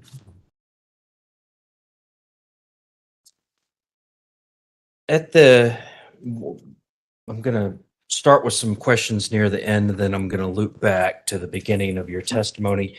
You said that Ms. Stauch or Letecia, only near the end, get this date.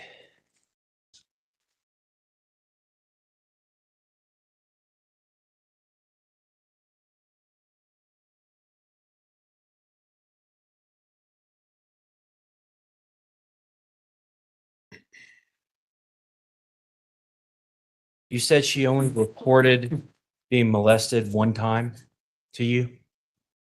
That was my recollection. I believe when she first came into the jail during the receiving screening, she had reported that to the nurse doing her receiving screening intake, but I don't recall that being reported. Okay, well, to you me just told initially. Mr. Young that it was the only time that it had been reported, the molestation To me. to you.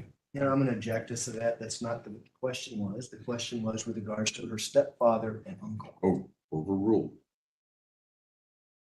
Do you know when the other time that she reported molestation or sex assault? Without looking at the specific date in my notes, I think she had reported that in 2019. When did she report it at the El Paso County Jail? I don't know the specific Okay. date.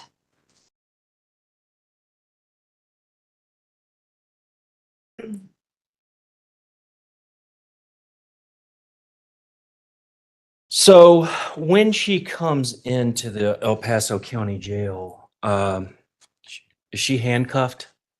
When she first gets there and you first see her, is she handcuffed? Is she in a jumpsuit? What's the situation like? She likely would have been in her cell in the medical ward.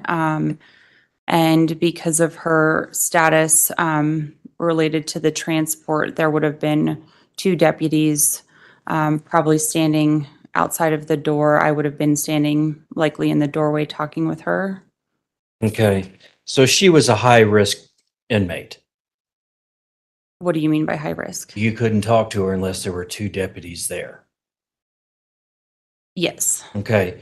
due to the allegations that she had tried to escape, the high-level nature, seriousness of the charges, she was having a close eye kept on her. Yes.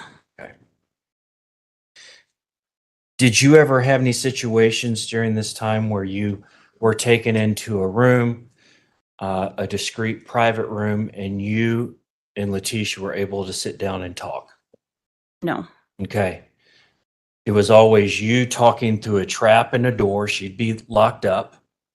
No, typically we would, the deputies would have the door open. I did note just when we were reviewing some of my notes that there was one time there was not another deputy, so we did have to talk through the door, but typically the door would be open. I would typically try to talk softly, and so that way other people could not hear, and the deputies are typically instructed to just be there and present, but not intently listening into a conversation. Okay, but you're talking about something that very private, somebody's mental health, somebody's past abuse. These are sensitive subjects for a person, correct? Most people openly report them in the jail setting. Hmm? Most people openly report that regardless of who's around. Okay, that wasn't the question I asked. These are sensitive subjects for people. They are. Okay. And not everybody may be comfortable with talking about them with multiple deputies there, a doctor, in an open setting. Sure. Okay.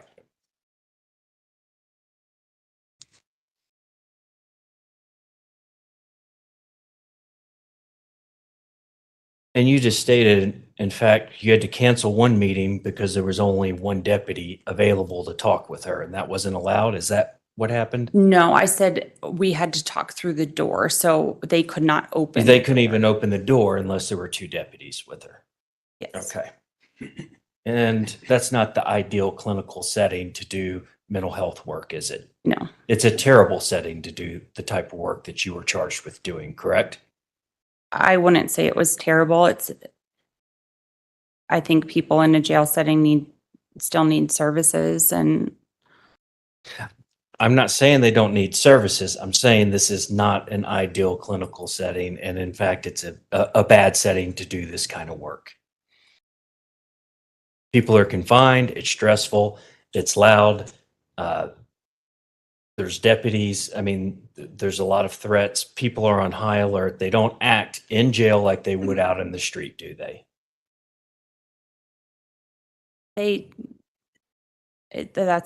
that's kind of general because some people do and some people don't. Okay. Some people get into jail and they absolutely collapse and their symptoms get worse, or some people don't change in jail. So it can be anything. Is Could be. that what you're saying? Okay. So where do you work right now? You do mental health work with sex offenders in Kansas? Yes. Okay. And is that Larned State Hospital? Yes. Okay. Where in Kansas is that? Larned, Kansas. Larned, Kansas. Okay. And you've been doing that from September 21st to now? Yes. Not September 21st, September 2021 until now. Yes. Sorry. Okay. So, and you're the clinical program director now. Yes. How many sex offenders do you supervise now? About 250. So that's a lot. Yes. Is this just a facility specifically for sex offenders? No. Okay. Is there a wing or a part of this facility that is dedicated to the sex offenders, though? Yes. Okay.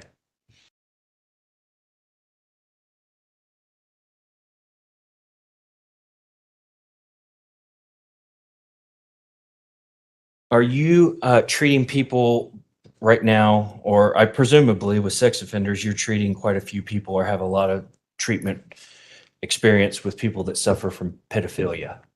Yes. Okay.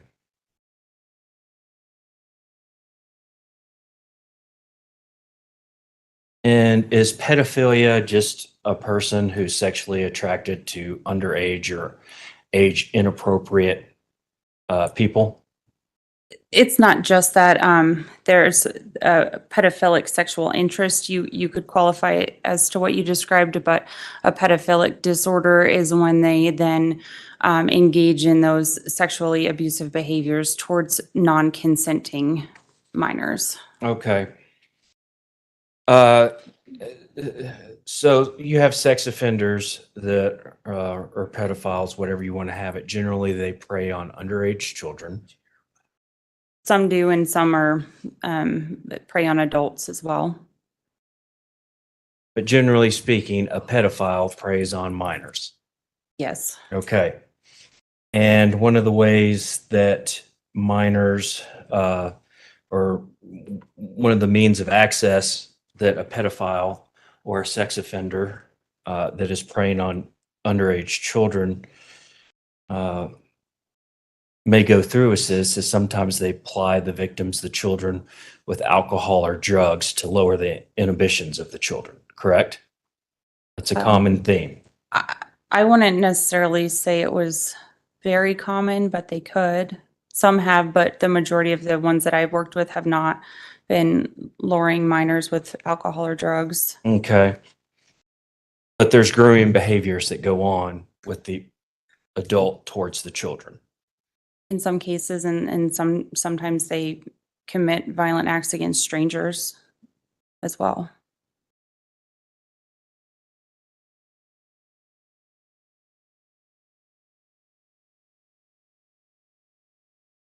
But a child predator, based on your experience, they could use alcohol to lower the inhibitions of their victim in order to gain access to them and, assault them. Objection, Your Honor, asked and answered.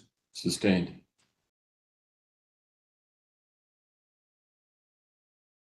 So, at the time, September 2021, that you were employed at Larned State Hospital, you were also employed in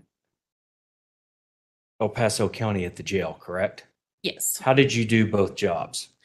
I lowered my hours as in the clinical program director role to part-time and took on the full-time health services administrator position. So I oversaw all of the medical and mental health care at the jail for about Okay. 11 months.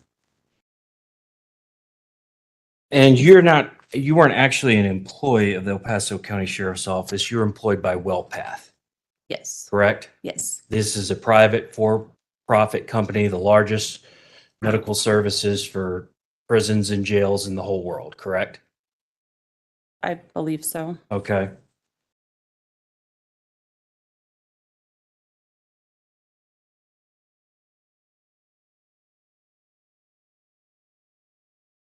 And as a for-profit company that you were working for, your company makes more money and more profit the less money that is spent on the inmates. Objection, Your Honor, relevance. Your Cook, what is the relevance? Can we approach?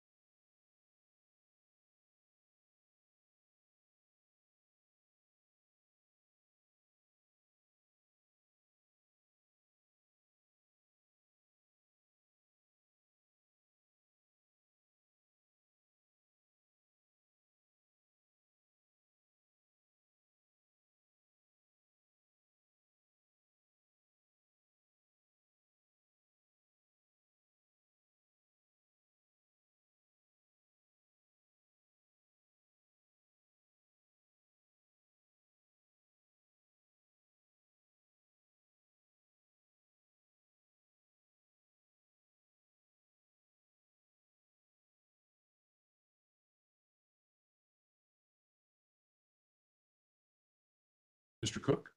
Thank you. So according to your CV from March 2022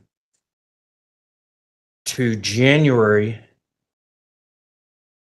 or from March 2022 to January 23, so just a few months ago, you were the Health Services Administrator for WellPath, which it had the contract to provide all the health and mental health care services for the El Paso County Jail. Yes, Okay. Before that, December 2019 to September 2021, you were the mental health director for WellPath, yes. correct? And the health services administrator job, which I guess you ascended to, was created by WellPath due to litigation and suits against WellPath, your employer at the time, for poor care and a host and litany of different problems. This spot was created for you and you took it. Objection, Your Honor, foundation. Overruled. She can answer if she knows. To be honest, I do not know. That position since I was the mental health director at the jail, there was always a health services administrator position. I don't know any different. And prior to December 2019, Armor was the contract company working at the jail. Okay, but I'm talking about when you started in March of 2022. You were working for WellPath. I'm not talking about the prior contractor. You ascended to that spot because there had been a lot of litigation and suits against WellPath. Asked and answered. No, Objection, Your Honor. I understand. Overruled. She can answer if she knows the answer. no, but when I was employed as the mental health director, there was a health services administrator position there. Okay. And were you aware of all the litigation that was going on with WellPath and your employer at the jail? No, Okay. Even though you were supervising financial oversight for all the healthcare services provided at the jail, clinical and administrative work, you had no idea. can you elaborate on what you mean then by litigation with the company? I know that, Suits against WellPath and suits against the El Paso County Sheriff's Department, who was running the jail. so if there was a lawsuit, at the time I was the health services administrator, if there was a lawsuit, I would have been notified that there was one coming through. But in general, if there's lawsuits across the entire company of WellPath, I would not be privy to that information. So you don't remember any lawsuits of your time when you were the health services director? I believe that there were a few that had come through towards the end. Okay. And from when Ms. Stout came in March of 2000, going forward, was there anything unusual going on at the jail? Or was it business as normal the whole time? She came in 2020, not 2000. I'm sorry, 2020. Thank you. Was there anything unusual Yeah. at the jail? Yeah. COVID? COVID. Did you say COVID? Yes. Yeah. And it completely changed how everything functioned at the jail, correct? I wouldn't say completely changed. I think we had to be more mindful of health precautions and wear masks and extra cleaning, things like that, but not. No, you wore a mask, the employees, but the inmates weren't given masks. And that's part of the reason there was a lawsuit that WellPath and the sheriff's office settled. Again, Your Honor, objection, relevance, and foundation. Sustained. A jury will disregard the question. You can rephrase it. But again, nothing that the attorneys say at any point in time is evidence. Rephrase your question. Were you taking precautions for COVID during your interviews with Ms. Stauch? I believe that I would have probably had to have worn a mask as required by the jail. Okay. And when did this begin, the mask wearing? I don't know. March 2020, was the mask mandate already in effect March 5th when you first contacted her, or was it later in the summer? When did all this happen? I don't know.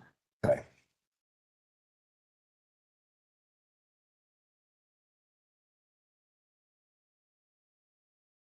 Do you remember a COVID outbreak in the jail? during your tenure there?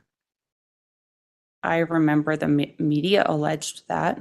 Okay, you don't remember the jail allegedly having the largest COVID outbreak in the state?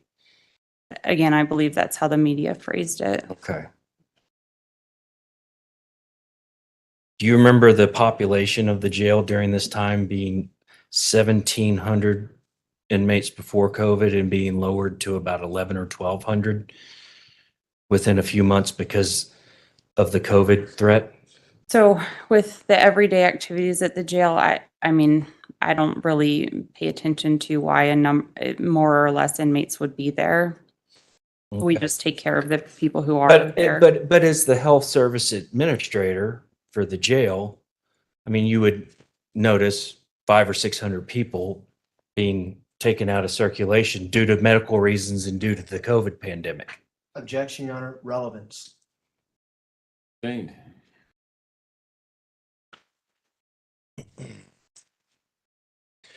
Now, I see a report that you compiled that Mr. Young from the DA's office provided to us in this case. Do you know what document I'm talking about?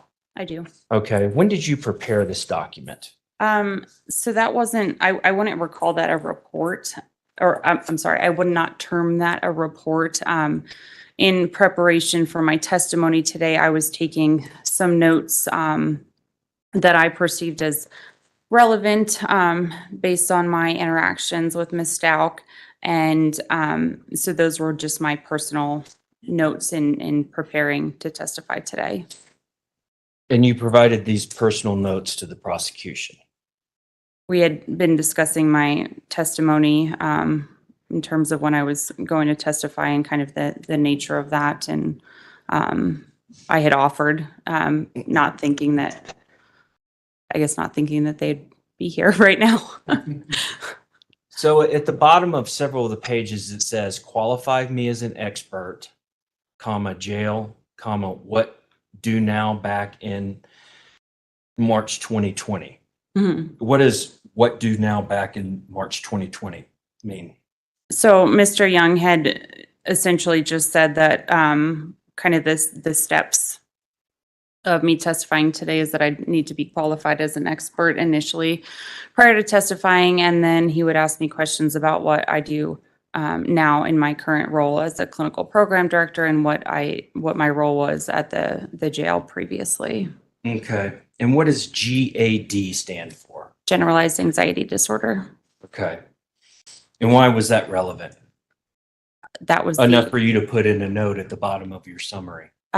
just that was the diagnosis that she had come in with. Okay. It says also one of the things is theme DACs. He's essentially said that we were just going to go through all of the notes and talk about any themes that he might see. And their theme is that she did not suffer from any conditions or have dissociative identity disorder or bipolar or any of these other things y'all spent 4 or 5 hours talking about, correct? Objection, Your Honor, to relevance, what our theme is. Sustained.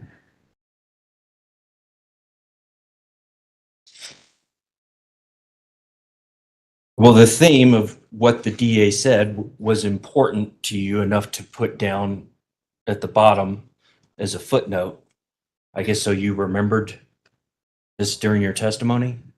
I typically just write what's being said. It wasn't important or not important. It's just information shared. Well, so if it's important, not important, you just write it. Then are some of the things you wrote at the bottom as notes, are some of them unimportant? I mean, in the sense we just talked about that I would be testifying and that was it.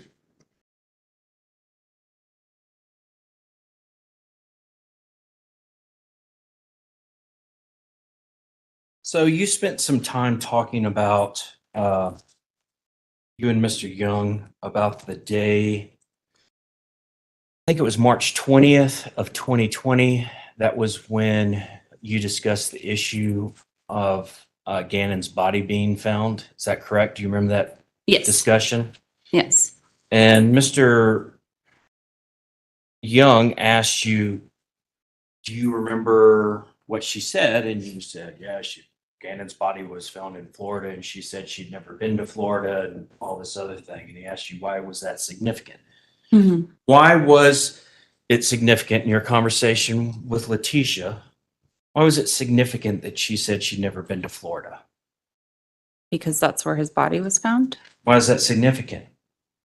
Well, I'm not sure what you're asking in that sense, but typically somebody with dissociative identity disorder would not be able to, they would have kind of amnesia of certain events.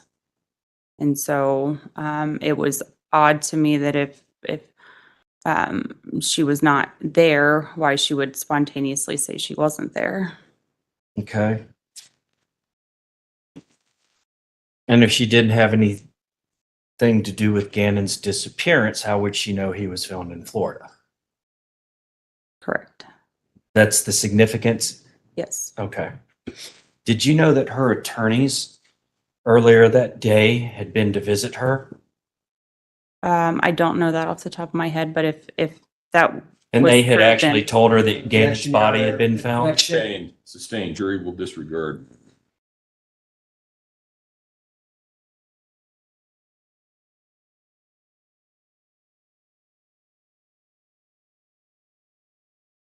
So if you were to be told that her attorneys that came and talked to her that day, Your Honor, I'm going to object to this. May we approach?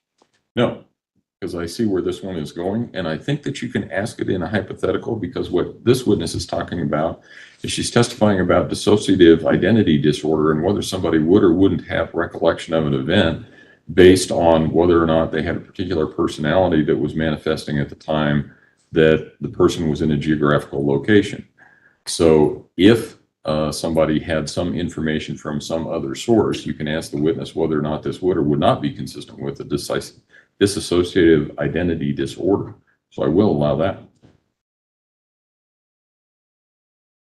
well, I just say answer what he just said. But I'll try to put it to you as artfully as the judge did.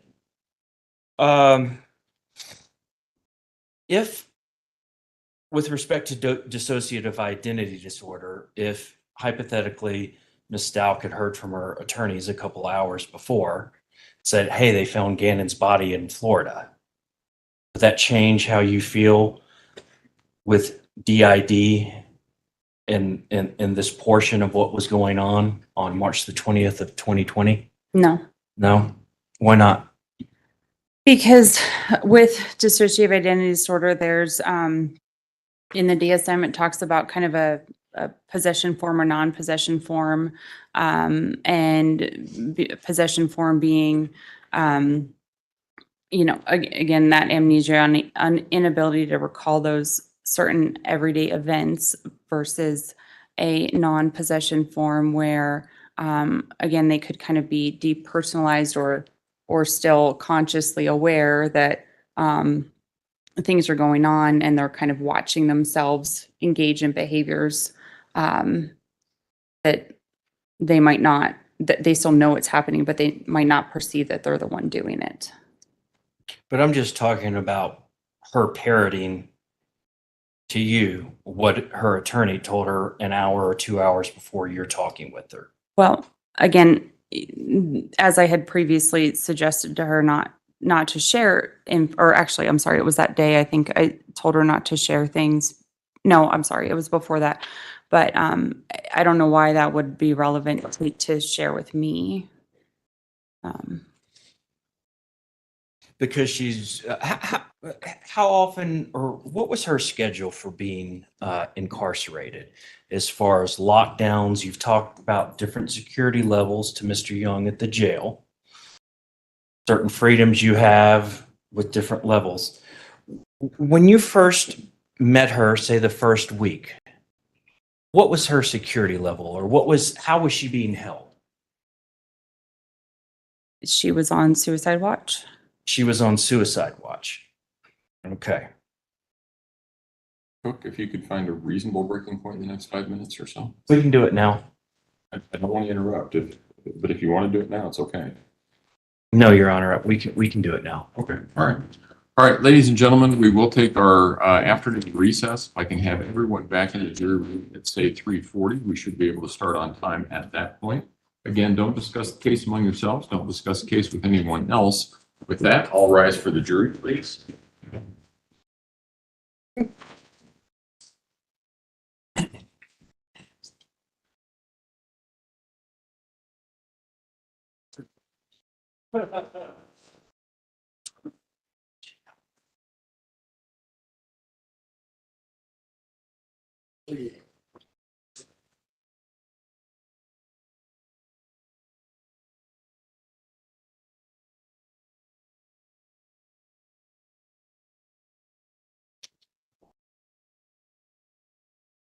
The record should reflect the jury has left the courtroom. You may all be seated. Dr. Moore, if you would like to step down.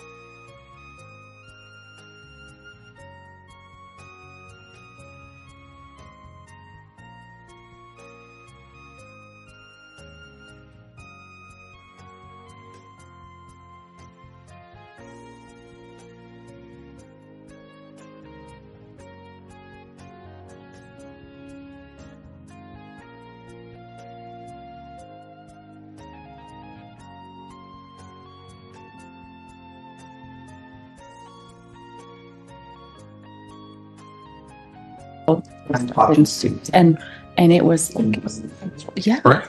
you were in your Sunday best. And now Court will people. call 20 CR 1358, People versus Letecia Stauch. Records could reflect the jury is not present in the courtroom. Is there anything we need to take up outside the presence of the jury at this point in time? Prosecution? Oh, Your Honor, thanks. Defense? Okay, let's go ahead and bring the jury back.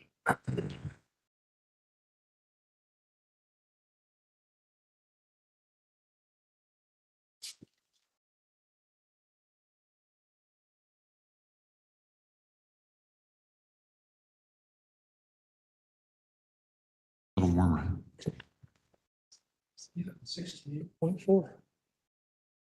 Better than 64 this morning. That's today's 66, so we've moved up 2 degrees. Correct. Well, Robson took her park off. Must have been. She took her coat off.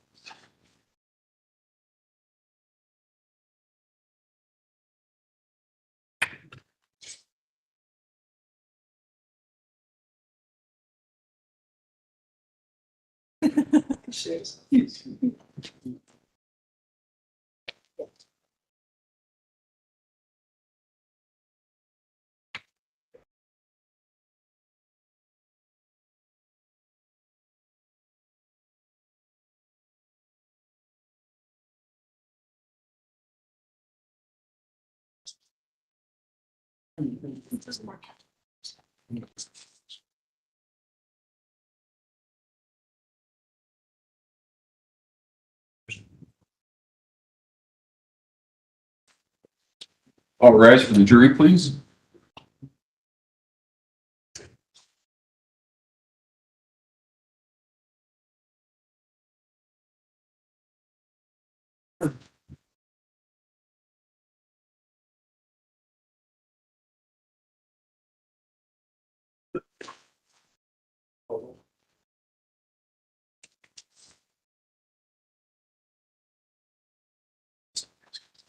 Thank you. You may all be seated. We'll recall 20 CR 1358. Like the jury has returned to the courtroom. When we took a break, we were in the midst of the cross-examination of Dr. Moore. That's where we will resume. Mr. Cook? Thank you. Now, doctor, I need to clarify something very quickly. I found what I was looking for. So with Mr. Young, you said that on January 5th of 2021, and if you have your notes and you need to look at those, you said it was the first time you had heard about molestation or sex abuse being perpetrated on the defendant.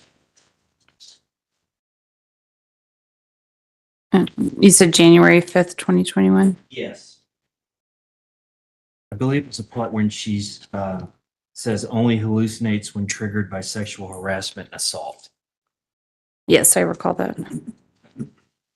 And is that when, is that the date you testified to earlier with Mr. Young, that that was the first time you'd heard about molestation? I believe so. Do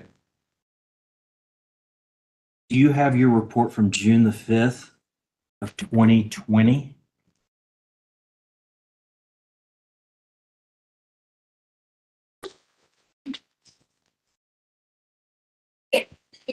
It's probably 6 or 7 months before the date we were just talking about.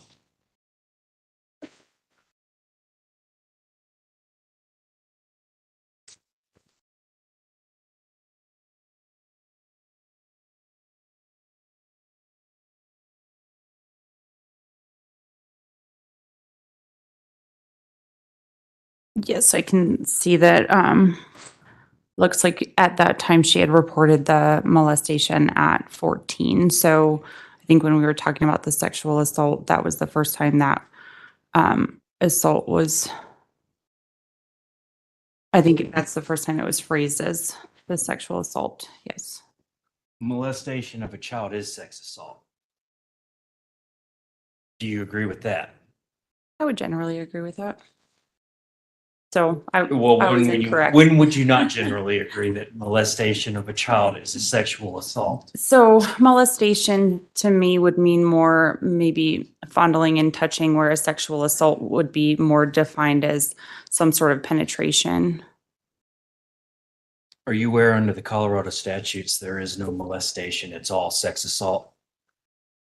I don't know that off the top of my Okay. head. I'd have to Okay. look. All right. So you can, in your opinion, you can molest a child and alternatively, you can sexually assault a child. Objection, your relevance. No, overruled. I would consider them separate. You consider them separate. Okay. And that's why you answered the question the way you did for Mr. Young. Yes. Is your belief that sexually assaulting a child is different than a child being simply molested? Yes. So, with respect to the dissociative identity disorder, when Ms. Stout came in on March the 5th, 2020, were you doing an evaluation for dissociative identity disorder, anxiety, depression, bipolar disorder, borderline personality disorder? Were you looking for all these things at that time? Yes. So as I had previously explained, I generally want to cast a wide net and see if there's any sort of symptoms going on. Okay.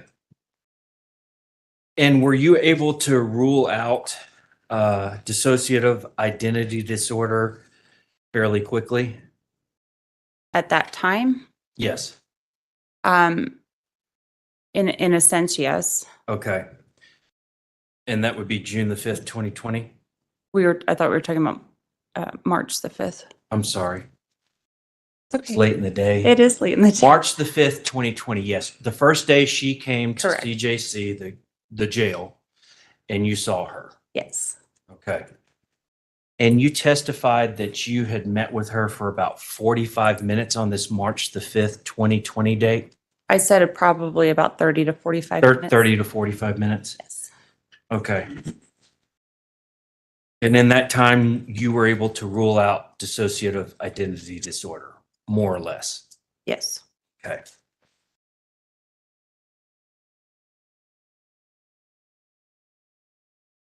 When she was on medical watch, was that period of medical watch for her, I guess suicide watch or whatever you want to call it, the mental health ward, was that from March 2020 to May of 2020? Approximately? No, I believe that that March, I believe, and I'm sorry off the top of my head, I'd have to refer back to my notes, but I think we had decreased her suicide watch, I think within about the first 2 weeks To what? to transition. Okay. symptoms.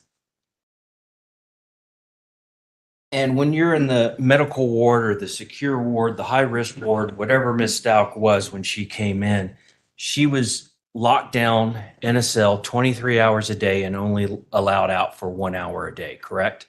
Yes. Okay. And your understanding, what was the person or inmate allowed to do for that 1 hour? They could, so she would have been, if we're talking about the time that her housing location was the medical ward, she would have then, for her hour out, been transported to Alpha 2, which was the other ward that I told you that she could have been in. And during that time, she could have talked to any family or friends on the telephone, taken a shower, could have worked out on the exercise equipment. There's usually a book cart in there, so taking out different books that she could read. Generally, maybe if other inmates were talking, associate with them, talk to the ward deputy. She would be the only person out on the ward, but people talk all the time through the cell doors to one another as well. So she's solitary. She's wandering around for her single hour by herself out there. I would not use the word solitary. I would use the word restrictive. Solitary is more when you have absolutely zero contact with other people, whereas restrictive housing, you still can talk to people. Well, the contact, she has no face-to-face contact. Everybody's behind a door, a big locked jail cell door, The ward deputies would have been there, so she would have had contact with them. but no other inmates. Not face to face, correct? And then she went to A2 eventually. Does May 2020 to about March of 2021 sound about right? I honestly don't recall if that's how it's recorded. I would Okay, agree with that, but Well, let's just I don't have those assume dates. let's just assume she was an A2 ward. That's still a very restrictive ward. 1 hour out a day, 23 hours locked in your cell. yes and no. Okay.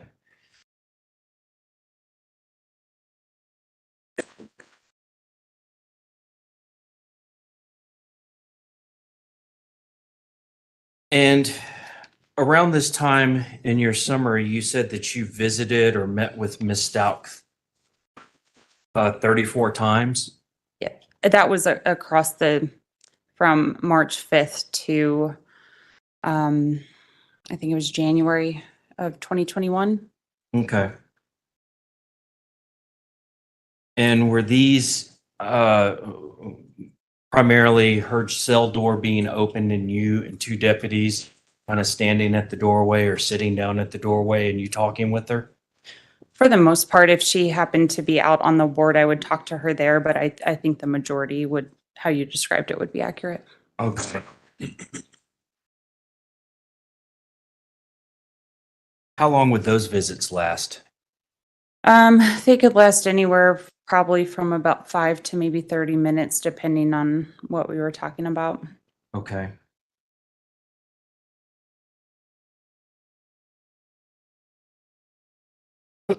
And you're basing your findings and opinions and what you've told the jury based on those visits, in-person visits with Ms. Stauch, correct? That and the collateral information that I had access to, as well as my staff's reports and deputy reports. Okay.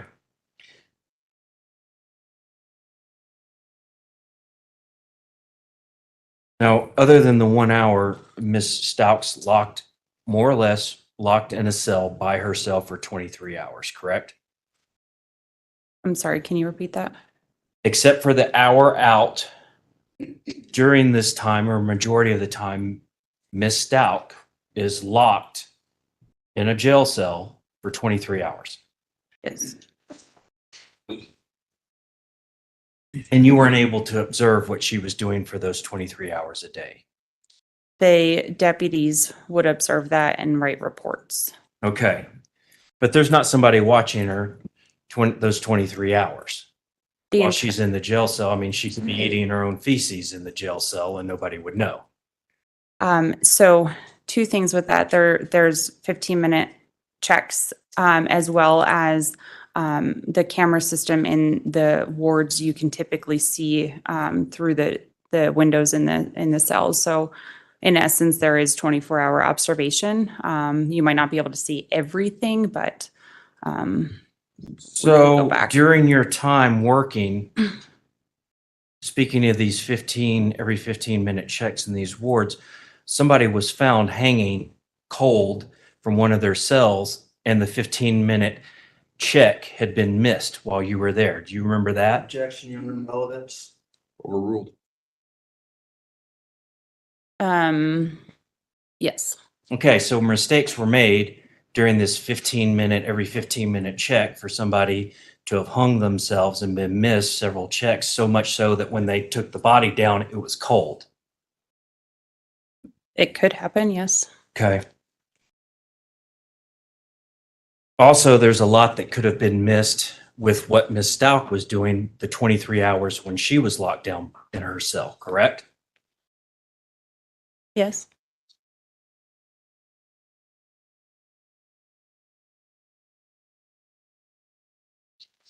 Now, with respect to dissociative identity disorder,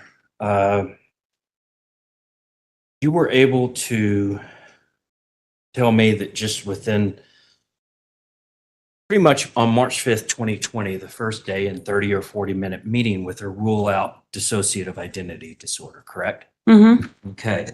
So I have a copy of the DSM-5. Sure. And that's more or less the Bible of psychology and psychiatry, correct? Sure. Okay. And we were talking earlier about possession forms of dissociative identity disorder and non-possession forms. And it says most individuals with non-possession form dissociative identity disorder do not overtly display their discontinuity of identity for long periods of time. Yes. What does that mean? So those are kind of short periods of time where people could dissociate and, I mean, sorry, it's kind of just how it's written. I think what you're getting to is, could there be times that it happened allegedly and it not be seen? Sure. However, in my initial evaluation with her, typically somebody who was having these amnesias or losses of time would report that. They would report something that they were worried about missing gaps of time, as well as forgetting things. And so there would be a general concern that I would expect somebody to report, not somebody to have an adequate orientation and deny any of that. There's also comorbid symptoms that go along with that. So people with dissociative identity disorder tend to be have a high rate, about 70% have attempted suicide or engage in frequent self-harming behaviors. So those things were not met. I also would have expected somebody to report clinically significant impairment in social and occupational functioning as a result of that. So when somebody denies those things, then I can absolutely rule it out because it's not a concern to them. So it's not impairing their functioning. So you can rule out a disease that symptoms may not manifest themselves for long periods of time. You can rule it out in just 20, 30, 40 minutes. Is that what you're saying? Generally, and then if there's Okay. more information, I can Now, always in go back. dissociative identity disorder, I'm going to ask that she be allowed to finish her answer before the next question. Sustained. You can go and I'm ahead going to and ask that she be more responsive to the question and answer it and not. I understand. It seemed to me that it was responsive to the question. You can go ahead and finish your answer. I was just trying to say that if there were other symptoms that came up, a diagnosis is something that is working. Could it be changed if new symptoms come up? Absolutely. And sometimes it can take years to diagnose somebody with dissociative identity disorder, correct? In terms of years, it can present at any time, but I wouldn't say someone would take numerous years to form that diagnosis. It also says only a small minority of individuals with dissociative identity disorder present to clinical attention with observable alternation of identities. It's Hold on, let me ask the question. okay. Okay. That means that at any given time, a person with dissociative identity disorder is only going to present exhibiting those symptoms a small percentage of the time, correct? Yes. Okay. Obsessive compulsive disorder and anxiety are some of the symptoms of dissociative identity disorder, correct? No, they're not some of the symptoms of it, but they could be associated with that, or what we call a comorbidity. So a diagnosis that could occur alongside of that diagnosis. And some people who actually suffer from dissociative identity disorder are actually initially diagnosed with obsessive compulsive disorder, anxiety, or bipolar, correct? Including that, it could also be depression, personality disorders, that they could be really diagnosed with anything. When you see diagnoses in a psychological sense, it'll say diagnosed with this and then rule out this. Yes.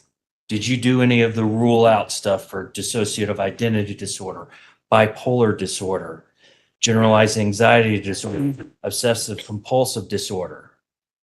Again, yes, I mean, it was related to, again, as I explained, casting a wide net. You see what symptoms they're reporting and what things are concerning to them, because when you're diagnosing, again, if it's not clinically or significantly impairing their day-to-day functioning, you don't qualify that as a diagnosis.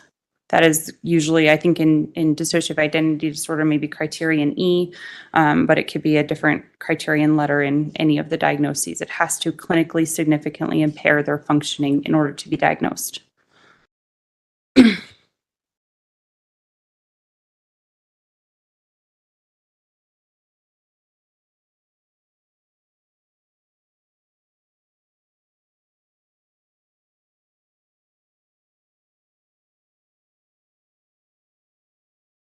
So when you were ruling out Ms. Stauch,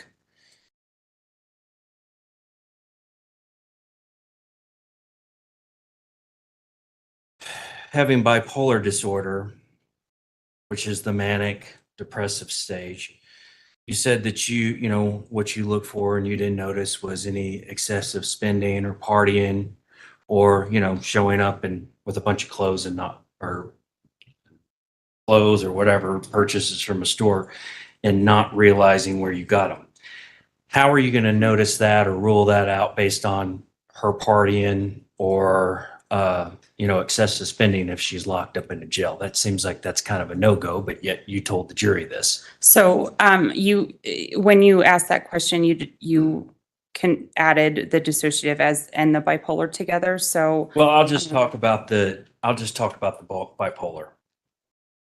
well, those were the examples that you gave, but specific to a bipolar disorder, somebody who might be presenting that way in the jail would likely not be sleeping consistently. They'd be very hyperactive, almost like jumping around and really fidgety all of the time. They would be talking very rapidly. They would have a flight of ideas. So going, jumping from subject to subject and just talk, you can't follow the conversation along. It's very fast and rapid. So that's how I would assess for that in a jail setting. So again, she was locked down 23 hours a day. So a lot of that could be going on. She could be talking to God in Latin in her jail cell, and you or nobody else would even know that, would you? So we were talking about the March 5th date, and she reported none of those symptoms. So that's how I can rule it out at that time. Okay. And is that a common sign when somebody's asked, do you suffer from this mental illness? And if they deny it, well, that's it. Unless there's contradictory evidence to it. Okay.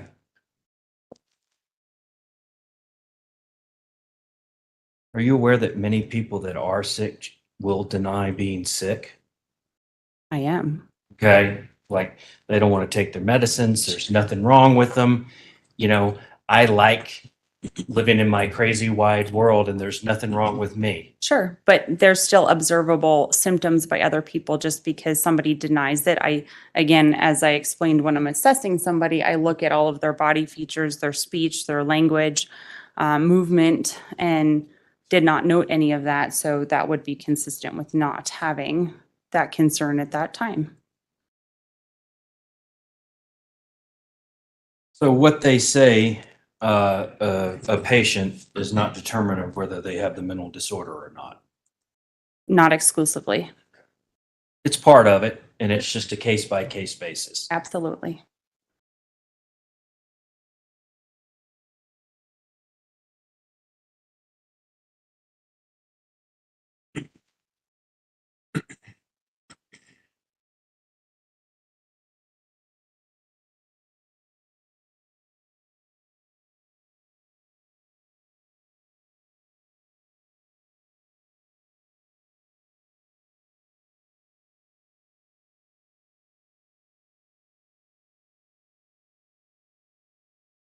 So I'm looking in the DSM-5 under the dissociative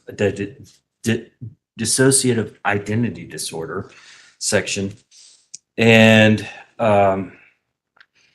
it says older individuals may present to treatment with what appear to be late life mood disorders, obsessive compulsive disorder, paranoia, psychotic mood disorders. But actually, it turns out it's dissociative identity disorder. Does that sound correct? That could be a possibility, yes. And you correct me if I'm wrong, that means that people can later in their life, I'm obviously not children, but probably adults are talking about, they can appear with what may originally be diagnosed as obsessive compulsive disorders, paranoia, some other psychotic mood disorders, but it's actually dissociative identity disorder, correct? It could. Can you have dissociative identity disorder and bipolar or major depressive disorder or, general, anxiety? Can you have many diagnoses, or will one subsume all the other ones? It's very dependent on what the combination of diagnoses that you would have, because a lot of symptoms could overlap in different diagnoses. So I couldn't answer that specifically. Okay.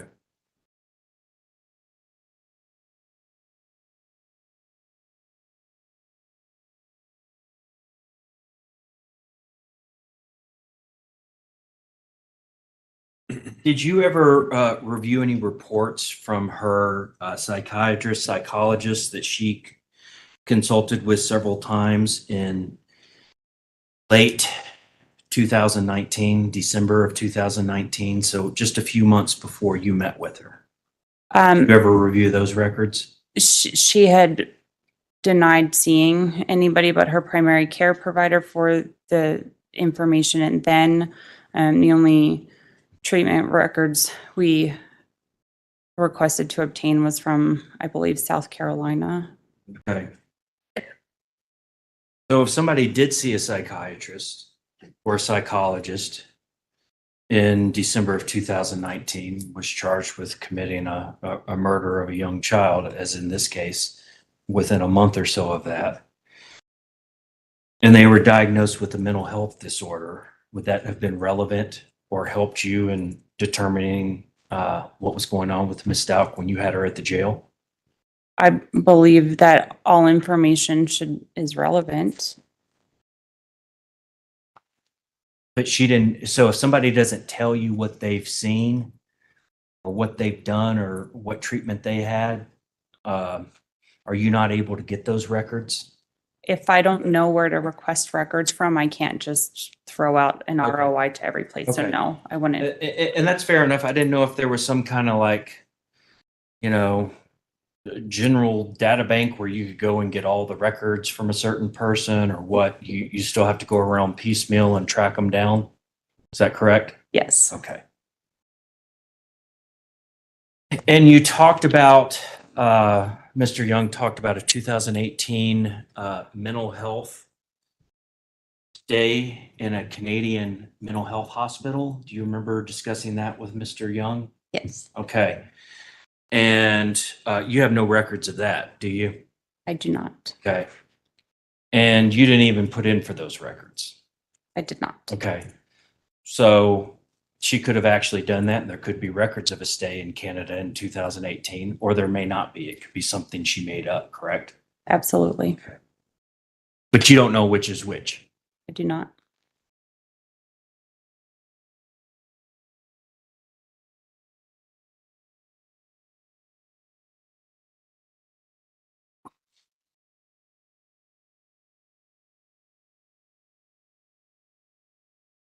So one of the things in your report that goes along with dissociative identity disorder, or maybe it's bipolar, you correct me, please, is that there needs to have been some sort of suicide ideation or actually an attempt made. Is that correct? So, Is that for DID or bipolar? it could happen with either, but what I had previously said was that, so in the DSM, there's a kind of association. So again, there's the criteria, but then all of these other things that kind of help you make the diagnosis, confirm or refute it. And in the DSM, it says that about 70% of people who are diagnosed with dissociative identity disorder have repeated and frequent suicidal ideation and have potentially attempted suicide as well. Okay. So the flip of that is 30% have not attempted suicide. Yes. Okay. But the majority of diagnosed DID people, and DID is dissociative identity disorder, the majority, 70%, have had some type of suicide attempt or ideation. So is that correct? Repeated. Repeated? Yes. Okay, so more than one. Yes. Okay.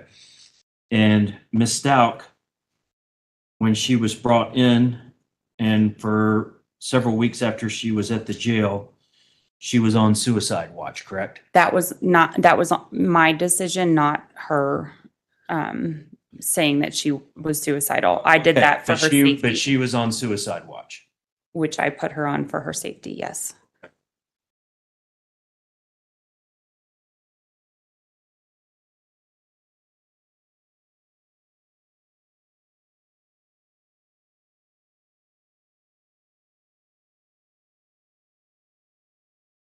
One of the things you talked to Mr. Young about is he asked you this, so, and I actually had to have a little chuckle, but he asked you about a normal person charged with first-degree murder. Is there a standard behavior pattern for a person charged with first-degree murder? It varies. I've worked with lots of people who have been charged with that, and I have too. And it varies, doesn't it? it does again. Okay. Yeah. So there's not really a normal person charged with first-degree murder behavior, is there? It's not. Can I get a tissue? Yeah. Sorry.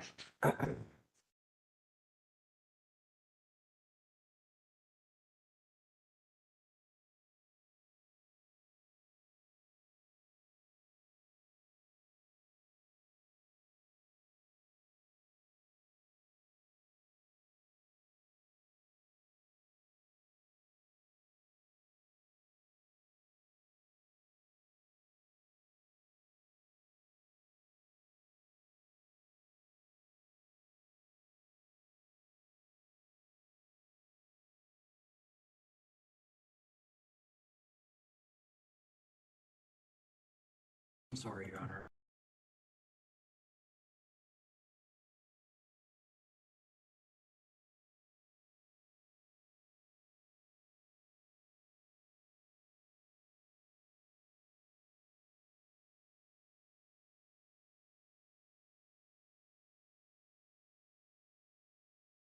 That's all I have for now, Your Honor. Thank you. Redirect? Yes, sir. Thanks.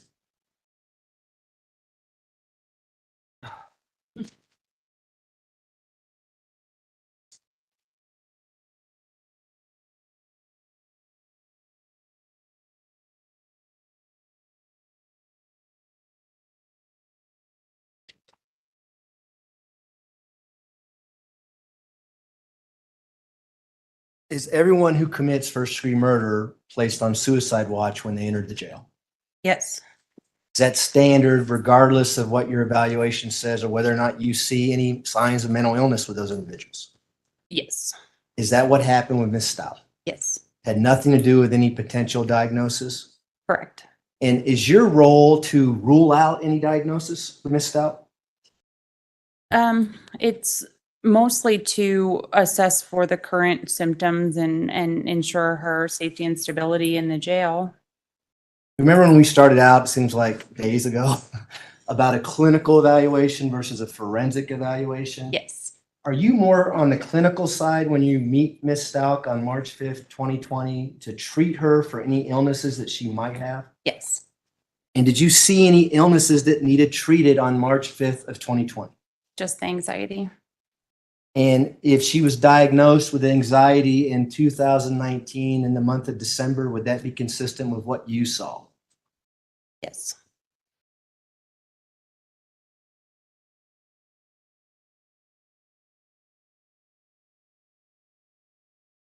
There was a lot of discussion about her bringing up the fact that she may have been a victim of sexual assault on cross-examination. Do you remember that? Yes.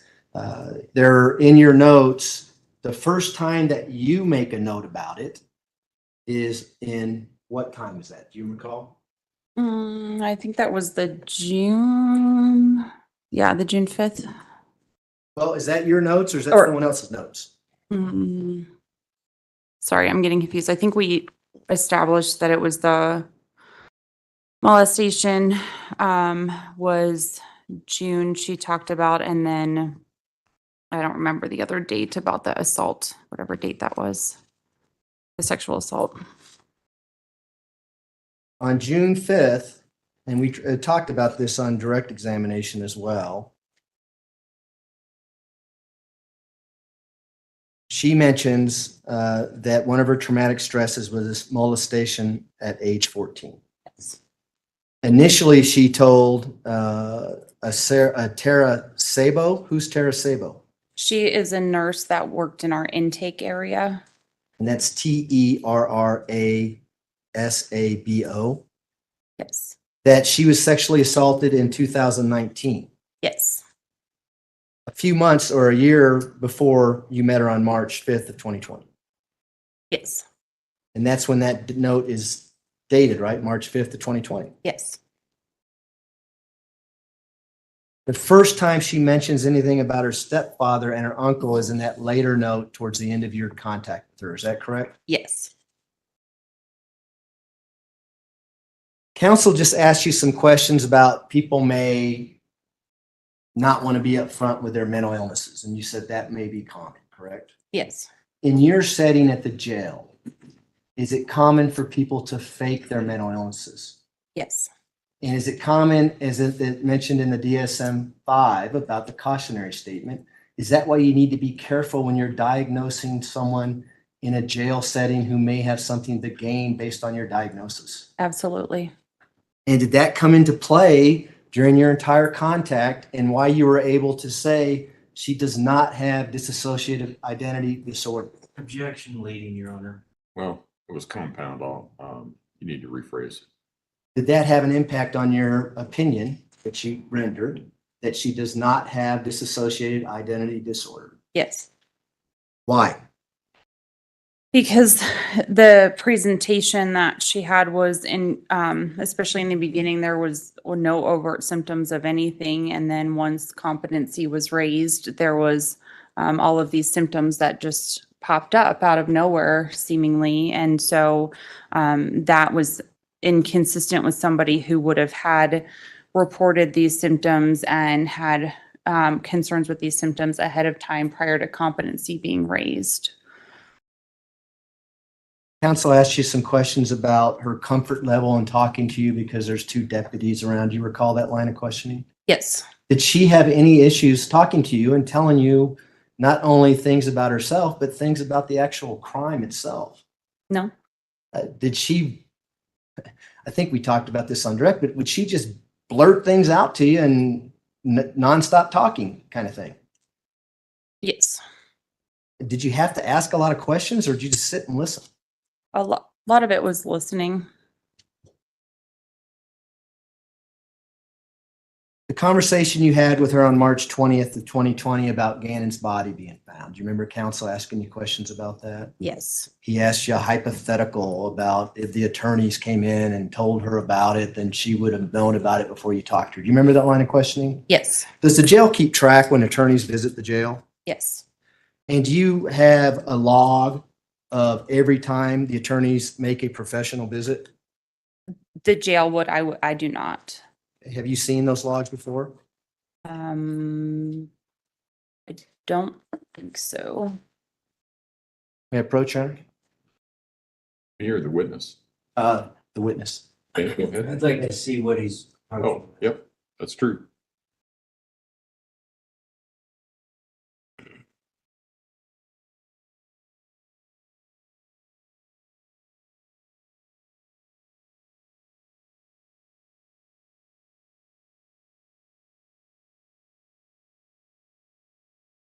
I approach the witness? You may, go ahead. Recognize that document? Yes, it's the visitation log report. And is it the visitation log reports for Ms. Stauch Yes. at the El Paso County Jail? Is hearsay. Can't testify to what that is. If they want to get somebody that can lay a proper foundation for this document, that's fine. This is not the person to do that. Well, she may be, she may not be. I don't know that. You need to ask her whether or not it's a business record and whether she can lay the foundation for a business record. You recognize this document as a business record? Yes. Surprise question, right? Is this something that's routinely kept at the jail and is actually an open record for the public? Yes. And is this a business record with regards to professional visits of Ms. Stauch? Yes. And would this reflect any professional visits by her attorneys in the time frame we're talking about, March 20? Your Honor, I'm objecting Yes. under Crawford. This is hearsay. I can't cross-examine this document. Or the person. Your Honor, he brought this up. Stop, both of you. I have an objection. If I want a response, I'll ask for one. The objection's overruled.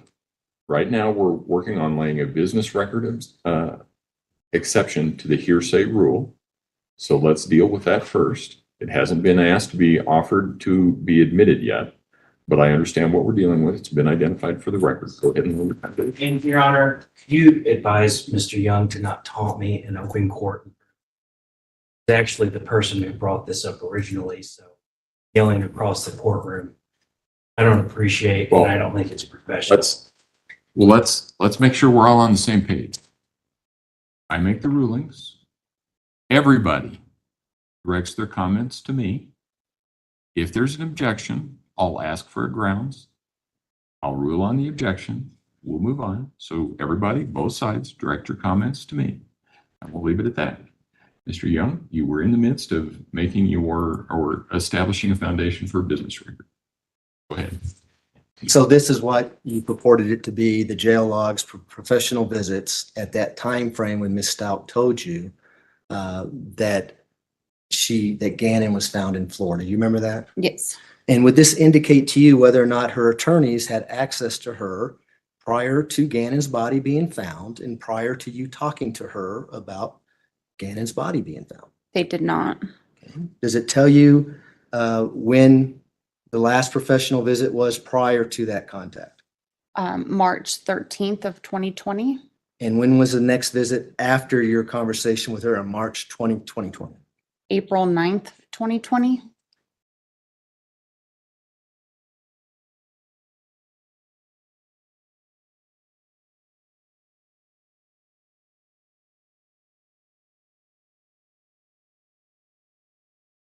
In addition to what we just talked about, what was her demeanor like when she was telling you that Gannon's body was found in Florida? She was a bit tearful, but again, also kind of asking about or focusing on other. Been asked and answered. Overruled. It was covered in cross-examination as proper redirect. Please continue. What was her demeanor like as she's telling you these things? She was a bit tearful, but also asking about other things and not totally focused on just the loss of a child at that time, or confirmation of that, I should say. Did you have any indication that perhaps she had heard this already from anyone? No.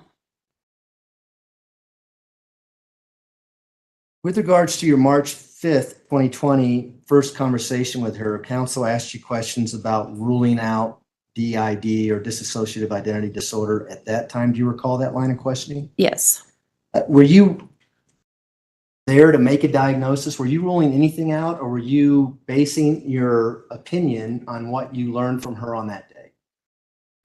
Kind of a little bit of both, but a lot of an initial mental health assessment, especially in a jail setting, would be to take what the person says and go with that. And then again, if there's additional information that comes up to confirm or refute something later, then we can do that. Did you have any notes or any indication that Ms. Stauch was eating her own feces in the jail cell? No. Would you have known that if that was going to happen, if that happened?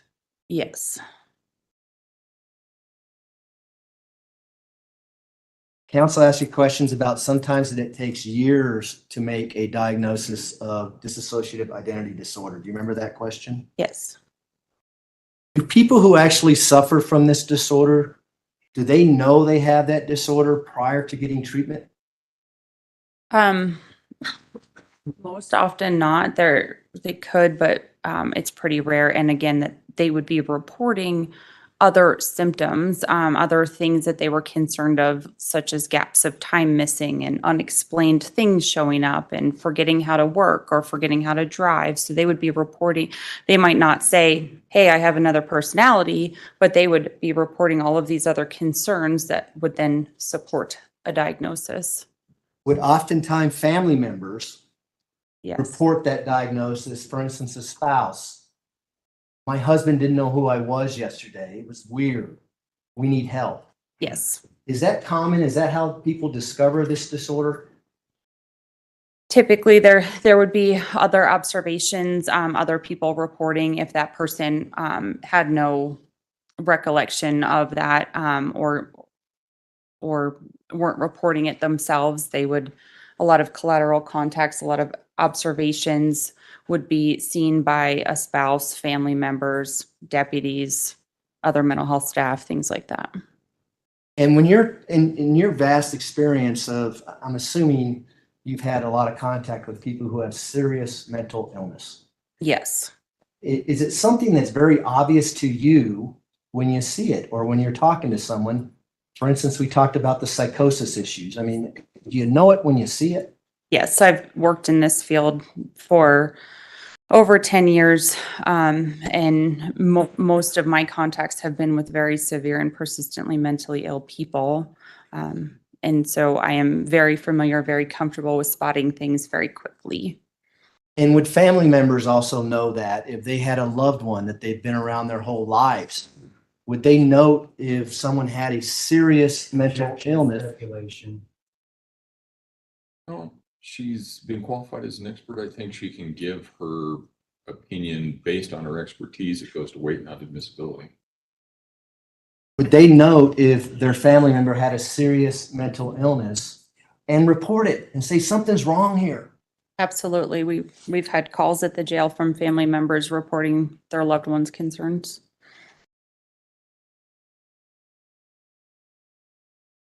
Those are my questions, Your Honor. Thanks.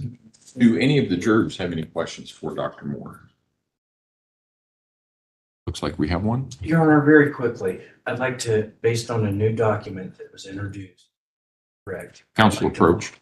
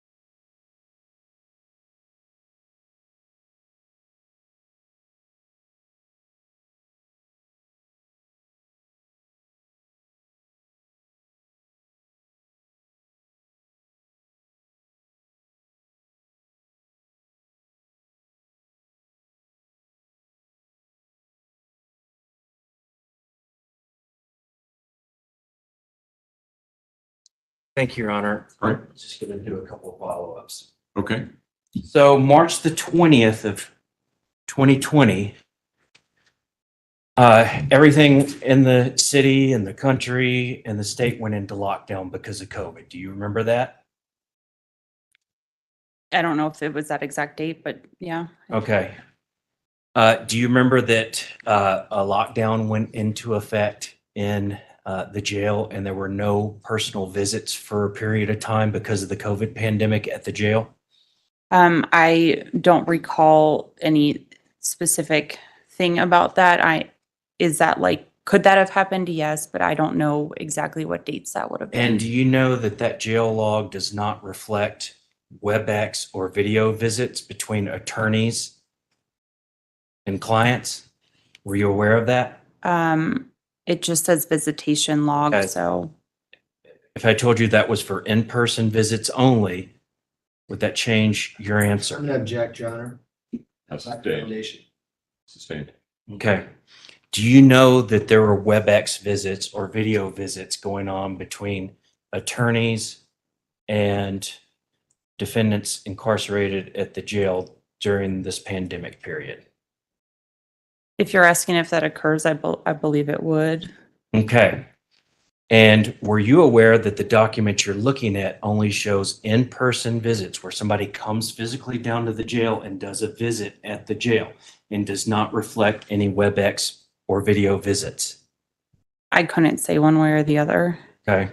So you can't say one way or the other whether there was a video visit done on March the 20th between Ms. Stauch and her attorneys. Asked and answered, Your Honor. Sustained.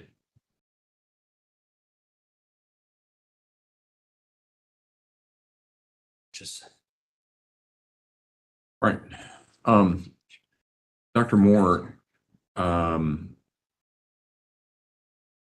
if the defendant's claims were true, that she was sexually, physically, and emotionally abused on an ongoing basis from a young age, is it your professional opinion that such a person can still grow up to be sane even if untreated? Yes. All right. I will allow reasonable follow-up as to that question only. Prosecution? No, thank you. I don't have Defense? anything. Thank you. All right. Thank you, Dr. Moore. You can step down. Watch your step as you step down, please. Your Honor, may I retrieve the document from Dr. Moore? Oh, yes, right. Thanks.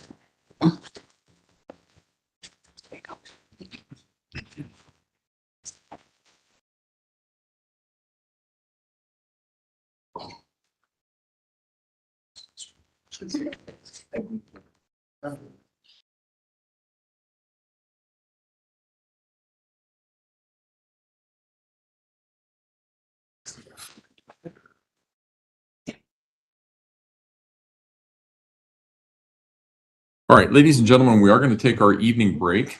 Again, I have a message that we are anticipating a weather event in Colorado that could mean that we might have a wet street tomorrow. It could also mean that we have 3 feet of snow somewhere in between. Don't know. Here's what I can tell you is that the county, there's usually a meeting at 9 o'clock at night the day before, and then at 5 o'clock in the morning. And I can assure you that I do not intend to call any of you at 5 o'clock in the morning, so you don't have to worry about that part. The best advisement is, or the best place to get advice about what has happened or the status about what has happened is 719-520-SNOW. That will tell you about the El Paso County Combined Courts. That's what we are. And oftentimes, actually all the time, these decisions are really not made based on what's going on in the courthouse. It's based on what's going on everywhere else. Because oftentimes the courthouse takes up a lot of resources from the El Paso County Sheriff's Office. And sometimes because of adverse weather events, those resources are needed elsewhere in the county. And because of that, the courthouse just can't function. And so what happens is they either close the courthouse or they will have a delayed start. If we have a delayed start, meet Mr. Combs where you would normally meet Mr. Combs at 10 o'clock. And then we will start here at 10:30. So you'll meet him, bring you over the way that he has every morning before, and then we'll be in place to start at 10:30. The good news is that even with a delayed start and things like that, I think we are ahead of where the attorneys thought we would be at this point in the process. So things are going, whether it seems like it or not, things are going faster than what we had anticipated when we started this. So we're still in pretty good shape in that regard. The most important thing is to be safe. When you're going home tonight, when you're coming in tomorrow, just be safe. Make sure that you have my card so that if you need to call us, you can do that, so that we're not worried about you, where you might be or something like that. Please just let us know if there's a delay. There are, can I get a show of hands of people who are Palmer Divide region, Black Forest region, Teller County? Okay. I think probably you are the ones that it's going to most impact. That's what I understand. So we'll keep an eye out for that. Hopefully, we've had such warm weather recently that while we get snow on the ground, it may not be in the road and everything will be okay. But that's the plan. You can always call us in the morning and find out, or call us and check and see if there's any update or anything like that if you want to do that. If you call 520 SNOW and there's no message on there, anticipate being here at the time that you normally would be here. So the only reason why you would be late is if you get the message from 520 SNOW or something like that. Okay? So again, don't discuss the case among yourselves. Don't discuss the case with anyone else. Don't do any research about any aspect of this case